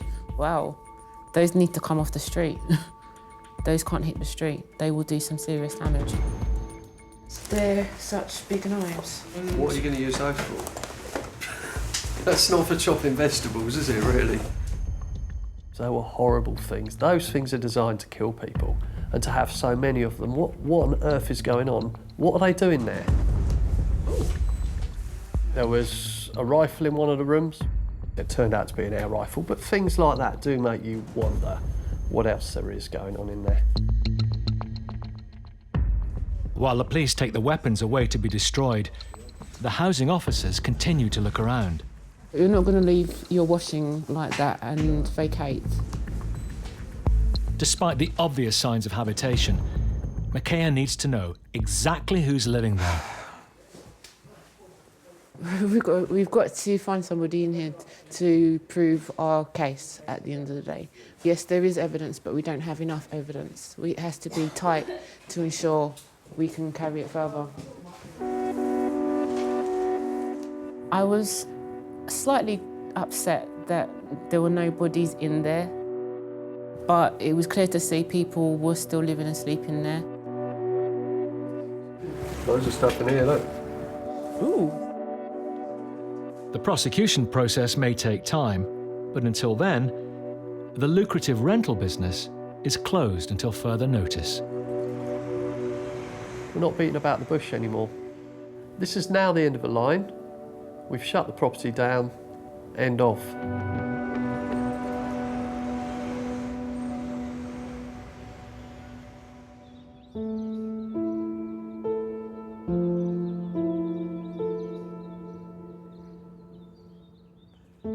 Three years ago, Leslie Ann spent £30,000 buying the cottage next door to her home. It came with a protected tenant, a serial hoarder. Her tenant died 5 months ago, leaving the property in a terrible state. This was the worst because you couldn't get to any of the rooms because it was just chocker with food stuff, rubbish on the floor. It's taken Leslie Ann 7 weeks to clear out all the rubbish. The carpet absolutely covered with rats' feces. Rubbish bags piled high, a decomposing mouse in amongst all that. And underneath the settee, there was like sort of human sort of toilet tissue paper, food, and it had all been stuffed underneath. Leslie Ann discovered that her tenant's hoarding problem extended to far more than just junk. Although this is still stacked up, this is all sort of stuff that came out from the bathroom. It's all brand new stuff. Brand new boots and shoes and everything. We've given to the charity sort of probably about 50 pairs of as well, on top. Now that the rubbish has gone, Leslie Ann can see the true state of her property. It's the electrics, it's the rot. We uncovered some seriously dodgy wiring, sort of, and switches. I knew it was bad, but sort of I didn't anticipate any of this. Worse was to come. It turns out the cottage is no longer structurally sound. There's so much rot in all the joists, in the floorboards, the windows, the roof, and it's literally slipping into the river. The whole thing sort of is collapsing. Lucky that that hasn't collapsed, truthfully, because if that collapses, what you've got is then sort of you've got the whole roof. It's beyond repair, sort of. It's not even disrepair, it's beyond repair, full stop. Yeah, there's been a few tears. There are 3 victims in this case. There was the tenant, there was me as a landlord, and the 3rd victim is the property. It was an 18th century, beautiful 2-bedroom cottage. Sad to see sort of, you know, sort of such a waste of a property. So a bit of history has gone. Gone.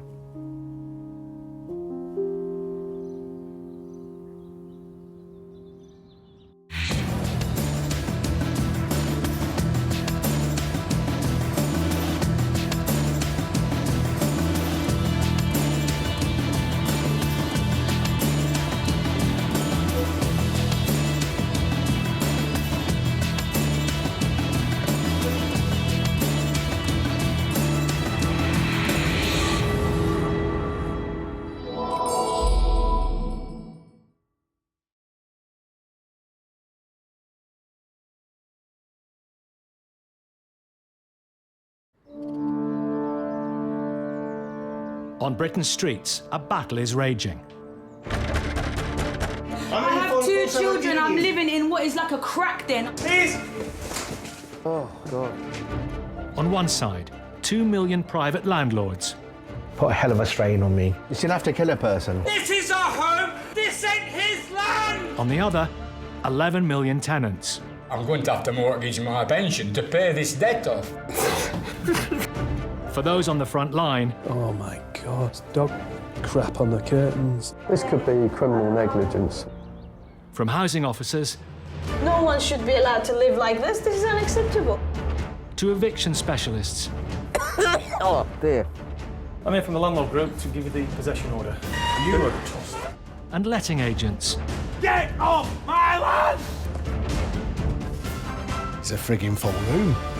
The cases they're dealing with are becoming ever more extreme.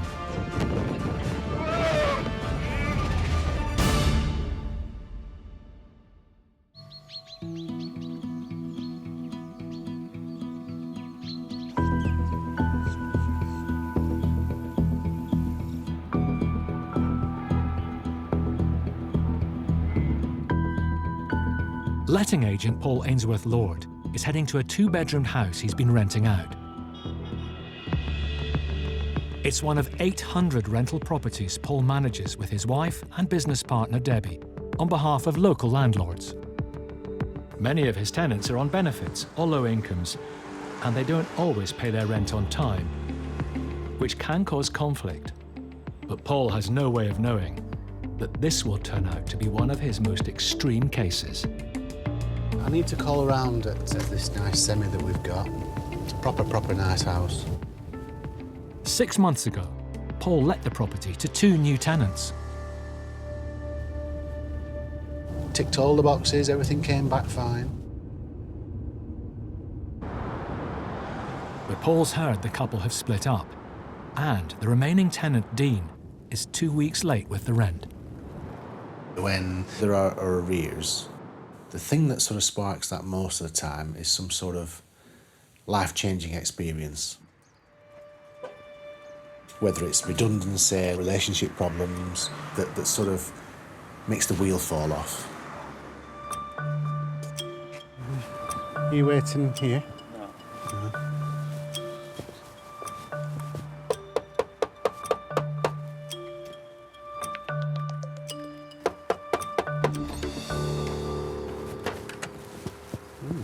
Not locked.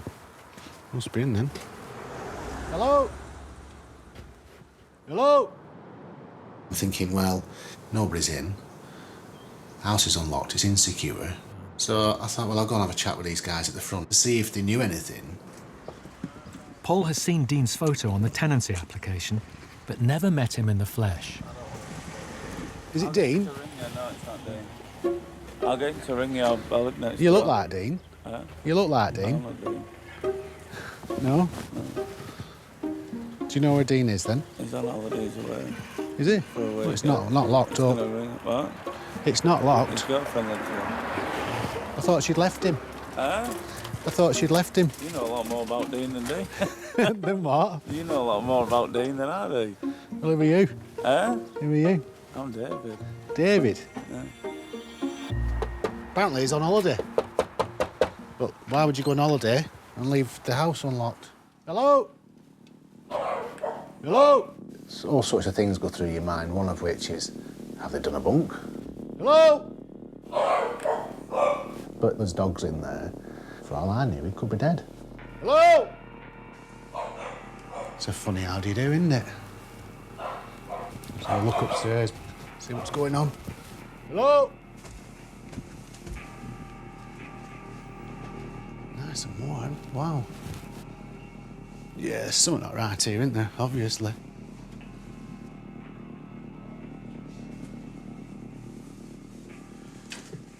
Get out. I am Dean. Get out the house.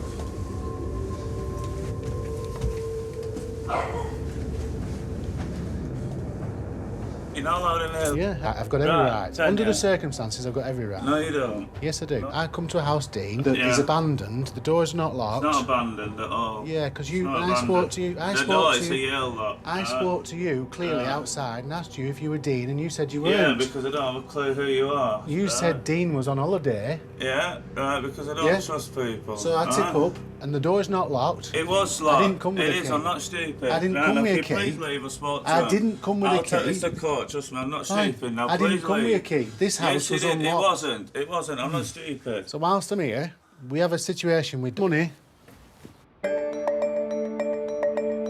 Dean says he intends to pay the rent arrears soon. So you're saying to me you're going to pay 2 months on Friday? Yeah, before Friday, it's probably Tuesday when I'm thinking. Hang on. Hang on. So, hang on. So, it's Thursday today, so Friday's tomorrow. Next Thursday. So, when are you going to make the payment? I told you, next Thursday. 100% next Thursday by 1 o'clock. Now Thursday? we're done. Yes. Thursday, 1 o'clock? Yes. All right, come on. Another man arrives on the scene. I've been sent to collect some furniture. I'm thinking, hello, are they doing a flit? He's given us his word he's going to pay by 1 o'clock on Thursday. So if that doesn't happen, then he's had his last chance.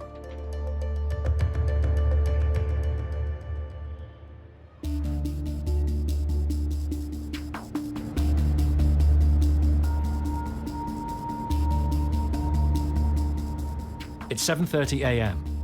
and housing officers Andrew Sedman and Nasrat Jahan have joined forces with the local police.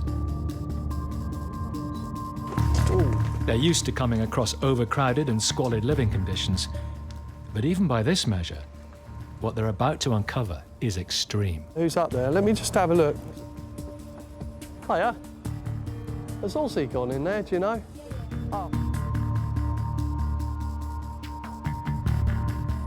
Today's really just knock on a few doors, see what's going on. There's always problems in this area. There has been a lot of overcrowding problems, so I'm going to see what we can find out today. One property they want to check is a 3-bedroom flat located above a row of shops. I won't be walking across that, I don't think. Lots of people have been seen coming and going.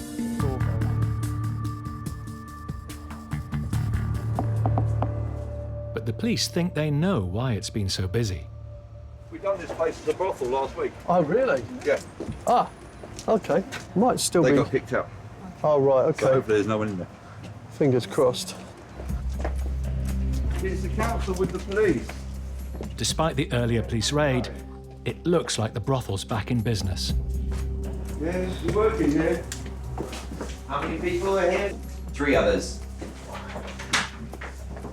We're aware that it was a brothel, and we visited this house once before, right? Kicked the alleged prostitutes out. The people that are in here today are different from the people that were in there last time. Hello. So I'm from the council. How are you? From residential licensing. OK. I'm from the council. We're just inspecting the property to see how many people are living here at the moment and the current use of the property. It looks like the women are living as well as working here. That means it's not just a police matter, but also a worry for the housing officers. We just need to find out what the status of this house is. Obviously, there's been some problems here in the past, but what we're concerned about is that it's safe for the people living here, and that there's not too many people is the other reason as well. Hi, right. While the police investigate the business side of the property, the housing officers try and find out who the landlord is. Do you know who do you pay rent to, or who you agreed to pay the rent to? No? So how do you came to this place? Through a friend or agency, and who can bring you here to stay? No, one friend telling me. Okay. Does your friend lives here as also? No, she's gone. She's gone. Do you know your friend name? No. No, you don't know. Where do you live? I don't know. Well, your driving licence has an address on it. Where do you live? I don't have house. No. You don't have house? No. Right. How long you lived here? I don't know. Yesterday I come. I don't know why I come here. It's clear the women either don't know the name of the person who owns the property or won't tell them. But Andrew's confident he can chase them down. The usual thing is we do a land registry search, also check council tax records. And once we get a name, I tend to do a bit of searching on their social profile as well. Company's house, we always catch up with them. Whether the landlord knows their property is being used as a massage parlour and unlicensed HMO isn't yet clear. But either way, the council officers are determined to find out and hold them to account.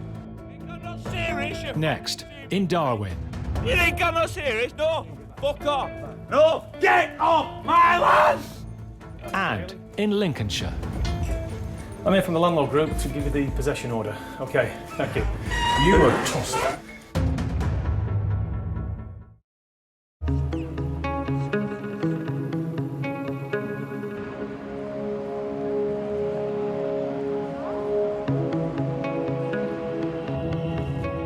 Letting agent Paul Ainsworth-Lord is concerned about the behaviour of his tenant, Dean. He's worried he may be doing a runner without paying the rent. Well, all right. He's arranged to meet with the owner of the house, landlord Steve Dixon, so they can conduct an inspection. There's a light on upstairs. Dean? Go away, you legal prick. Dean? Go away.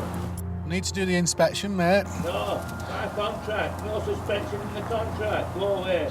Yeah, we wrote to you the other day saying we're doing an inspection. We need to do the inspection today, fella. Fuck off. You need to open doors so we can talk about this. Talk about it or talk. See and go, you prick. Just in case things go badly with Dean, Paul has brought along backup. Just open door, man.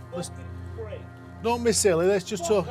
We wrote to you. I'm coming out, I'm going to get rid of you. You won't take a warning, I will flog you all over. Dean. What do you want? So, we've got... Go the fuck away. We've got you... What do you want me to do, police? What are you going to do? Viper security, soft prick. I suppose if you were telling your mate in the pub, you'd say, it kicked off big time. Get the fuck off my property now. Get off. Leave. Go on. Leave. Get him out my way or I swear to God I'm going to fucking lever him. Right, Dean. You're going to cause shit here. You're going to get a guy hurt here. Yeah, you are. Dean. You think I'm not serious, you fucking stupid prick? Dean. Do you think I'm not serious? No. Fuck off. No. Get off my land. Get the fuck away. Get off. Get the fuck off. Go. Go on, prick! Go on, that's it, fuck off! Yeah, my lad, yeah. What? No, now you're on, are you? No, fuck you, I know the law. Go on, fuck you! Go on! Kiss my white ass, you prick! Fuck off! Tough dick. Tough nut. Yeah, I am tough nut, not your end of your fucking mate. Taking a fucking rich fucking cripple. For him to stoop low and start making, you know, personal comments about how I walk. And fortunately, you know, I battled an aggressive disease. At least I can walk, you know, I didn't think I'd be able to walk. What are you going to do, plastic man? You're going to do nothing. You're going to listen. I'm going to see you in court. You're going to pay me a very handsome fine of money. Because your wallet is not above the law, yeah? You're really pretty thick, aren't you? And a bully. You bully people around here. I know the law better than you prick. You try to come in my house again, I'm prepared for you, dickhead. What started as a simple dispute over late rent has spiralled into an ugly standoff. You're not Paul. You won't be able to live with yourself when I've finished with you. Go on, Paul. Piss off. Go on, Viper, get a proper job.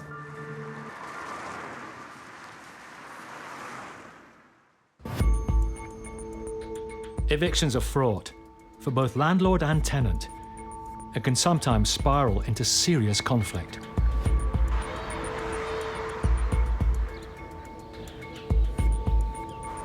Lawyer Chris Sharp is serving an eviction notice to a man running the local pub in a Lincolnshire village. His company has gone bust, owing £40,000 in unpaid rent to the pub's owner. Hi, Mr. Haley. I'm here from the Landlord Group to give you the possession order. OK, thank you. You are tossed. The £40,000 that... Go away now. Go away. What's now. happening to the £40,000 that you owe Jim? Excuse me. Because you don't pay any rent. The reason why? Because he did me for trespass. So he foregoed all rent, didn't he? Well, what about before that, the £40,000? I was paying rent here. Well, the court didn't believe you. I've got rent receipts. I have rent receipts to show you if you want. And because he wouldn't do any repairs here, if you come to that light there, we've got water leaking through it, which makes it dangerous in here. I have an underground leak that's leaking water. Mr. Haley, you have no personal right to be here. You owe my client £40,000.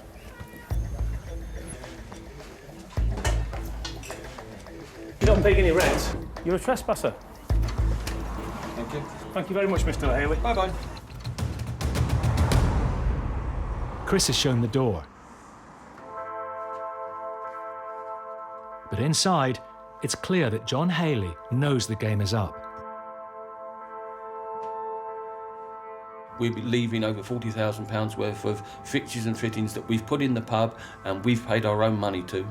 So it's not as though that we're going to actually go and he's going to be out of pocket, because he's going to have everything, all the tables, the chairs, all the catering equipment, stock, everything.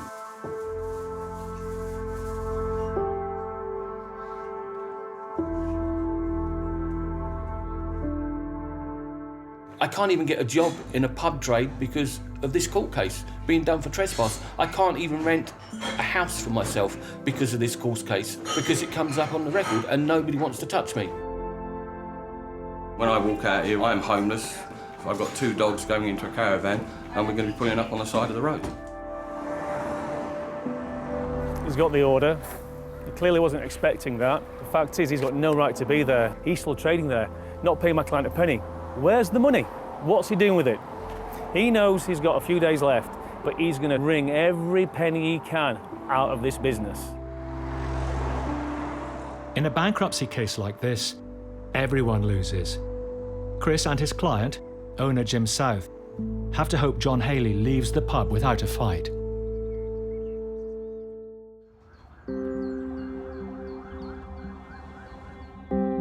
Three weeks after raiding the massage parlour, Andrew and Nusrat are on their way to inspect the property again. I received an email from the landlord over the weekend stating that her property is no longer a brothel, it's empty, and new tenants will be coming in. So we're just going to go down and check out if she's telling the truth and see that the property is empty. Hello. How are you? Hi.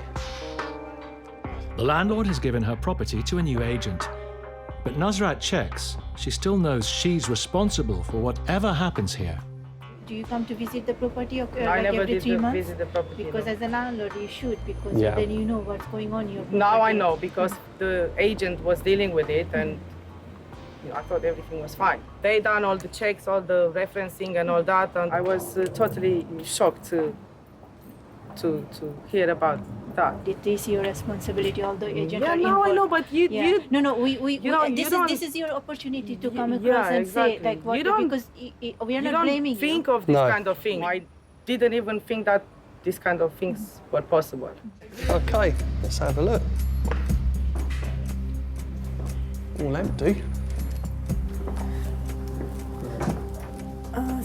It still looks like people's personal belongings are there. They already start living in. We did agree on the tenancy agreement that they have 1 week to prepare, to arrange, to do... To put their own stuff. Yeah, exactly. And you have checked them, referenced them, and vetted them properly? Yes, sure.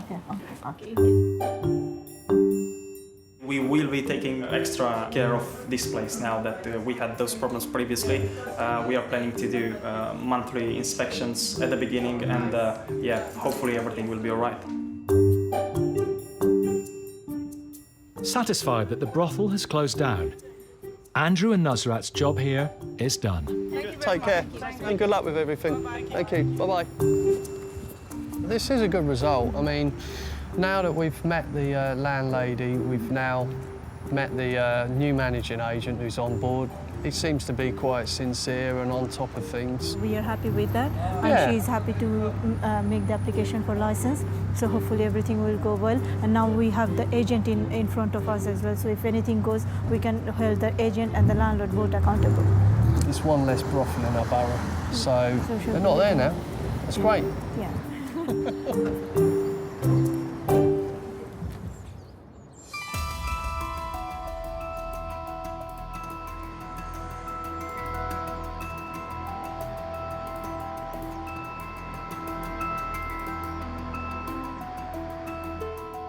I manage this property from my mother. The house is actually, you know, my mum's pension. Do you really want your pensioner mum being kept up at night, worried, courtesy of somebody just unwilling to pay the rent? Dale is on his way to court. He's begun eviction proceedings against his 81-year-old mother's tenant, who is in serious arrears. It's about, I think, £8,000 now. Yeah, coming up to 9. A lot of money. The house is the former family home, which adds to his mum's distress. I tried to say to her, stop looking at it as your home. It is a property you rent out that you derive an income from, but she can't let go of that. Going to court is Dale's last resort against the tenant. She's not paying the rent, she's not picking up the phone, you know, she's changed her number. There's a point where you have to say she has to go. There is a certain amount of apprehension when you go to court. You don't know what scheme or what plot they're going to come into court and try for their benefit.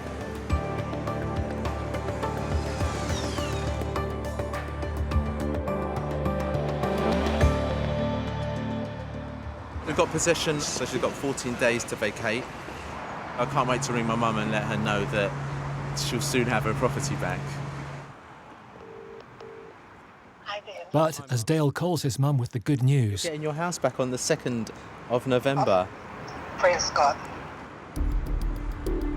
He spots the tenant, leaving the court with a friend. Just need to know, are you gonna vacate on the 2nd of November?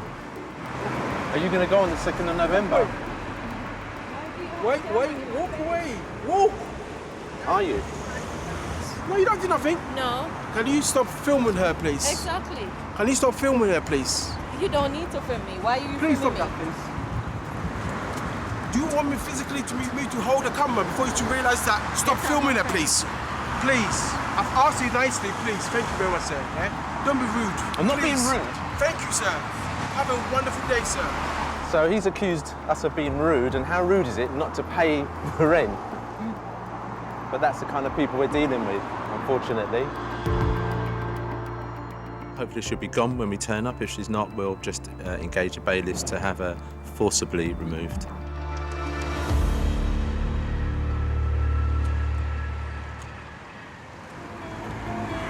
Next, in Darwin, Come anywhere near me, I'm gonna snap your fucking neck. and in Lewisham. Is it not disgusting that you're not paying the rent?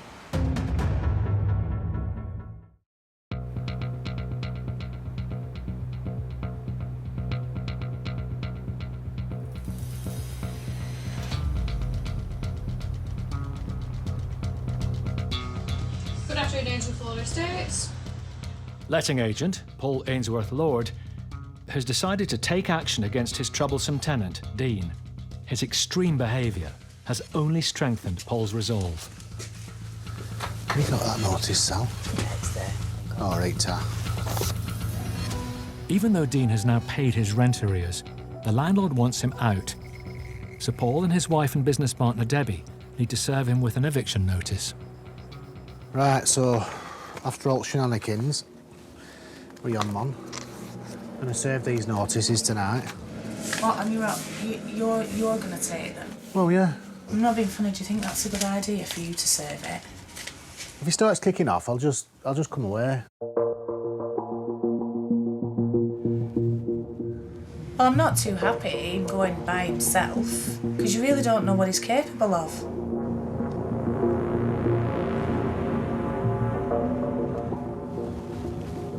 to admit that maybe I'm feeling a little bit anxious. Before I could get out of the car,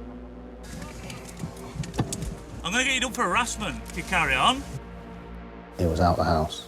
You're okay? Yes, I'm fine. No problem, yeah. To be on the safe side, Paul has again brought along security. Man, I've got loads of shit going on right there. Are you all right with the guy just talking to you, Dad? Yeah, of course Yeah? I come down and spoke to him, but I'd seen the car come up. I'd seen you, lads. I'm not silly, you know what I mean? Oh, that's fine. Oh, we've come down so that we all chat. I know. Do you know what? We don't want either, mate. You okay if the guy just comes out and has a chat with you? It's fine, right, you know. Landlord Steve has also arrived. He's my landlord. I have one problem with him, and he's making stuff up that the neighbours have a problem. And what? For money, greed and bullshit. I am aware how. Don't talk to me, I don't care. I'm a good person, I'll help you, I'll give everything for you. But I'm not a liar, I don't pretend it's something I'm not. That's how you should be.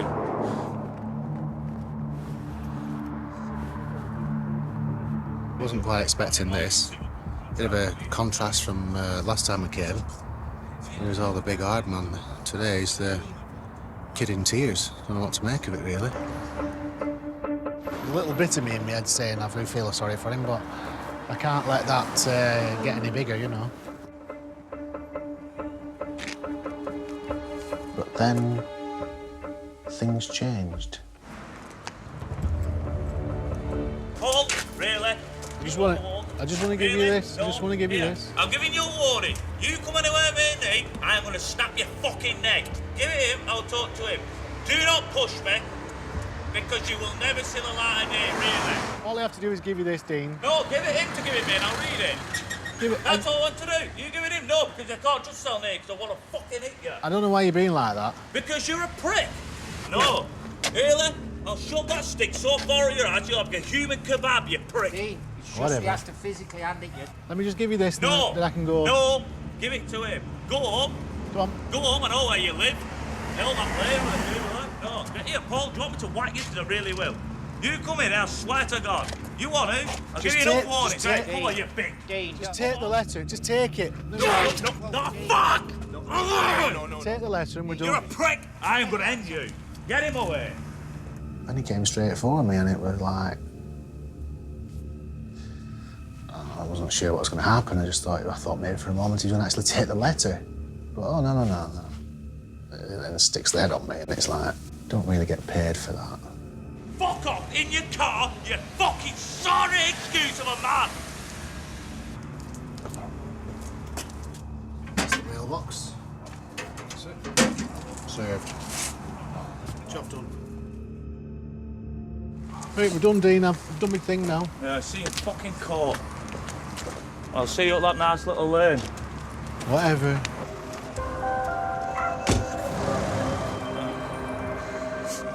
What have I done? Nothing. Bullshit. Read my contract. End of chat.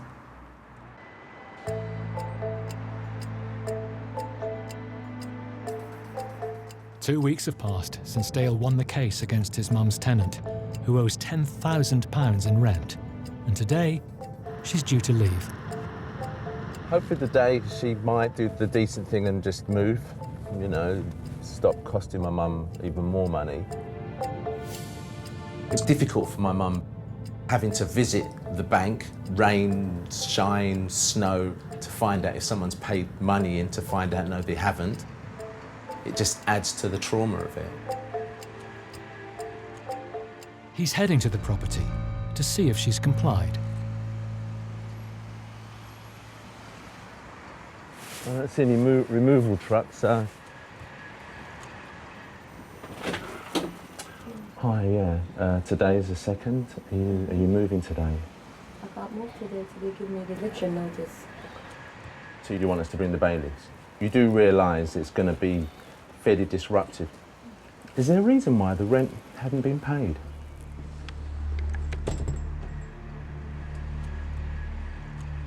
You showed no real concern to me, to my mum, but you've not paid the rent. An unfamiliar voice shouts at Dale from inside the property. Come on! We're all human beings at the end of the day. What are you doing? What's the problem? The problem is you're living in a house for free. Not even renting the house to you. Don't know why you're there. Stop that disgusting! So is it not disgusting that you're not paying the rent and you're living free? And there is now 3 adults in the house, you couldn't muster enough money to pay the rent. If you've got so much to say, say it in my mum's bank account. £10,000.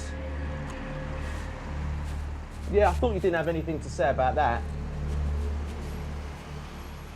There is a natural respect for elders, and she had done what she'd done to an elderly woman, my mum.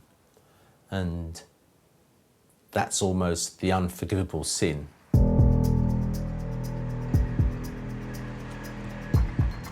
Dale and his mother have little choice but to call in the bailiffs, costing yet more time and more money. She's going to be forcibly removed from the property and see what she has to say.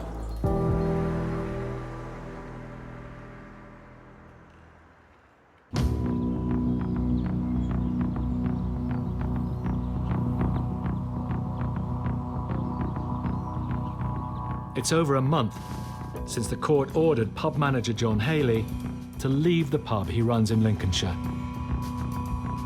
Lawyer Chris Sharp is now on his way there to find out whether he's gone. The court order has now expired, so this guy's got no right to be there. And I'm hoping to be able to give the property back to Jim officially. If we get there and he hasn't left, we're going to have to err on the side of caution and unfortunately step back and get the bailiffs, but that might take another few more weeks. The pub's owner, Jim South, is owed over £40,000 in rent and legal fees. But as John Haley's company was dissolved with no assets, there's no chance he'll get his money back. Morning, Jim. Morning. Good to meet you again. If he's gone, you can go in and you can take it back. Hello? Anybody in?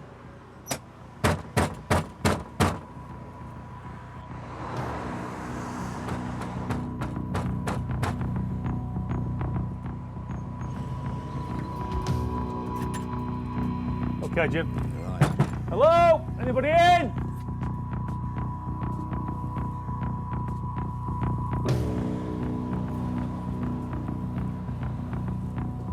Hello?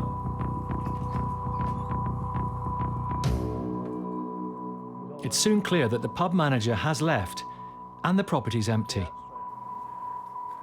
Jim's 19-month ordeal is over. Well done. Now he needs to try and recoup some of the money he's lost. We'll go to the kitchen to see this 45 grand's worth of stuff he's left you, Jim. Yeah, that'll be interesting.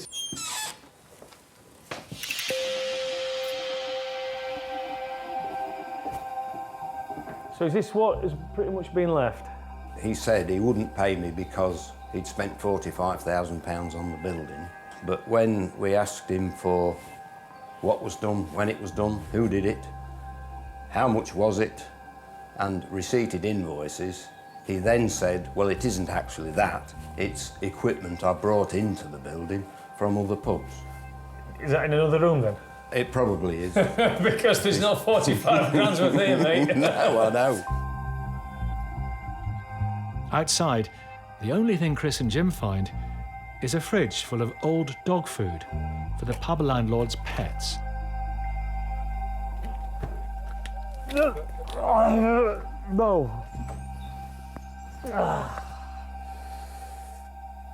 Why did I open that? And some scrap metal. This is probably the £45,000 worth of equipment. Ah, is this where he's kept the 45 grams worth of stuff, is it, Jim? The best bit till last. Yeah. Yeah. Oh, take it all back then.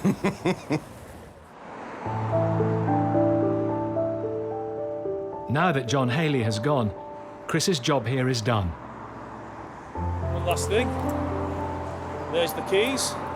And Jim, it's been an absolute pleasure meeting you. Thank you very much. Thank you.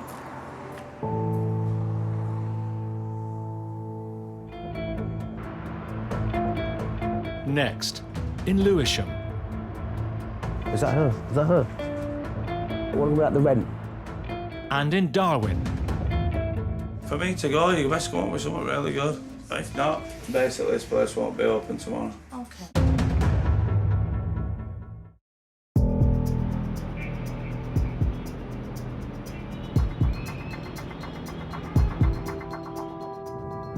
In South London, Dale Prime Holder is hoping to get his house back for his elderly mother. Now over £13,000 out of pocket, Dale's meeting eviction expert Paul Champliner at the property. For Paul, it's one of his more extreme cases. We've got the possession order. So today is going to be D-Day for us to get the property back. I don't know what state the property is going to be in, but what I do know is we're going to be getting the property back. There was apprehension. You know, what's going to meet me when I arrive there? Is it up there? Bearing in mind all that anger towards me, on our last encounter, we could now potentially meet face to face. Looks empty, doesn't it? Yeah. We just spoke to a neighbour and she's confirmed that she moved in the last couple of days. She saw vans coming and going. So that's a good sign. So she's clearly left. Just annoyed that they've taken it to the wire at a cost to my mum, you know, time and effort for everybody concerned. By law, Paul and Dale can't enter until the bailiffs arrive and do the paperwork. Is that her? Is that her? Just then, the tenant turns up. Do you have the keys? I lost one of them. Sorry? I lost one of them. You've moved out now, yeah? Okay. What about what about the rent? Are you gonna make an instalment plan? Yeah. Okay, because a lot of money, 13 grand.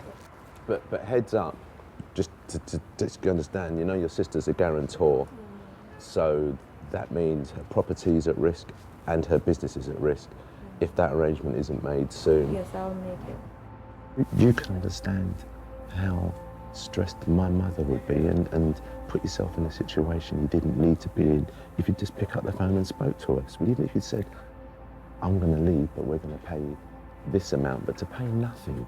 It didn't have to be like this. And now we're in a situation where landlord action are going to be quite rigorous in going after your sister's business and her house. You know?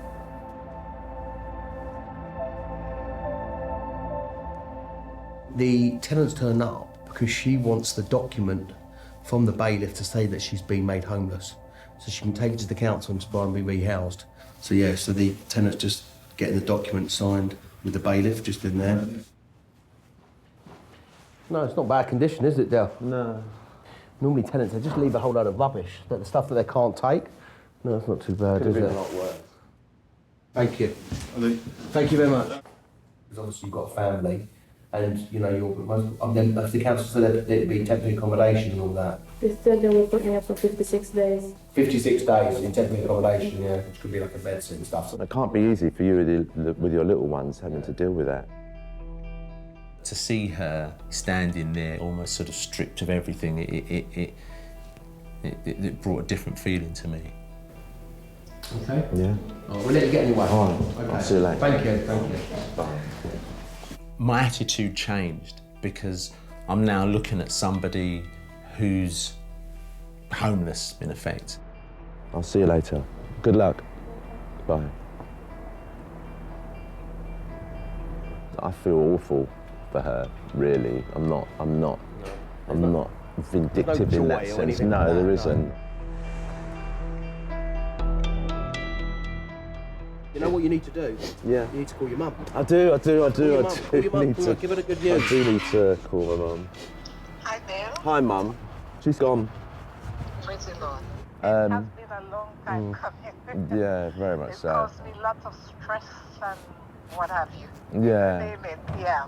She said she will call you and apologise. She did call me and apologize. Well, that's a good sign. She was in tears. Right. You know, she was in tears, and I appreciate that. All right, Mum. Have a good day. Thank you so much, and your team. No, you're welcome. Yeah. All right, Mum.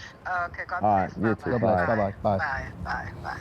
Sorry, don't cut my mum off. My mum will go down the road and bless her. Well, listen, when you see her, you'll give us some keys, so Yeah, she'll give you a big hug. Don't worry about that.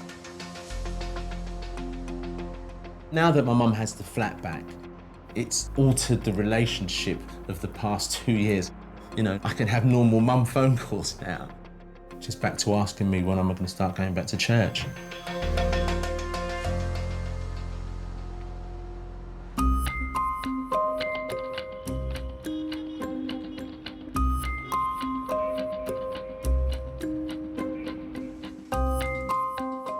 A week ago, letting agent Paul Ainsworth Lord served a volatile tenant with an eviction notice. After we met last week, Dean rang up the following day and said he wanted to see me face to face in the office to discuss matters. It's a tricky situation. Dean has now paid off his rent arrears, and there are still 6 months to go on his rental agreement. So getting him out won't be easy. Hoping he's seen the light today and he's going to review his decision.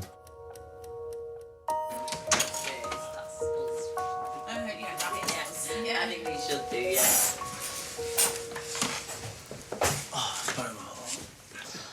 So, Dean, where are we up to with things? You explain your side and what you want to do, and then I'm going to hit you with something that's going to hit you for 6. So go. Okay. You start.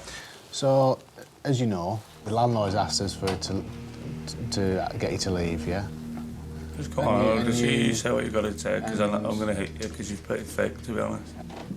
Okay, go on. So, I was hoping that's what you wanted to come and talk to us about.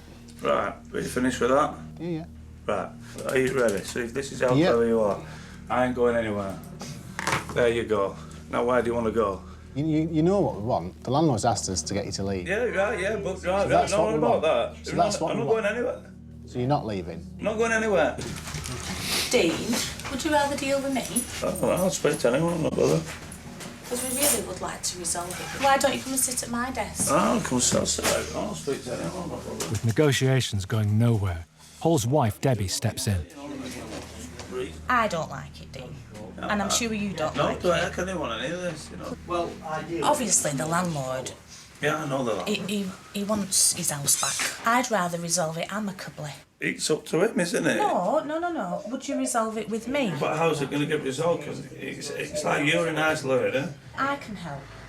I don't think you can, but I'll listen to what you'll listen to anyone. Go on, then how do you think you can help? I probably am a psychologist, to be honest with you. You've got to treat people differently. You've got to be able to read them.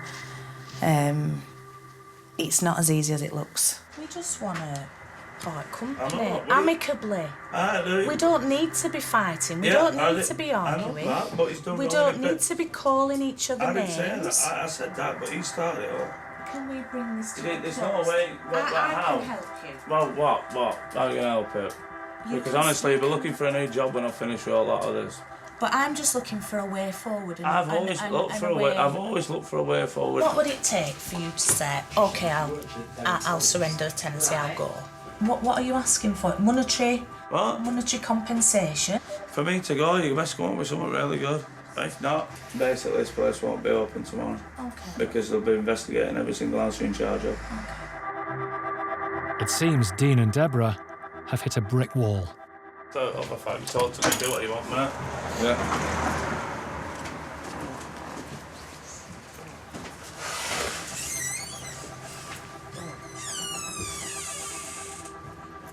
It was a bit like a plate of spaghetti, really, wasn't it? It was all over the place. I'm beginning to wonder if he's looking to just pick an argument as well, because no matter what we say and what we discuss about anything, there's always a reason to have a row. What are you hoping to get? A pretty big cash offer. A few million, anyway, for that way. I want to go around the world and see the world. He's clutching at straws, I think.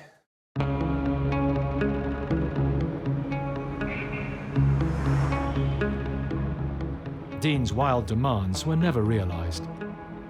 Eventually, he moved to another property.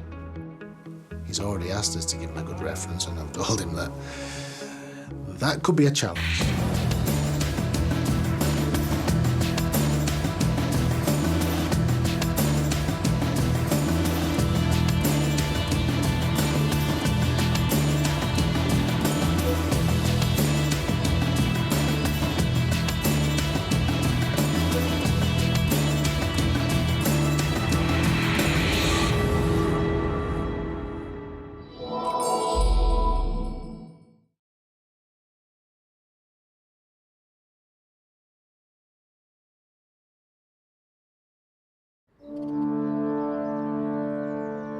On Britain's streets, a battle is raging. I have 2 children. I'm living in what is like a crack den. Please! Oh, God. On one side, 2 million private landlords. Put a hell of a strain on me. You shouldn't have to kill a person. This is our home! This ain't his land! On the other, 11 million tenants. I'm going to have to mortgage my pension to pay this debt off. For those on the front line... Oh, my God. Dog crap on the curtains. This could be criminal negligence. From housing officers... No one should be allowed to live like this. This is unacceptable. To eviction specialists. Oh, dear. I'm here from the landlord group to give you the possession order. You are tossed. And letting agents. Get off my land! It's a frigging full room. The cases they're dealing with are becoming ever more extreme.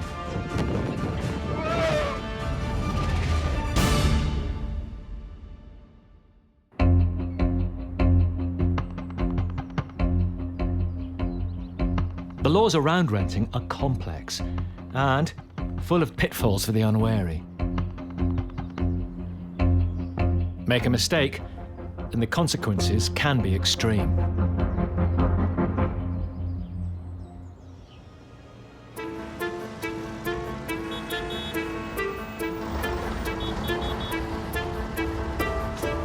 This one, the white one, this one. The white card in the middle, sorry. Father of 2, Hamza Omar, is returning to the council flat, which until recently was his home. This is my sitting room, and this is my kitchen. And this is the bathroom and the toilet. 11 years I live in this address. He claims he did a favor for a friend, allowing a mother and her baby to move into his flat for a week. And now, 6 months later, he finds himself locked out of his own home.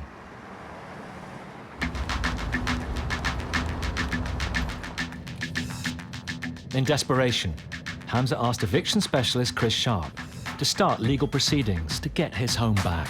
This is a kind of story that when you hear, it makes your blood boil. My client, being the kind of guy that he is, he gave his own bedroom to this lady and to her baby. She moved her husband in.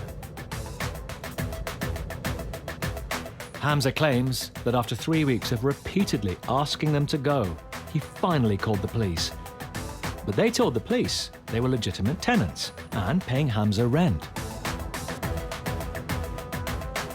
The police, when presented with the young lady and her baby and her husband, they advised my client to move out.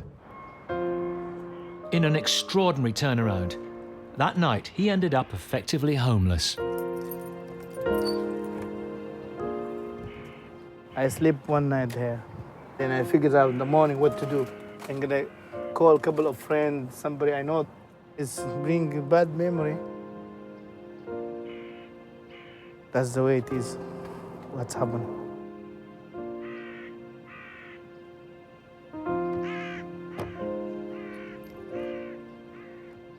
There's so much sad story there.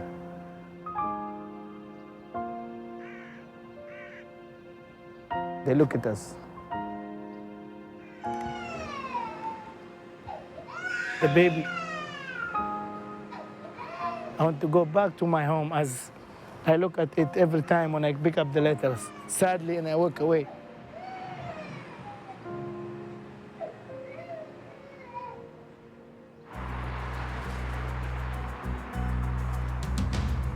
Today they're heading to court. Crossing their fingers, the judge will award Hamza possession of the flat. Hi, Hamza. Hi, hello, Chris. How are you? Yeah, fine. Love to see you. Well, listen, we're keeping out for the occupiers. They're on very thin ice now. So what we can do is go in, put the case before the judge, and let's see if we get the order today. Yeah, that's it. That's good news. Okay, let's go. Let's go in then, yeah? Okay. It wouldn't surprise me at all if they turn up today. Let's hope it goes well. But you know, it could go either way. If the trespassers do turn up and make a defence, it could lead to the case being rescheduled, and yet more months of homelessness for Hamza.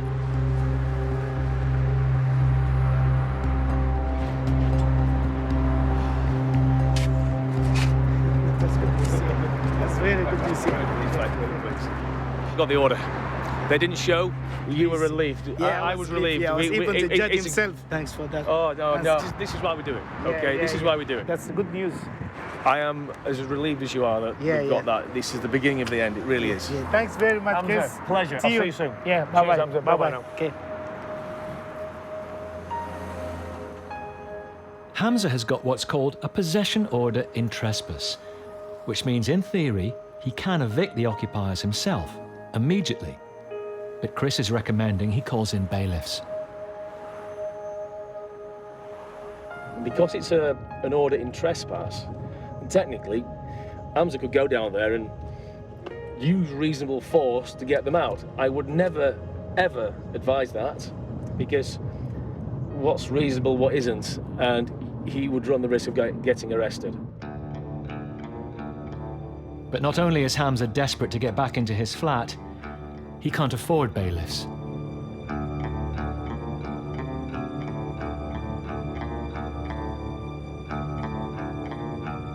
Now we're gonna check. We're gonna go to the property. Finger crossed he don't give us any trouble, you know. Here we are. We reach our house.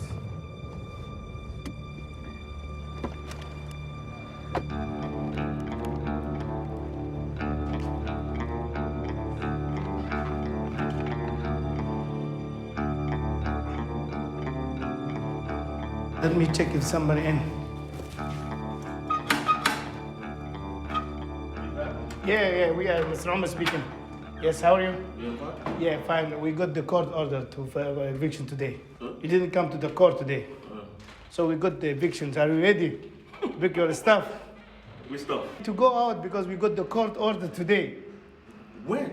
Today. Is it today? Yeah, today. So let me call my lawyer first, yeah? When you gonna be ready to No, go? you don't need to ask me anything. Chris has got wind Hamza is at the property and heads over. So I need to talk to my lawyer first, yeah? Lawyer. Yeah. So I'll get back to you, yeah? When? Because we already have got the court order to leave the property. You know what? After 7 months. I've said it. I need to call my lawyer, yeah? After I call my lawyer, then get back to you, yeah? Say when you gonna call your lawyer, you mean? Hamza, everything's in your court now. Uh-huh. Okay. Yes. You've got the order. Yeah. Let's move away now. Hmm? Let's walk Yeah, away. I hope everything will be all right when you leave in the house and in good position anyway. Yeah. Yes, sir. Yeah. Let me call my lawyer. Huh? Let's move away. Yeah. He's not going to go. You'd have to use force. I would not advise you do that. Yeah. You'll get arrested. We got the court order. You will get arrested. Okay, And that's I do fine. not want that to happen. Let's go. Bye-bye, yeah. Thank you. For Hamza, it's a real dilemma. Does he do it by the book and pay for bailiffs to get the trespassers out, which will cost yet more time and money? Or does he risk trying to get them out on his own?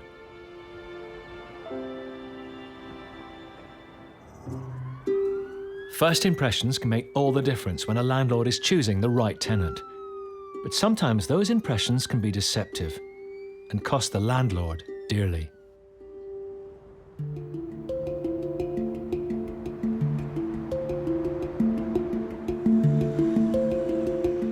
Just north of Manchester city centre is Prestwich, a quiet residential area popular with families. When Paul and Paula Hopwood moved out of their old home a year ago, they rented it out to Kayla Jenkins, aka YouTube makeup guru Okayla, and her friend Casey Pecci. Hi guys, welcome back to my channel. The two women now owe them over £9,000 in unpaid rent. Cue action. They even boast online about their glamorous new home. This is a tour of the property they did. It's our room where we do shoots. Just infuriates me. And their young fans are suitably impressed. Wow, you guys have a beautiful house and such good taste in decor, very pretty. You guys have done so well to get a place like that at a young age. The Hopwoods recently heard that Casey has moved out, but Okayla is still there. So a fortnight ago, they went to court and won an eviction order. Today is the deadline, and the couple are on their way to see if their tenant has obeyed the order and left. What else could we do? She just seems like, you know, she's sitting in the castle laughing at us. They're worried about what they'll find, as the last time Paul visited, he got a shock. As I walked in, the house absolutely stunk of dog feces and urine. I looked, she had 5 dogs, 4 cats, 2 budgies, 2 guinea pigs, and 3 rabbits. And in the rent agreement, we'd made it quite clear that no pets were allowed.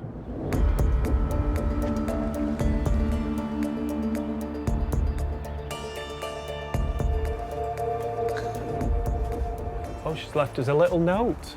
There we go. Still here, 9th of August, do not enter.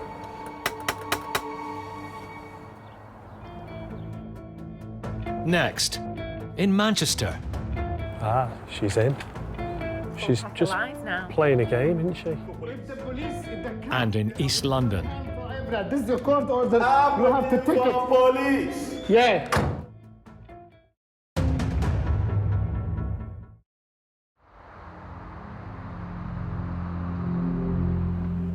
Paul and Paula Hopwood have won an eviction order against their tenant, a YouTube star, who owes them over £9,000 in rent.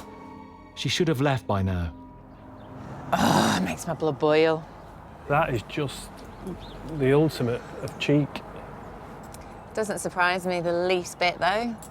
Not the tiniest bit. She's in there. She's making money in our house, using it as a film set for her videos, and not paying her rent. And there's not a thing we can do. It was literally just a big middle finger to us, wasn't it? Yeah. Yeah, look, just dirty. That is actually one of our pillows. Ruined. Even though no one's answering the door, it appears their tenant is not only home, but has called 999. Oh, where's the police? Here we go. And, you know, we're just 2 nice, normal people, and, you know, we're having to deal with the police. It's quite scary, it's quite daunting.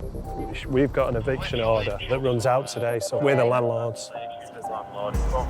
She hasn't paid any rent for 5 months, but she's still sitting pretty in there. So she's not paid? She owes 10,000. Yeah, yeah. Really? Yeah. Ah, she's in. She's just playing a game, isn't she? She's trying everything in her grasp to try and stay in the property. Right. She's got a vehicle booked for Monday at 4 o'clock to come and take all her property out of the house. Can I not be here just to make sure she doesn't take anything out of the property? What I'm going to say is if you ring us up and arrange for a patrol to come here at whatever time you're going to... We're not going to assist in any sort of moving or any arguments or all that. Literally, all it's going to be is preventing a breach of the peace. How'd the house smell when you went in? It's pungent. Is it? Just trying to mess with our lives totally, you know, it was just beyond words.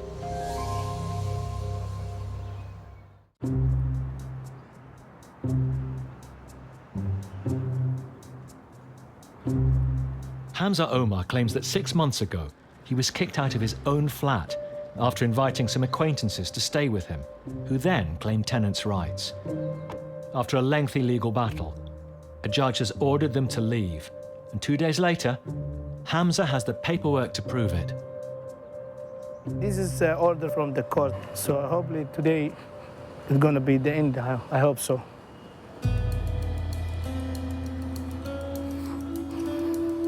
Despite being warned against it by his lawyer, Chris Sharp, Hamza is returning to the flat in another attempt to get his trespassers out.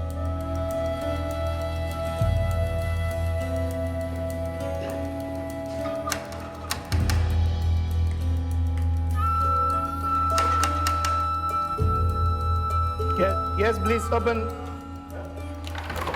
Hello. We got the order for position. Yeah, I don't want to see the order. No. Yeah, you have to see the order. This I'm not going to see it. by law, you have to pick up the order. No, me and you, we are seeing in court on the 14th. No, this is your order. See you on the 14th. Okay, let's call the police and see if it's gonna come in.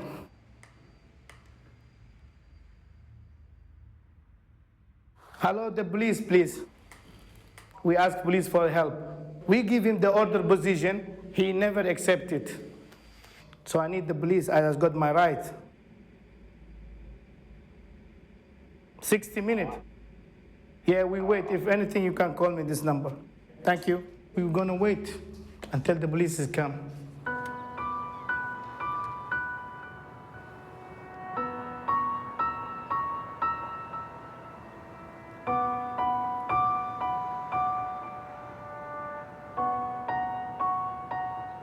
It's a nightmare. It's a nightmare. He don't want to listen to the law.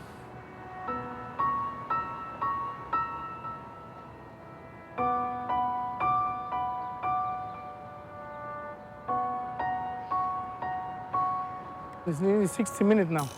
An hour comes and goes, and there's no sign of the police, so he calls again. Yeah, the police, please. They said they're gonna be 60 minutes. I would like to know if they're coming. I need the police to just tell him, take the order now. I just need the police to give him the order now. The police tell him that as far as they're concerned, this is a civil dispute. And they'll only come out for a breach of the peace. In desperation, Hamza tries a different tactic.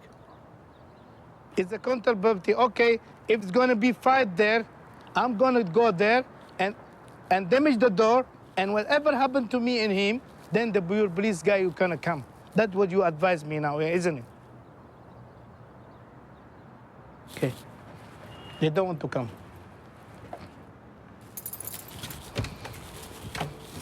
Let's go back.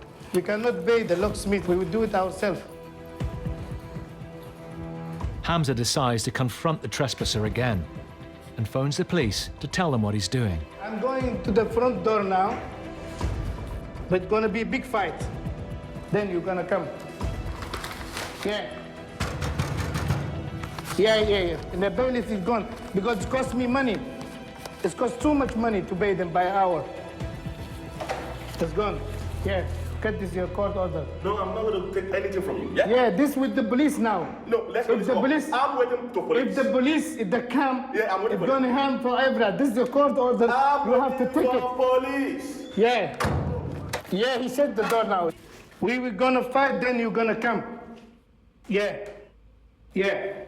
Mr. Case, what is going to say? For your information, I want to see your leg here again. Yeah, this one. Don't come to this place again. This one. This is the order. This is a court order. This is a court order, yeah? I'm going to see you in court January 14th. This is the court order you have to follow. This is the court order. You have to follow the court order. That's it.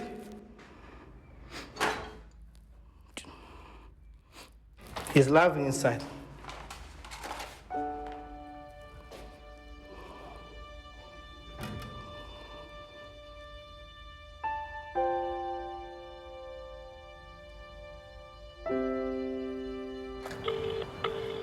With no sign of the police and out of options, Hamza calls lawyer Chris Sharp, who's been helping with the case. Hello? Yeah, Chris, this is Mr. Omar here. He was aggressive for us. When we called the police, they refused to come. Hamza, if the police are refusing to get involved, which, as I advised you, there was always this chance that they wouldn't, it's a grey area. What I now suggest you do is simply walk away and instruct the bailiffs. Because you will end up getting yourself into trouble if you try and take back possession yourself, okay? You will end up getting arrested, okay? I do not want you to do that, Hamza. Yeah, I understand. And I'm advising you against that, okay? Bye-bye, yeah, bye-bye. Thank you, bye-bye. Bye. Then that's the way it is. Only we have to involve the sheriff, and that's the law. You cannot do it in yourself. I just have to look at my property and go away as I do normal. I don't have any choice. Just look from the window, the door, and leave as I done it before for 6-7 months. That's it.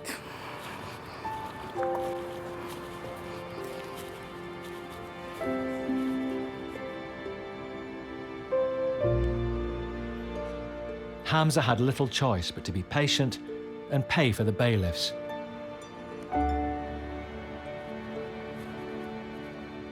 But eventually, he did get his home back.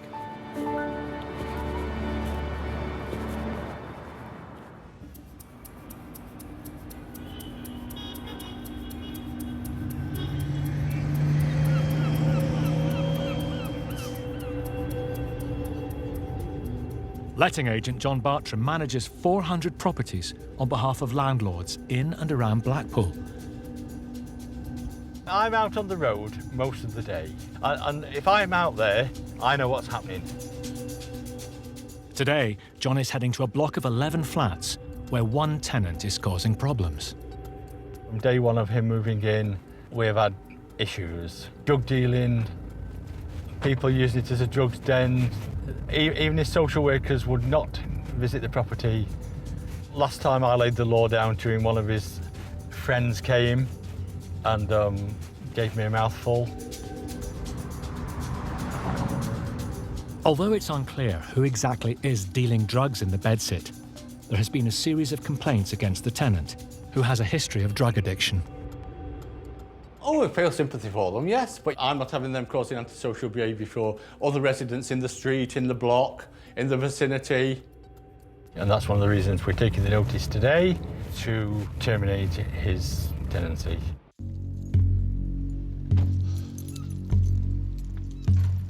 Are you okay?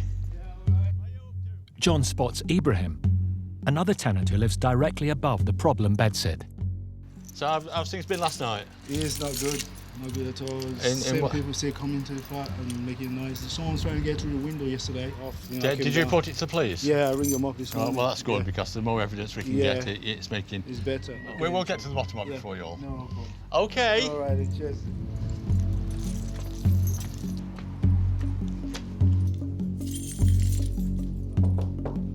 This landlord was on the verge of bankruptcy.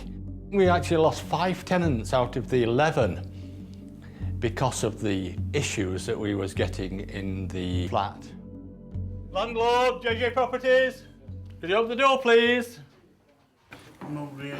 Eh?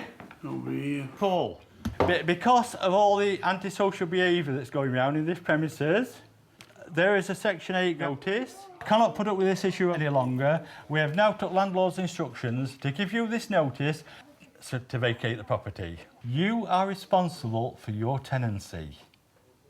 I was here the other day visiting someone else and I got threatened by somebody who was wanting to come into here. I was in hospital then. But it's people that's revolving around here. If they're threatening me as an agent, they're going to be threatening other residents. So who's the dog, by the way?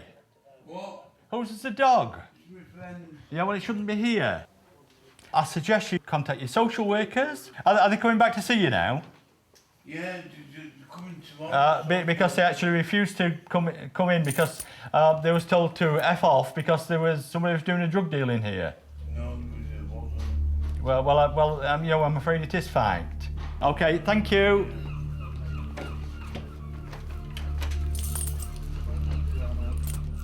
There is a problem with drugs in Blackpool. But this should not affect the normal lives of normal law-abiding people. We was hoping that we could get him out without any further issues, not just for the property, but for the vicinity.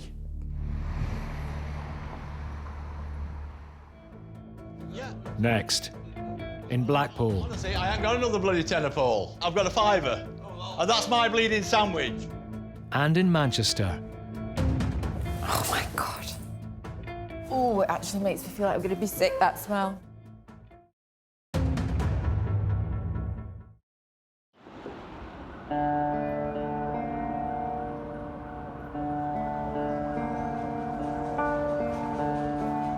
With more demand for a roof over your head than there is supply, unscrupulous landlords are cramming vulnerable tenants into run-down properties. Nowhere is this exploitation more extreme than in London. It's 6:30 a.m. and Brent Council housing officers are acting on a tip-off about dangerous overcrowding in a 5-bedroom HMO. Unsure what to expect, Head of Housing Enforcement Herb McGowan has requested police backup. Morning, we're from Brent Council. We'd like to come in. Brent, passports? Passports? Yeah. So. What they find is shocking. This is where you sleep? Mattresses line the floor of every room, including the kitchen. It does pull at your heartstrings when you come across situations like that with chronic overcrowding, and you think, well, your son or your brother or some other relative could end up in a situation like that. It's seriously overcrowded, and I think we just have to try to establish what's happening here. How did they get in here? Who recommended this property for them? So how many of you are in here? The housing officers need to establish some facts. From Brent Council, do you understand English at all? Intelligence English? They say that they've been here for about a week. Are they came from Romania or? The Romania admin? No. Yes. Okay, all right, okay, that's fine. We didn't come to steal, we just came here to make some money. No, I appreciate that, and I'm here to help you. If there's a fire or something like that, there could be serious problems. My friend, why are you stood around the Why back? are you standing around the back? Smoking a cigarette. At the rear of the property, police find more tenants and more mattresses. So there's a bed round here. This is crazy. A bed in a gazebo round the back, open to the elements. It's not acceptable. If something goes wrong here, all hell breaks loose. How many people are in this room? 1, 2, 3, 4, 5. A count up shows that there's a minimum of 35 bed spaces. A colleague brought him over, now he's left. Yes, he brought him here. Yeah. He's asked him for £10 and then he's got The team establish the men pay £10 a night for each mattress. If their figures are correct, someone is collecting nearly £2,500 a week in rent. Herb's next task is to find out who. I need to know who is responsible for letting this room to you. He comes once a So he comes once a week? Yeah. And we give him the money, we don't know his name. Right. Not only are these men living in a potential fire trap, but they're also at risk of being evicted without warning by the person operating the scam. In these types of situations, landlords will often come and say, right, get out now. If that were to happen, we couldn't help you if we don't know who the landlord is. Okay. Tenants in those circumstances can feel a fear of authority. It's our job to develop trust. They're being exploited. It's as simple as that. You know, it's totally unacceptable. As the men either don't know or aren't prepared to name their landlord, Herb and his colleagues need to track him down. Thank you very much, gents.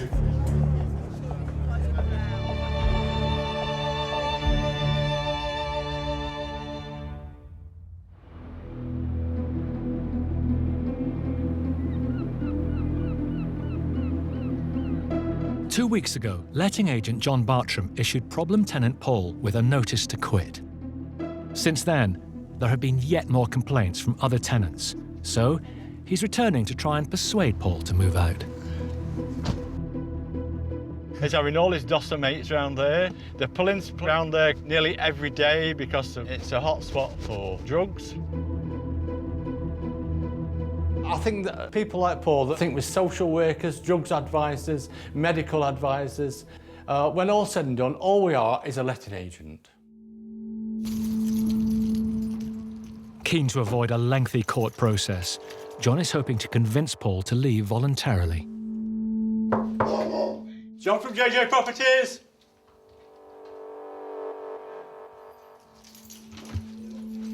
Can I come in? I just want to talk to you. Who's everybody here? We're not ones that take them. Do you know why I've come today, Paul? Can I sit down? Hey? Go on then, I'll sit in your wheelchair. How's that sound? Well, Paul, I came down last week, whenever it was, and served you a Section 8. Now you shouldn't be here. No. I was wanting to know flat out the way from this area. Idiots keep trying to break in and out, taking the piss out of me, taking advantage of me. Well, enough of it. Wouldn't a few quid help you to do that? It would. Basically, we thought the easiest option was to offer Paul a cash payment to find alternative accommodation on his own behalf. I mean, what I'm trying to do here, Paul, is get a happy between yourself and Landlord. I mean, I've got the authority from the landlord to offer £300 to ask you to go.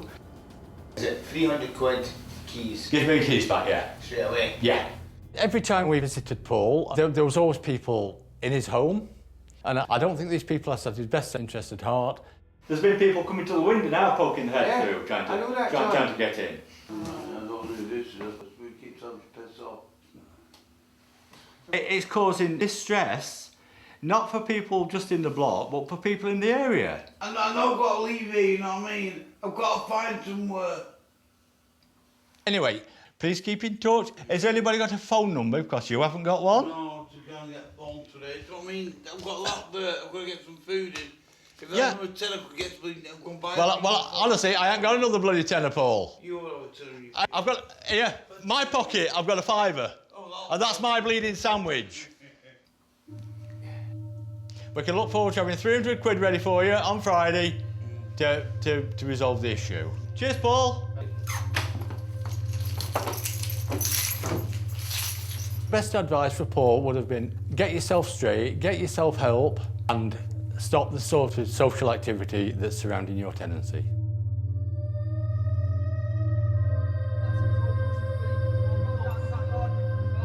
As more people gather outside Paul's window, neighbour Ibrahim comes down to confront them. I work nights as a carer. You know, there's people coming in and out, banging, fighting constantly. It's unbearable. Yeah? Go on. I understand what you're saying. Slow down. Yeah, man, sweet. Slow the fuck down, bro.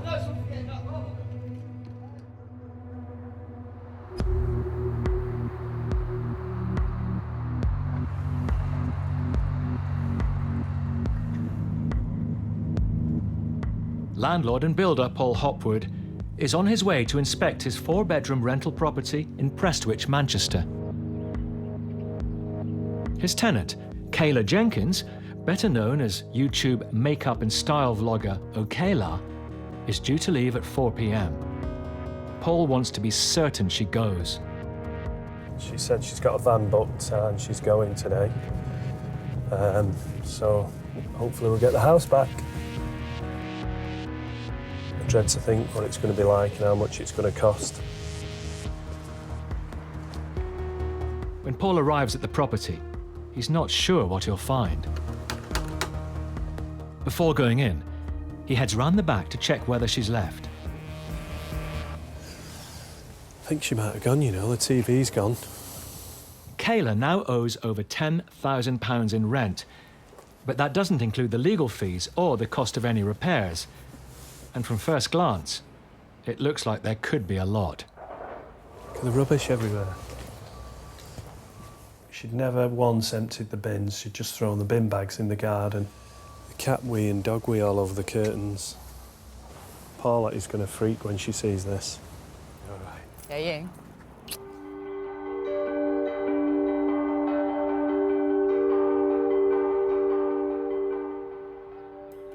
Oh my God, look at the bottom of the curtains. And then to just walk in and see that it had just been completely wrecked was just absolutely soul-destroying. Oh my God. Oh, the smell. Oh, it actually makes me feel like I'm going to be sick, that smell. The tenancy agreement clearly said no pets.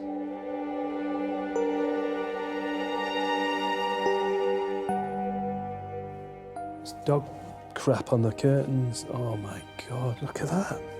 It hurt my eyes when I walked in, the smell was that bad. So I was in shock at the absolute mess she'd left. Look at the mirror. How do you do that? Smashed everywhere. Down in the basement gym, there's another nasty surprise. Little box of poos. It's just sitting there. It's disgusting. The dog has actually chewed the staircase. Oh my God. Wow. That Put is your hand in there. something else, isn't it? Oh my God, the smell up here is even worse. Look at that. Wallpaper coming off the wall. Skirting boards all chewed. I mean, why would we wash our hands? We'll just wipe them on the curtain, yeah? She's Don't need just to wash wiped them. her hands on the Let's just wash them on here, hey? Brand new mattress. Oh, look at that. Stains all over the bed.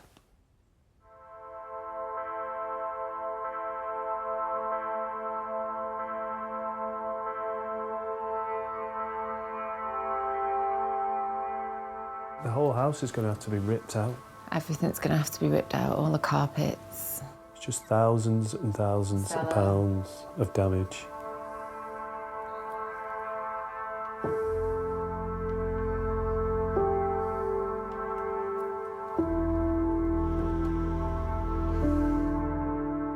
Totally and utterly appalled at what she's done to our home. Just can't believe it. Are you okay? I'm not okay now. I'm appalled. I feel sick. I feel just really sick. Not just from the smell.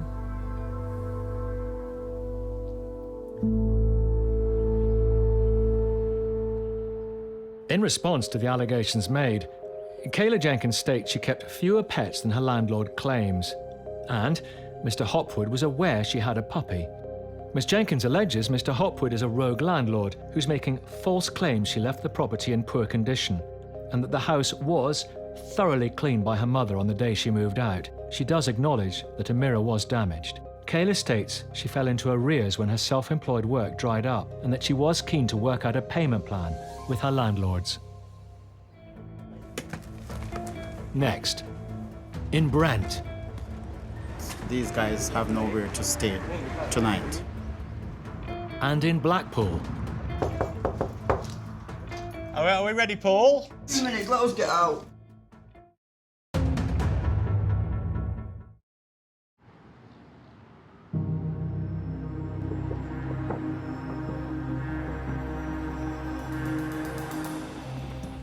It's been 3 days since Brent housing officers raided a 5-bedroom house and found 35 men sleeping on mattresses.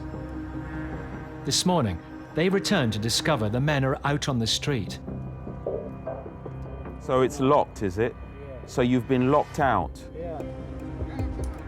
All the men have been kicked out by their mysterious landlord. The locks were changed. There's bags all over the place in the rear yard, and essentially they're told that they need to go and find somewhere else to live. Even though the house is dangerously overcrowded, the men's eviction is still unlawful. Very nice. I really do feel sorry for some of these young guys because they're caught in the crossfire. And we have to make sure that tenants see us as a friend, because we are indeed a friend of tenants in those types of situations. It's exactly what the housing officers were trying to avoid. Over 30 men forced to sleep rough on the streets. But to overturn the eviction, they first need to find out who ordered the locks to be changed. You've been locked out. Yeah, he's the boss. By whom? Who is the boss? He's the big boss. Who's the big boss? What's his name? We've been trying to explain that we can't help you if you don't give us the information we need. The officers get an interpreter on the line. They're saying that today around 11:30, the landlord, which is Romanian, and their name is, they came and they evicted them. We need to have a full name with a telephone number and as much contact details as possible so that we can take this man to task. The situation is complicated. It appears the men's landlord isn't the owner of the property, but the father of one of the original tenants, and is unlawfully subletting it. We need him to open the door. No, we need him to open the door so that your son is not prosecuted for unlawful eviction. It may take time for the housing officers to track down the landlord and any others who are responsible for the scam. Okay, I think that's it. It's very disconcerting knowing that these guys have nowhere to stay tonight. I mean, we tried to get the landlord to come back to at least, you know, open the doors because they have paid rent, but he has not shown. So it's just sad that they'll have to sleep somewhere in the cold tonight. In the meantime, they will have to hand the case over to the homeless team, as 30 innocent men have nowhere to live. Someone was clearly making a great deal of money out of an unlicensed and unsafe property, and we were determined to follow that money to wherever it leads. 5 months later, and those responsible for the scam are fined over £20,000 by the courts.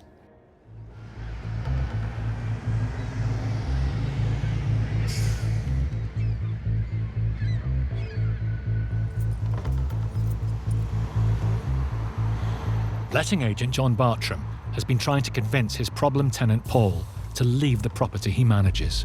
Please do me a notice to say terminate my tenancy. Although there is nothing to suggest that Paul is involved, with continuing complaints of drug dealing at the bedsit, John and his landlord have come up with a solution. What he does with his money, that's a different issue, but I'm glad to have him out of our hair. John has been authorised to pay him to move out. Are we ready, Paul? 2 minutes, let us get out. Oh, no problem.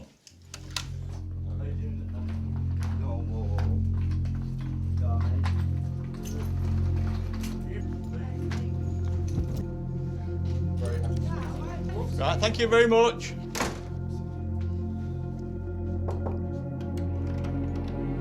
Are you okay, pal? Is Paul in? Yes. We've agreed £300, is that correct, Paul? Right, okay. 350. Okay. 350. Right, what I've actually done here, if you want, I hereby terminate my tenancy at the above address with immediate effect.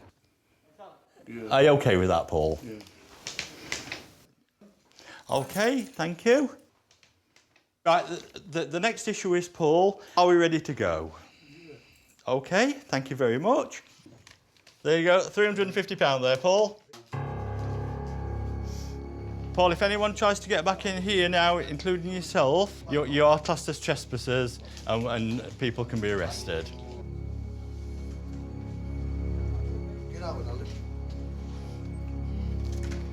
Thank fuck he's gone.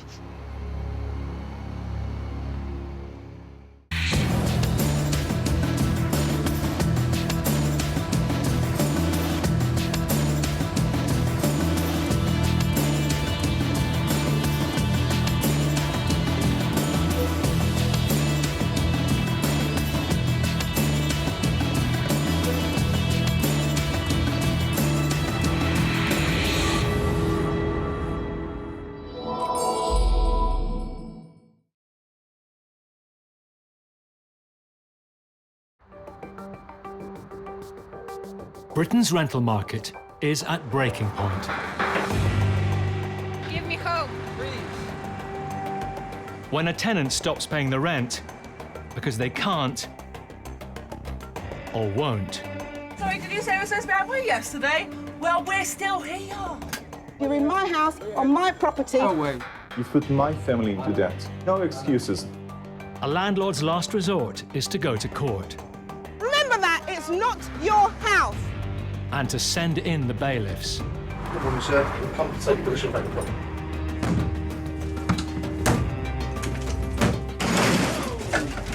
If you start throwing stuff down at us, we are going to have to arrest you. As they fight to get back their home. Oh, right.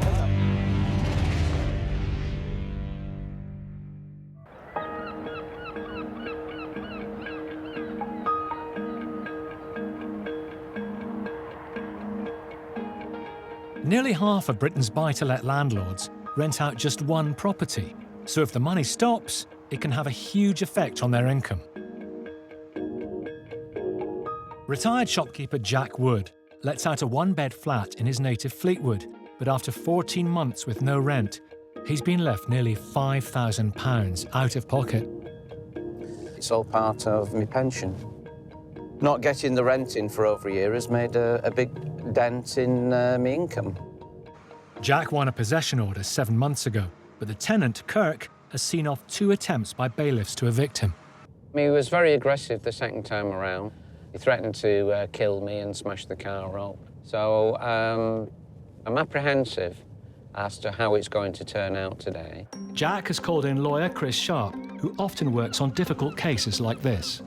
And today, for the 3rd time, Kirk faces eviction. Morning, Jack. Morning. Good to see you. You too, pal. Well done. Yeah, are you ready now? Hopefully the 3rd one lucky. Absolutely. We've got the High Court sheriffs involved. Yeah. We've got dog handlers, we've got locksmiths. We're ready to go.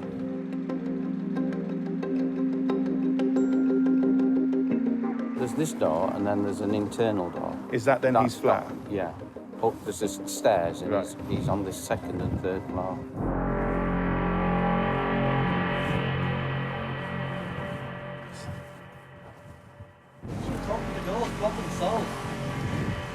Mr. Cooper, he's got an order for possession.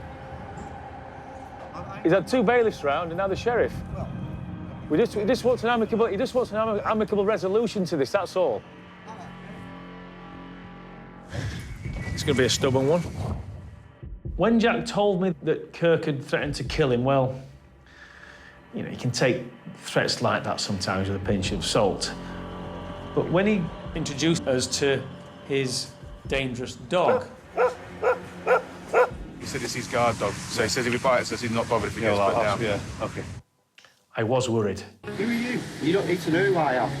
If you're here in my door, you need to know who you are. No, no, this is private street, pal. The landlord right has taken the frame off. Yeah. Jar, they're going to have to take the frame off to get in. Are you OK with that?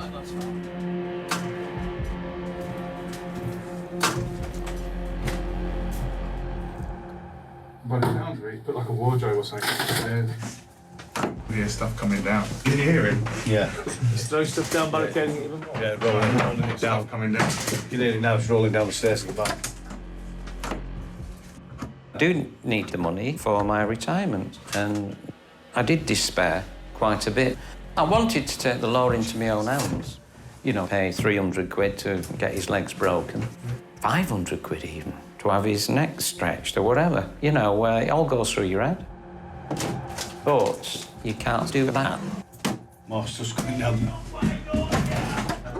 His barricaded front door is almost breached, so Kirk changes tactics. I've got a gas canister on a gas stove in the kitchen. All right, then. You don't believe me? OK, then. I'll go and get it. Gas? Yeah. On a stove? On a stove. Just be careful, guys. He's threatening to put gas on a stove. What do you call someone who loses it completely?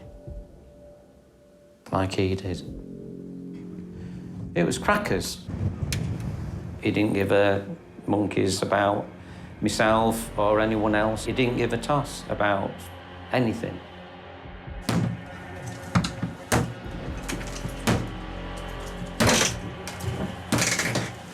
ladders, toolbox. Just watch that it comes on you. It's getting more stuff now. Whoa!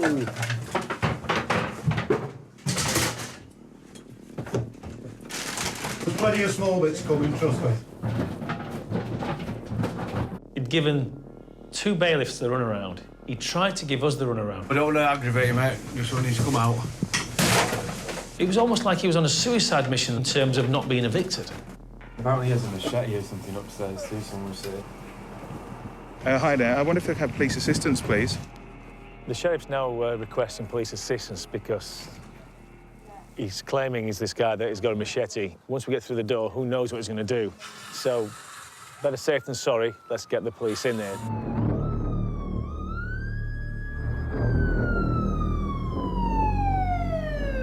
He's literally just launched everything down the stairs, but there's been a lot of threats. There's claims he's got a machete.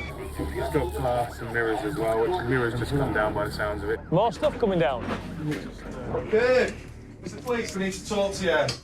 Do you not agree this is a bit over the top, throwing fridges down the stairs? I've got no problem with anybody else. Right. It costs me 50 grand to get me sorted out here. Right. If you start throwing stuff down at us, we are going to have to arrest you. Right, OK. Just start bringing things out nice and steady.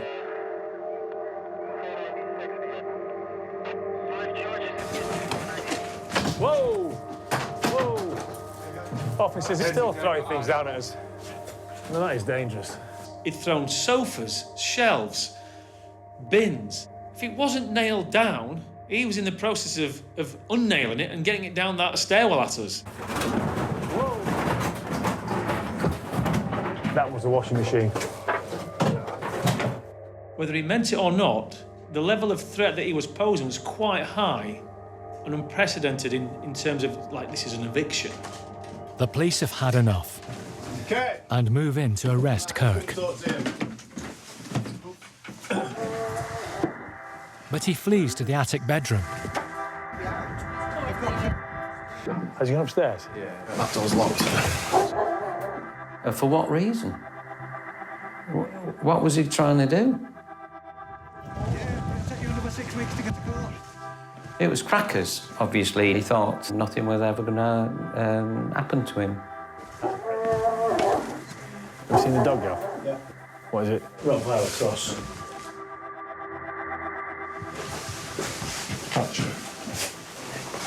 Police found several machetes. Looked like a replica firearm. Looked like a little handgun or something like that. Quite tense. Kirk's still in the attic, and the police now fear he may be armed. Hi, mate. We need to get you sorted. We can't just stay here. Okay. Are you going to leave the flat today? You're just going to stand there. Yeah. Keep the door open, because it's easier that way. We can talk to you. Yeah? What are you doing there? Yeah. Oh, come on. Oh, you're now arresting me. Yeah. What's wrong? Breach of the peace. Breach of the peace. When have I breached the peace? When have I breached the peace? Throwing washing machines down the stairs. You walk down the stairs? Yeah, I'll walk. No, I said I'll walk. Yeah. I don't need tape. Well, that one's tight. That one's well tight. Yeah, we'll look at that one, no, that one's well tight. I mean, if there's ever been a breach of the peace, well, I think we've just witnessed it there. This could have been avoided. This could have been avoided. Nobody wanted this. I didn't want this. Jack didn't want this. The police didn't want this. The police spent an hour trying to tell him that this is where it's going to end up if you do not comply. He did not comply, and now he's in the back of a Black Maria. Really strange having to go through these lengths to actually get rid of somebody. With her owner under lock and key, trained handlers remove Kirk's guard dog.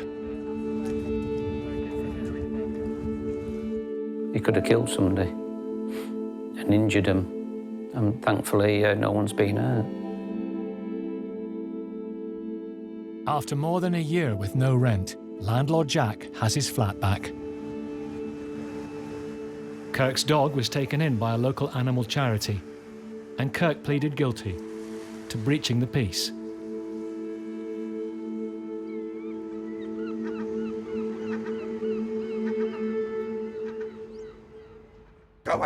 next. Mate, go away. In Watford, No, I don't. Go away.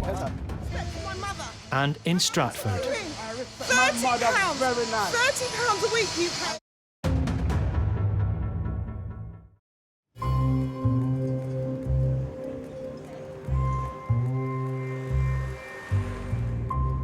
Landlord Dave Simpson has reached the end of the road with his tenant.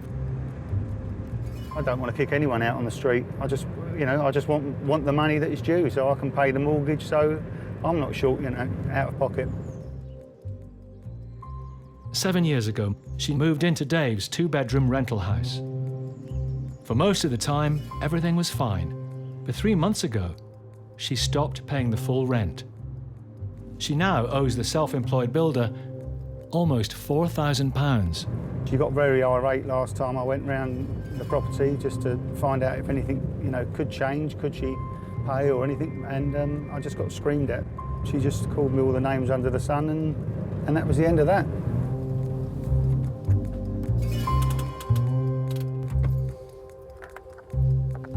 This morning, he's meeting Paul Champlina, who regularly helps small landlords with evictions at the property. Oh, nice to meet you. Yeah, nice to meet you.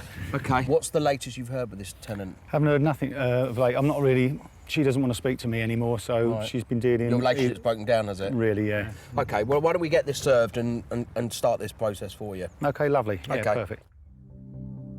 Today, Paul and Dave are serving a Section 8 notice, which gives her 14 days to leave the property, pay off her rent arrears, or face court action.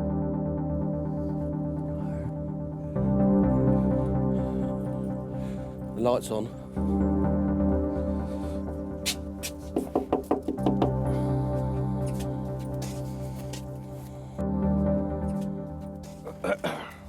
Hi, mate. Yeah. Yeah, I've got to give her this from Landlord Action. Oh, yeah, right. Yeah. Yeah? You give it to her? Yeah. Yeah, OK. It's the notice from the landlord. Okay. Yeah, for rent arrears, yeah? Yeah. OK. Yeah? Yep. Does she want to have a chat with us at all? Just No, about the rent? No, I don't think so. No? OK. Okay. All right, thank you very much. Thank you. OK, that's obviously the boyfriend. Yeah. He had a big tattoo of on his... Yeah, that's definitely... Yeah, cool. Yeah. All right, fine. No, that's good, at least. It's served. Okay. Yeah. Is he gone? Yeah, they're shouting now. What, you waiting for something? No, they just finished off the chat, that's all. Don't worry. Well, could you vacate my premises, please? Can we vacate her premises? Which is it's clearly quite his apt, really. premises. Yeah. I can't let it continue. It could go on forever where she's never going to pay. I've got to actually make her to get someone. Go away. Can you go away, please? OK, you go away. Leave my premises. No, tell you what, mate, if you don't go away, I'll get someone round and then take it away, right? Go away, mate, please. OK, we'll walk away. I'll ask you really nice. OK, we'll walk away, don't worry. We'll walk away. Yeah, you do that. You I'm lightweight, mate. You don't, I swear on my life, but you go away, mate. I'm lightweight, mate. Mate, go away. Go away. No, I don't. Go away. I've never had any aggression with him because I've never met him before, but I've had that aggression with her screaming and shouting. Well, let's see what the police say, yeah? Where's the phone? But that's all I can say. May I have the police, please? So basically, we're the bad guys, all we were doing was serving a letter and a notice to say it's been served and explaining the reason why, Yeah. So, No. David's not a bad guy, he's got rent, he's got stuff he's got to pay. I don't know You're what all to right, do. mate, you are. Huh? Don't worry, mate. I'll get you.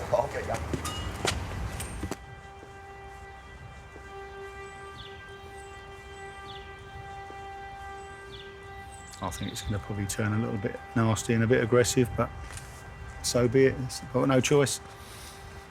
Can't just let the people live there rent-free. What do you do?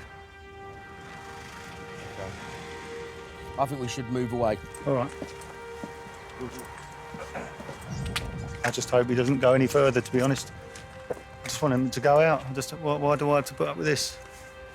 It's just not fair, really.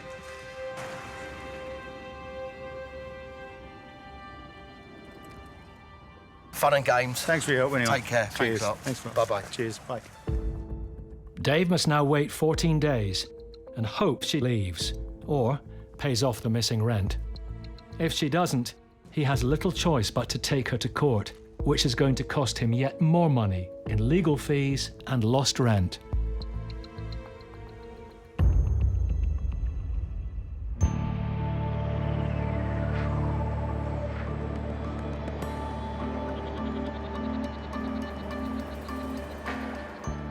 The spiralling cost of accommodation in the UK is forcing many people to move in with relatives. But when property disputes collide with family feuds, the results can be ugly.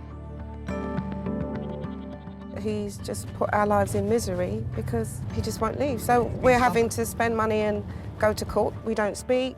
I can't go to the house. It's awful. Today, council worker Sade Adamoy and her partner Richard are heading to court in an attempt to evict her second cousin Kirk from her late mother's house. He asked whether he could stay for a short period of time, and it was agreed a mere £30 a week, and that's what Kirk was paying, because it was never meant to be a long-term arrangement.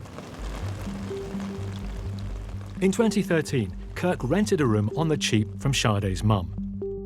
She died over 2 years ago, but he's still there. We gave Kirk notice. This was in February of 2016. I think he's just doing it to be annoying. He's just because he can. He's just winding us up. Absolutely, because he's got it very good there. It's far from a cut and dry case. There are no rent arrears, and Kirk has shown up to defend himself. No respect for my mother. My mother took you in. £30. £30 a week you paid. You're ignorant. Hurry up and leave. It's now down to the judge to decide whether Kirk has the right to continue living in Sade's late mother's house.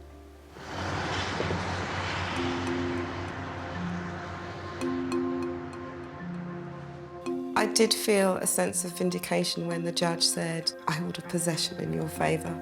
I felt elated, actually. I shouldn't have to fight family members to take back what is mine. I've got my property back. So you go and find somewhere to live, and you go and find somewhere, you pay for it yourself out of your money, and stop living off of me and my sister. Go away, go away, go away, you're rubbish, go away. Go and pay rent now. Now you're gonna know what rent is. Now you're gonna know what rent is. Gone. You should be so ashamed of yourself. I'm ashamed that I know you. That's what I'm ashamed of. I'm ashamed that I ever laid eyes on you. I'm ashamed that you're even part of the family. I think one of the reasons why I got so upset and got so upset quickly was because I wasn't able to grieve for my mum properly, and the house was a part of it. Remember that, it's not your house. It's not your house. Bye. He can say whatever he wants to say. This has gone on for 2.5 years. I'm just glad this day's over and we can all move on, and I can now think peacefully about my mum's memories and not have Kirk blur my vision. Because Kirk has no contract and has been given reasonable notice, the court ruled that he needs to leave within 14 days. Sade's a mean person. There's no guarantee that he'll comply.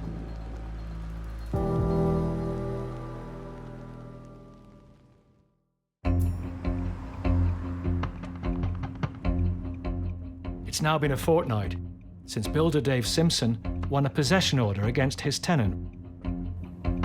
I'll just pull up there. She and her family should have left by now.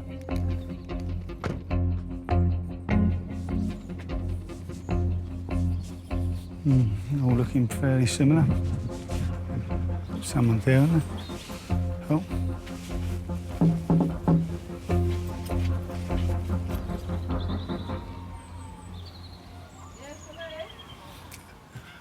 Hello there. Yeah, you're supposed to be out by yesterday. Well, I've never received anything, so go back to your accountant or whoever you're with and don't forget sending, all right? Okay, so you've got no intention of leaving then? Excuse me? But we haven't had any notification or nothing, so go back to the people you're paying to do your dirty work, And I suggest you get something in writing, all right? Suspecting this might happen, Take yourself off of my doorstep. It's my doorstep, right? Dave brought a copy of the court order with him. There's it there. That's from the judge. What a pathetic loser you are, eh? Go on now, off you trot. Oh, and sorry, did you say it was so bad yesterday? Well, we're still here. She's saying she hasn't obviously got the letter from the court. I don't believe that. I don't believe anything she says, so... I'm sorry, but for someone who's paying someone to do your dirty work, you're a bit thick.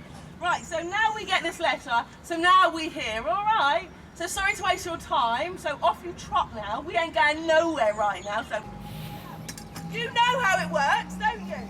Or are you really that thick? It doesn't look like she wants to leave anyway, so I don't know. Still here! We'll have to call Paul, get the bailiff sorted out, get them out. As soon as they can get them out, the better. I just want them out, just want them gone, let me get on. No, it'll be a good day to see the back of them.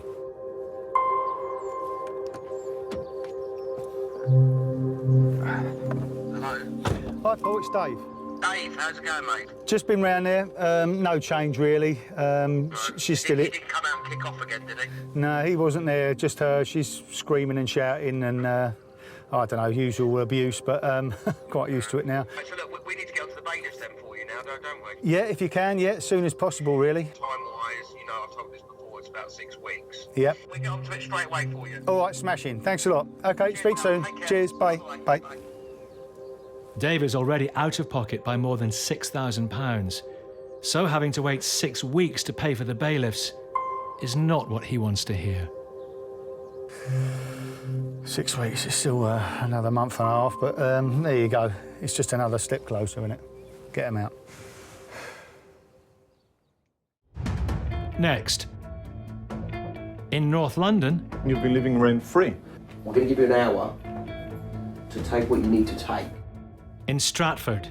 You were told by the judge that if you don't leave, we can evict you. You do realise that's going to happen now, do you?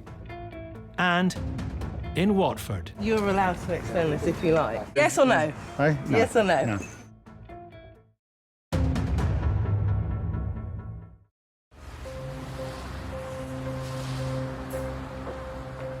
Yossi Harrell has just flown into London to evict the tenants living in his 3-bedroom house. At first, they appeared perfect. These tenants, they seem lovely. They look trustworthy. They're both teachers, they were educators, you know, people with values. The perfect family that you want in your home. And it's just not the case. For 10 years, this was Yossi and his family's home. But when he moved overseas for his work, he decided to rent it out. 8 months ago, his tenants stopped paying the rent. He's now thousands of pounds in debt and struggling to pay the mortgage. I had to take loans. I had to ask my family for support, and you know it's not an easy situation. I haven't seen a penny in 8 months. I've had so many nights of non-sleep, and today was probably the peak.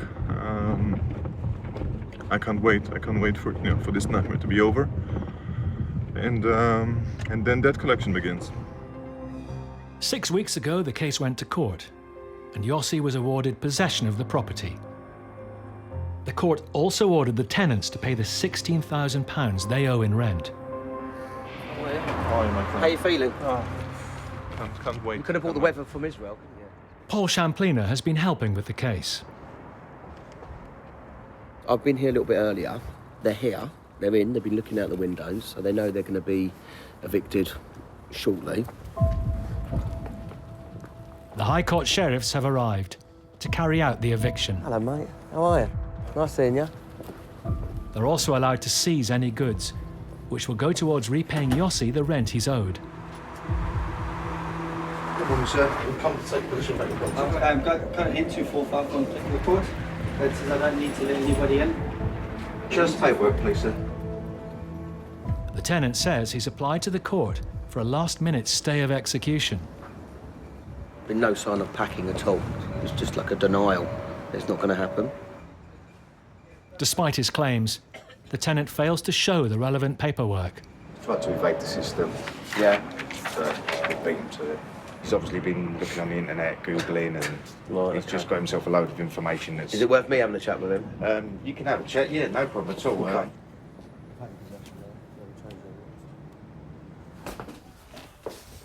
Hi. Understand. Can we come here just so we can chat? You can chat, but the camera's coming with me. Okay. I deeply regret everything. I don't believe you. Okay, no, that's fine. I understand. That's fine. I do understand that you don't believe me. How many regrets did I received via emails? Because it's so embarrassing. So embarrassing. And you've been living rent-free. I know. And I will... And ignoring my calls and emails and the agents and visits. It's embarrassing. Embarrassing? I promise. Everything will be returned to you. Everything. You've put my family into that. I know I haven't even... For no excuses. Please, can I ask a massive, massive favour, Yossi, please. We have got a new place to move into. Please. Just the last 2 weeks of the school for my daughter. You have, what is it, Paul, an hour? Please, Yossi. No way. Yossi, no way. It's done. promise, It's done. Yossi, it's done. Don't beg. Don't do anything. Yossi, it's done. You're not staying in this house. You can't stay in this house because there's a high court writ and it's over. We've sent you numerous emails. You know, if you can't afford this place, we'll help you find a new one. Remember when you were only, in 1 month or 2 months debt, and you said, no, we can afford it. Don't worry about it. Everything just got so expensive. Council tax got so expensive. Trying to live just got so expensive. And my life? And I have to pay mortgage from another country. And I live rent. Yeah, I get that. I know. So what are you selling me excuses again? That everything's becoming more expensive? No, it's becoming more expensive for me. Did you hear me? No, I know. Okay, can I just make this a little bit clearer, because I think you're just going to go around in circles a little bit. We're going to give you an hour to take what you need to take for the next few days, and then you can make arrangements to collect all the rest of the belongings with, obviously a van. Whatever's worth anything. There you go. Perfect. Are you focusing on packing, sir? Yeah, I'm just trying to... I just don't want you to waste time. I'm trying to find somebody where I can go.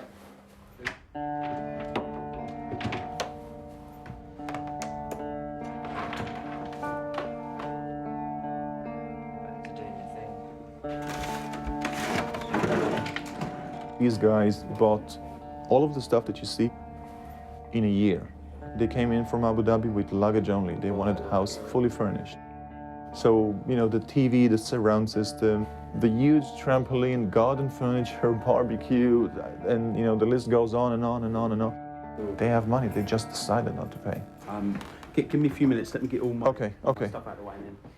The tenant and his family finally start packing some essential items while the locks are changed. For Yossi and Paul, there is no pleasure knowing a family will be forced to find a new home. It's really difficult.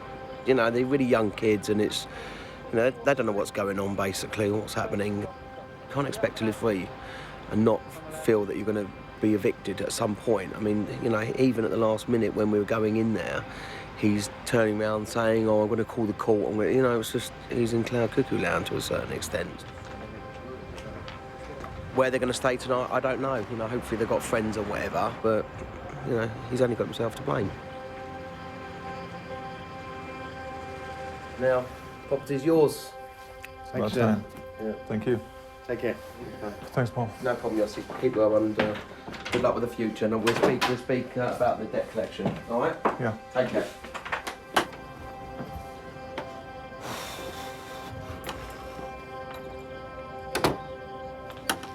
I put 2 kids out there. Yes, I feel bad. I have conscience, I'm happy that it's not me, but if we'd continued this way, it would have been me.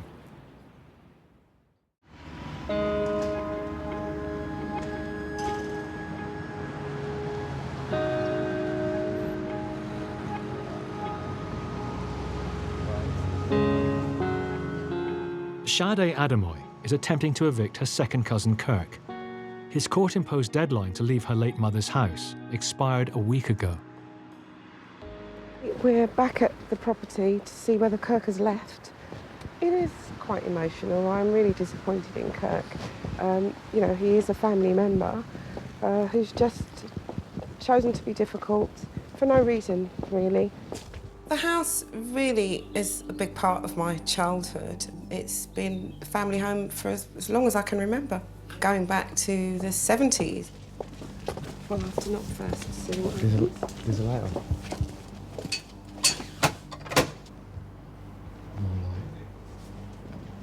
It's me, Kirk. Sade. Can you open the door, Kirk? Kirk, can I speak to you, please? So, Kirk, why are you still here? Why is that? Why you like your arm harassing me? Why are we harassing you? The judge ordered for you to leave, Kirk. Yeah. Do you recall that the judge ordered you to leave and you were ordered to pay costs? You haven't yet paid costs, and you were told by the judge that if you don't leave, we can evict you. You do realise that's going to happen now, do you? Kirk? There were times when Kirk and I were close. Because he's family, you allow people to have a little bit of extra time. But when it came down to it, and he took advantage of our kindness. Talk whatever you want to talk. Well, I'll tell you this. I will be applying to the bailiff for eviction, and you will be evicted, okay?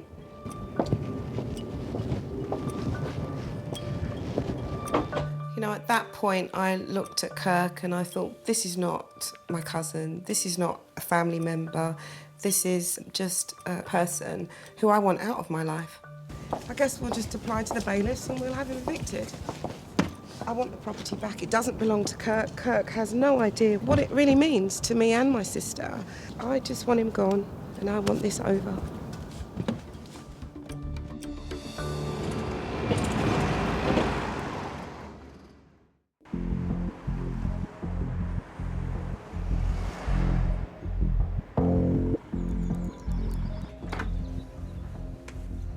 The day that builder Dave Simpson has been waiting for has finally arrived.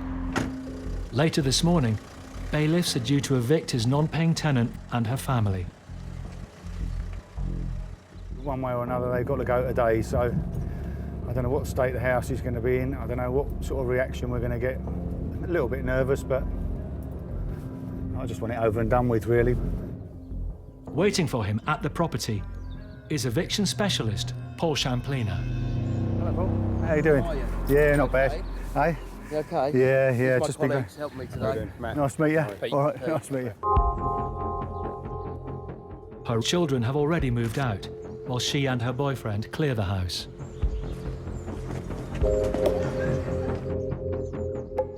Despite being forewarned about the date of the eviction, So, Mr. Simpson. she wants more time. Yeah, but you're allowed to extend this if you like. 6 months. Yeah, but we only found out yesterday where we were going. Not my You problem. know. The court's been So, informed you. yes or no? Hey? No. Yes or no? No.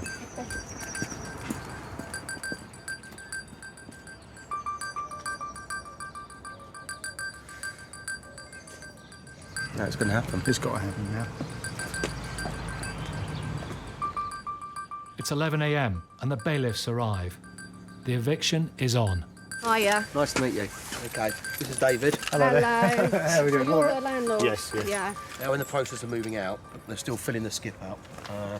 We're We'll just only give conscious of them, time. yeah, we'll only give them 15 minutes. Good, good. We'll let them know. Where is it, this one over? It's the one in the corner.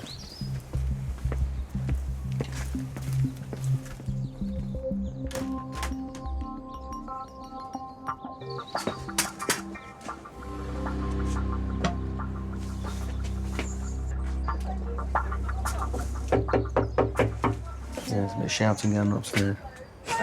The reality's kicking in, unfortunately. Okay. Hiya, how are we progressing? Miles away. Okay. What we can do for the time being, we can only allow you 15 minutes. All we'd advise now is just to make sure you get any ID, medication and stuff like that. Okay. You can make Can we make a start on the lock? Start on the door, yeah. With the bailiffs there, Dave can change the locks. Oh, yeah. David, what's going to happen to my staff? You can make an appointment to I'm come not back. talking to you, You'll have to make sorry. an appointment to come and get it. Oh, okay. That's fine then, yeah. Emotions are running high, and there's a countdown of time. They can only grab so much. You know, thankfully there's no kids here. Yeah. Because then it can be really distressing. That's You right, don't- you don't want kids to go through that.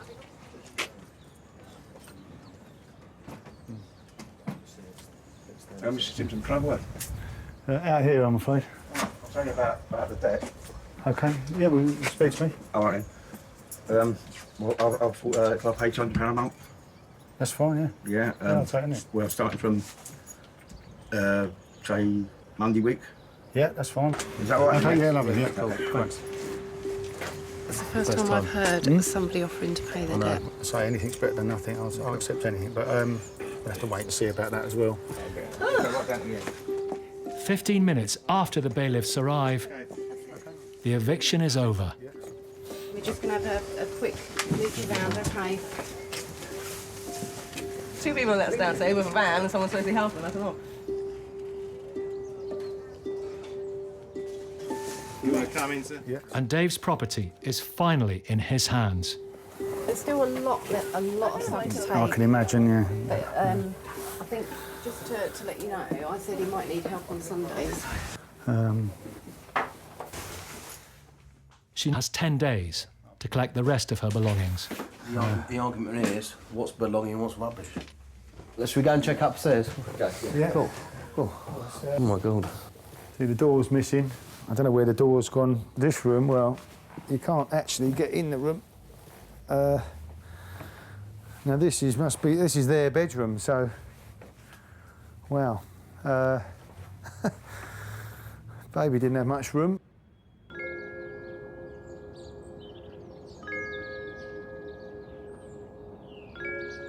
Very happy they've gone. Yeah, we can move on. I don't know where they're going to end up. Hopefully they'll get sorted out, and hopefully they don't do it to the next landlord.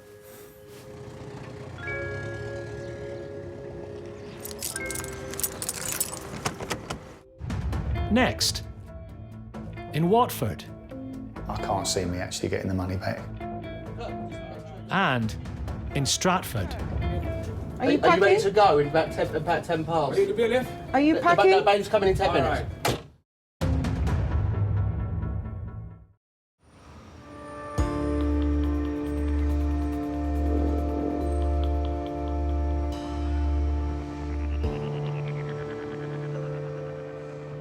Sade and her partner Richard are heading to her late mum's house. Today, her second cousin Kirk is being evicted. So today I'm hoping that Kirk leaves. We get him out and I get my property back. It's the family home and I'm sad because since my mum died, I've not really been able to frequent the property as I would normally. I can't go to my own home as I would please. So it's really sad. We've been waiting for today for almost 3 years. I just think my cousin Kirk has just had no respect, no value for property, and no value for possessions that don't belong to him. Waiting outside the 4-bed house is Paul Champliner, who the couple have drafted in to assist. Is he in? Do we know if he's in? We don't know if he's in. I'd Right. love to Well, so find out. Let's go and knock on the door and see. Let's do it. Chat with him. No problem. I was a bit nervous. This situation is much worse because it is a family member. So This is the property here, isn't this it? is the property. Right.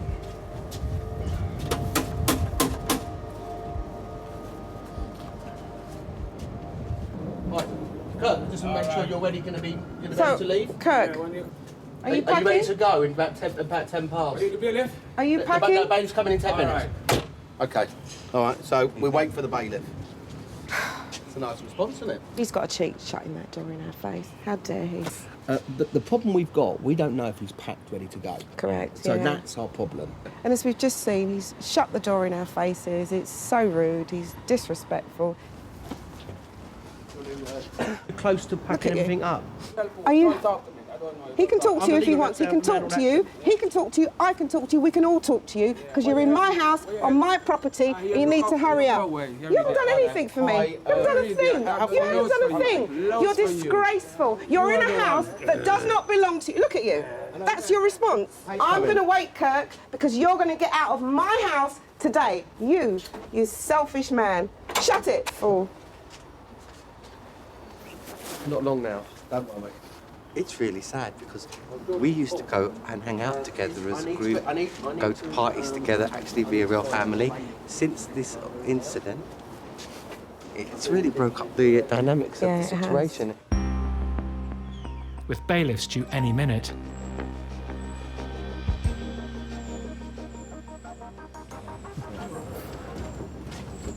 Kirk decides to leave. Take care. Bye-bye. Bye. It's a bit sad because it didn't need to come to this. It really is sad, actually. It's all right, he's gone. I can't believe this. Richard, go in. Let's see. Come on. Shake hands. Go on. This is great. Over the moon, mate. It's fantastic. I look back and I think Kirk felt he was owed something. Kirk truly believed, I think, that he had some rights somewhere to the property.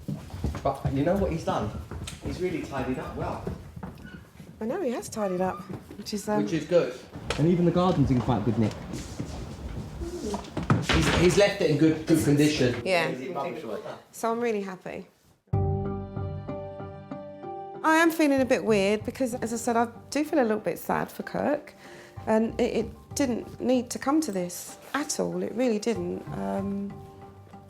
But it has. He just strung it out, didn't he? Yeah, he That's did. what made it worse. So unnecessary. And the abuse he got as well. Yeah. That was unnecessary. Yeah, he was really awful to me, and I haven't done anything to Kirk other than try to help him. Nearly 3 years on from her mother's death, Sade finally has the family home she grew up in back. Kirk's gone. Can't believe that. This was my room, so it's got lots of memories. So that's why it's hard. I don't want to get rid of it, the property. It's got a lot of meaning. Some really great memories growing up there. Lots of family members and friends would come around. Food, cooking, fun, laughter. So we are planning to give the property to a letting agent. There are many families looking for somewhere to live. That's the plan, to give it to a family that can make lots of fond memories.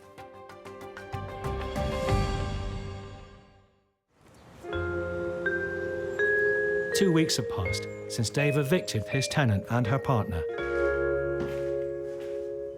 It's nice to have it empty, really. Got rid of all the rubbish, and now it's just all the clean-up, painting, decorating. As soon as she took the rest of her belongings away, must have been 40 bags, probably more than that. Dave has spent every spare minute getting the house ready for a new tenant. Still want to make the house nice for someone. I know people saying, oh, don't spend the time and money, people that rent it or whatever.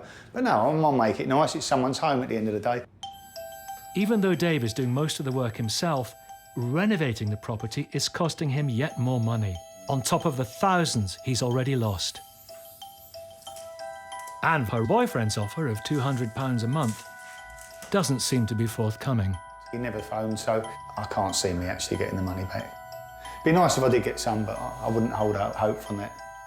Whether he gets back his missing rent or not, Dave is just happy. She is finally out of his life. Things are looking good really now. I mean, they've gone, OK, it's a bit of work. Hopefully I can just get it all done, move on, and hopefully have a good relationship with the next people that move in. But as long as they're not like then we'll be all right, I'm sure.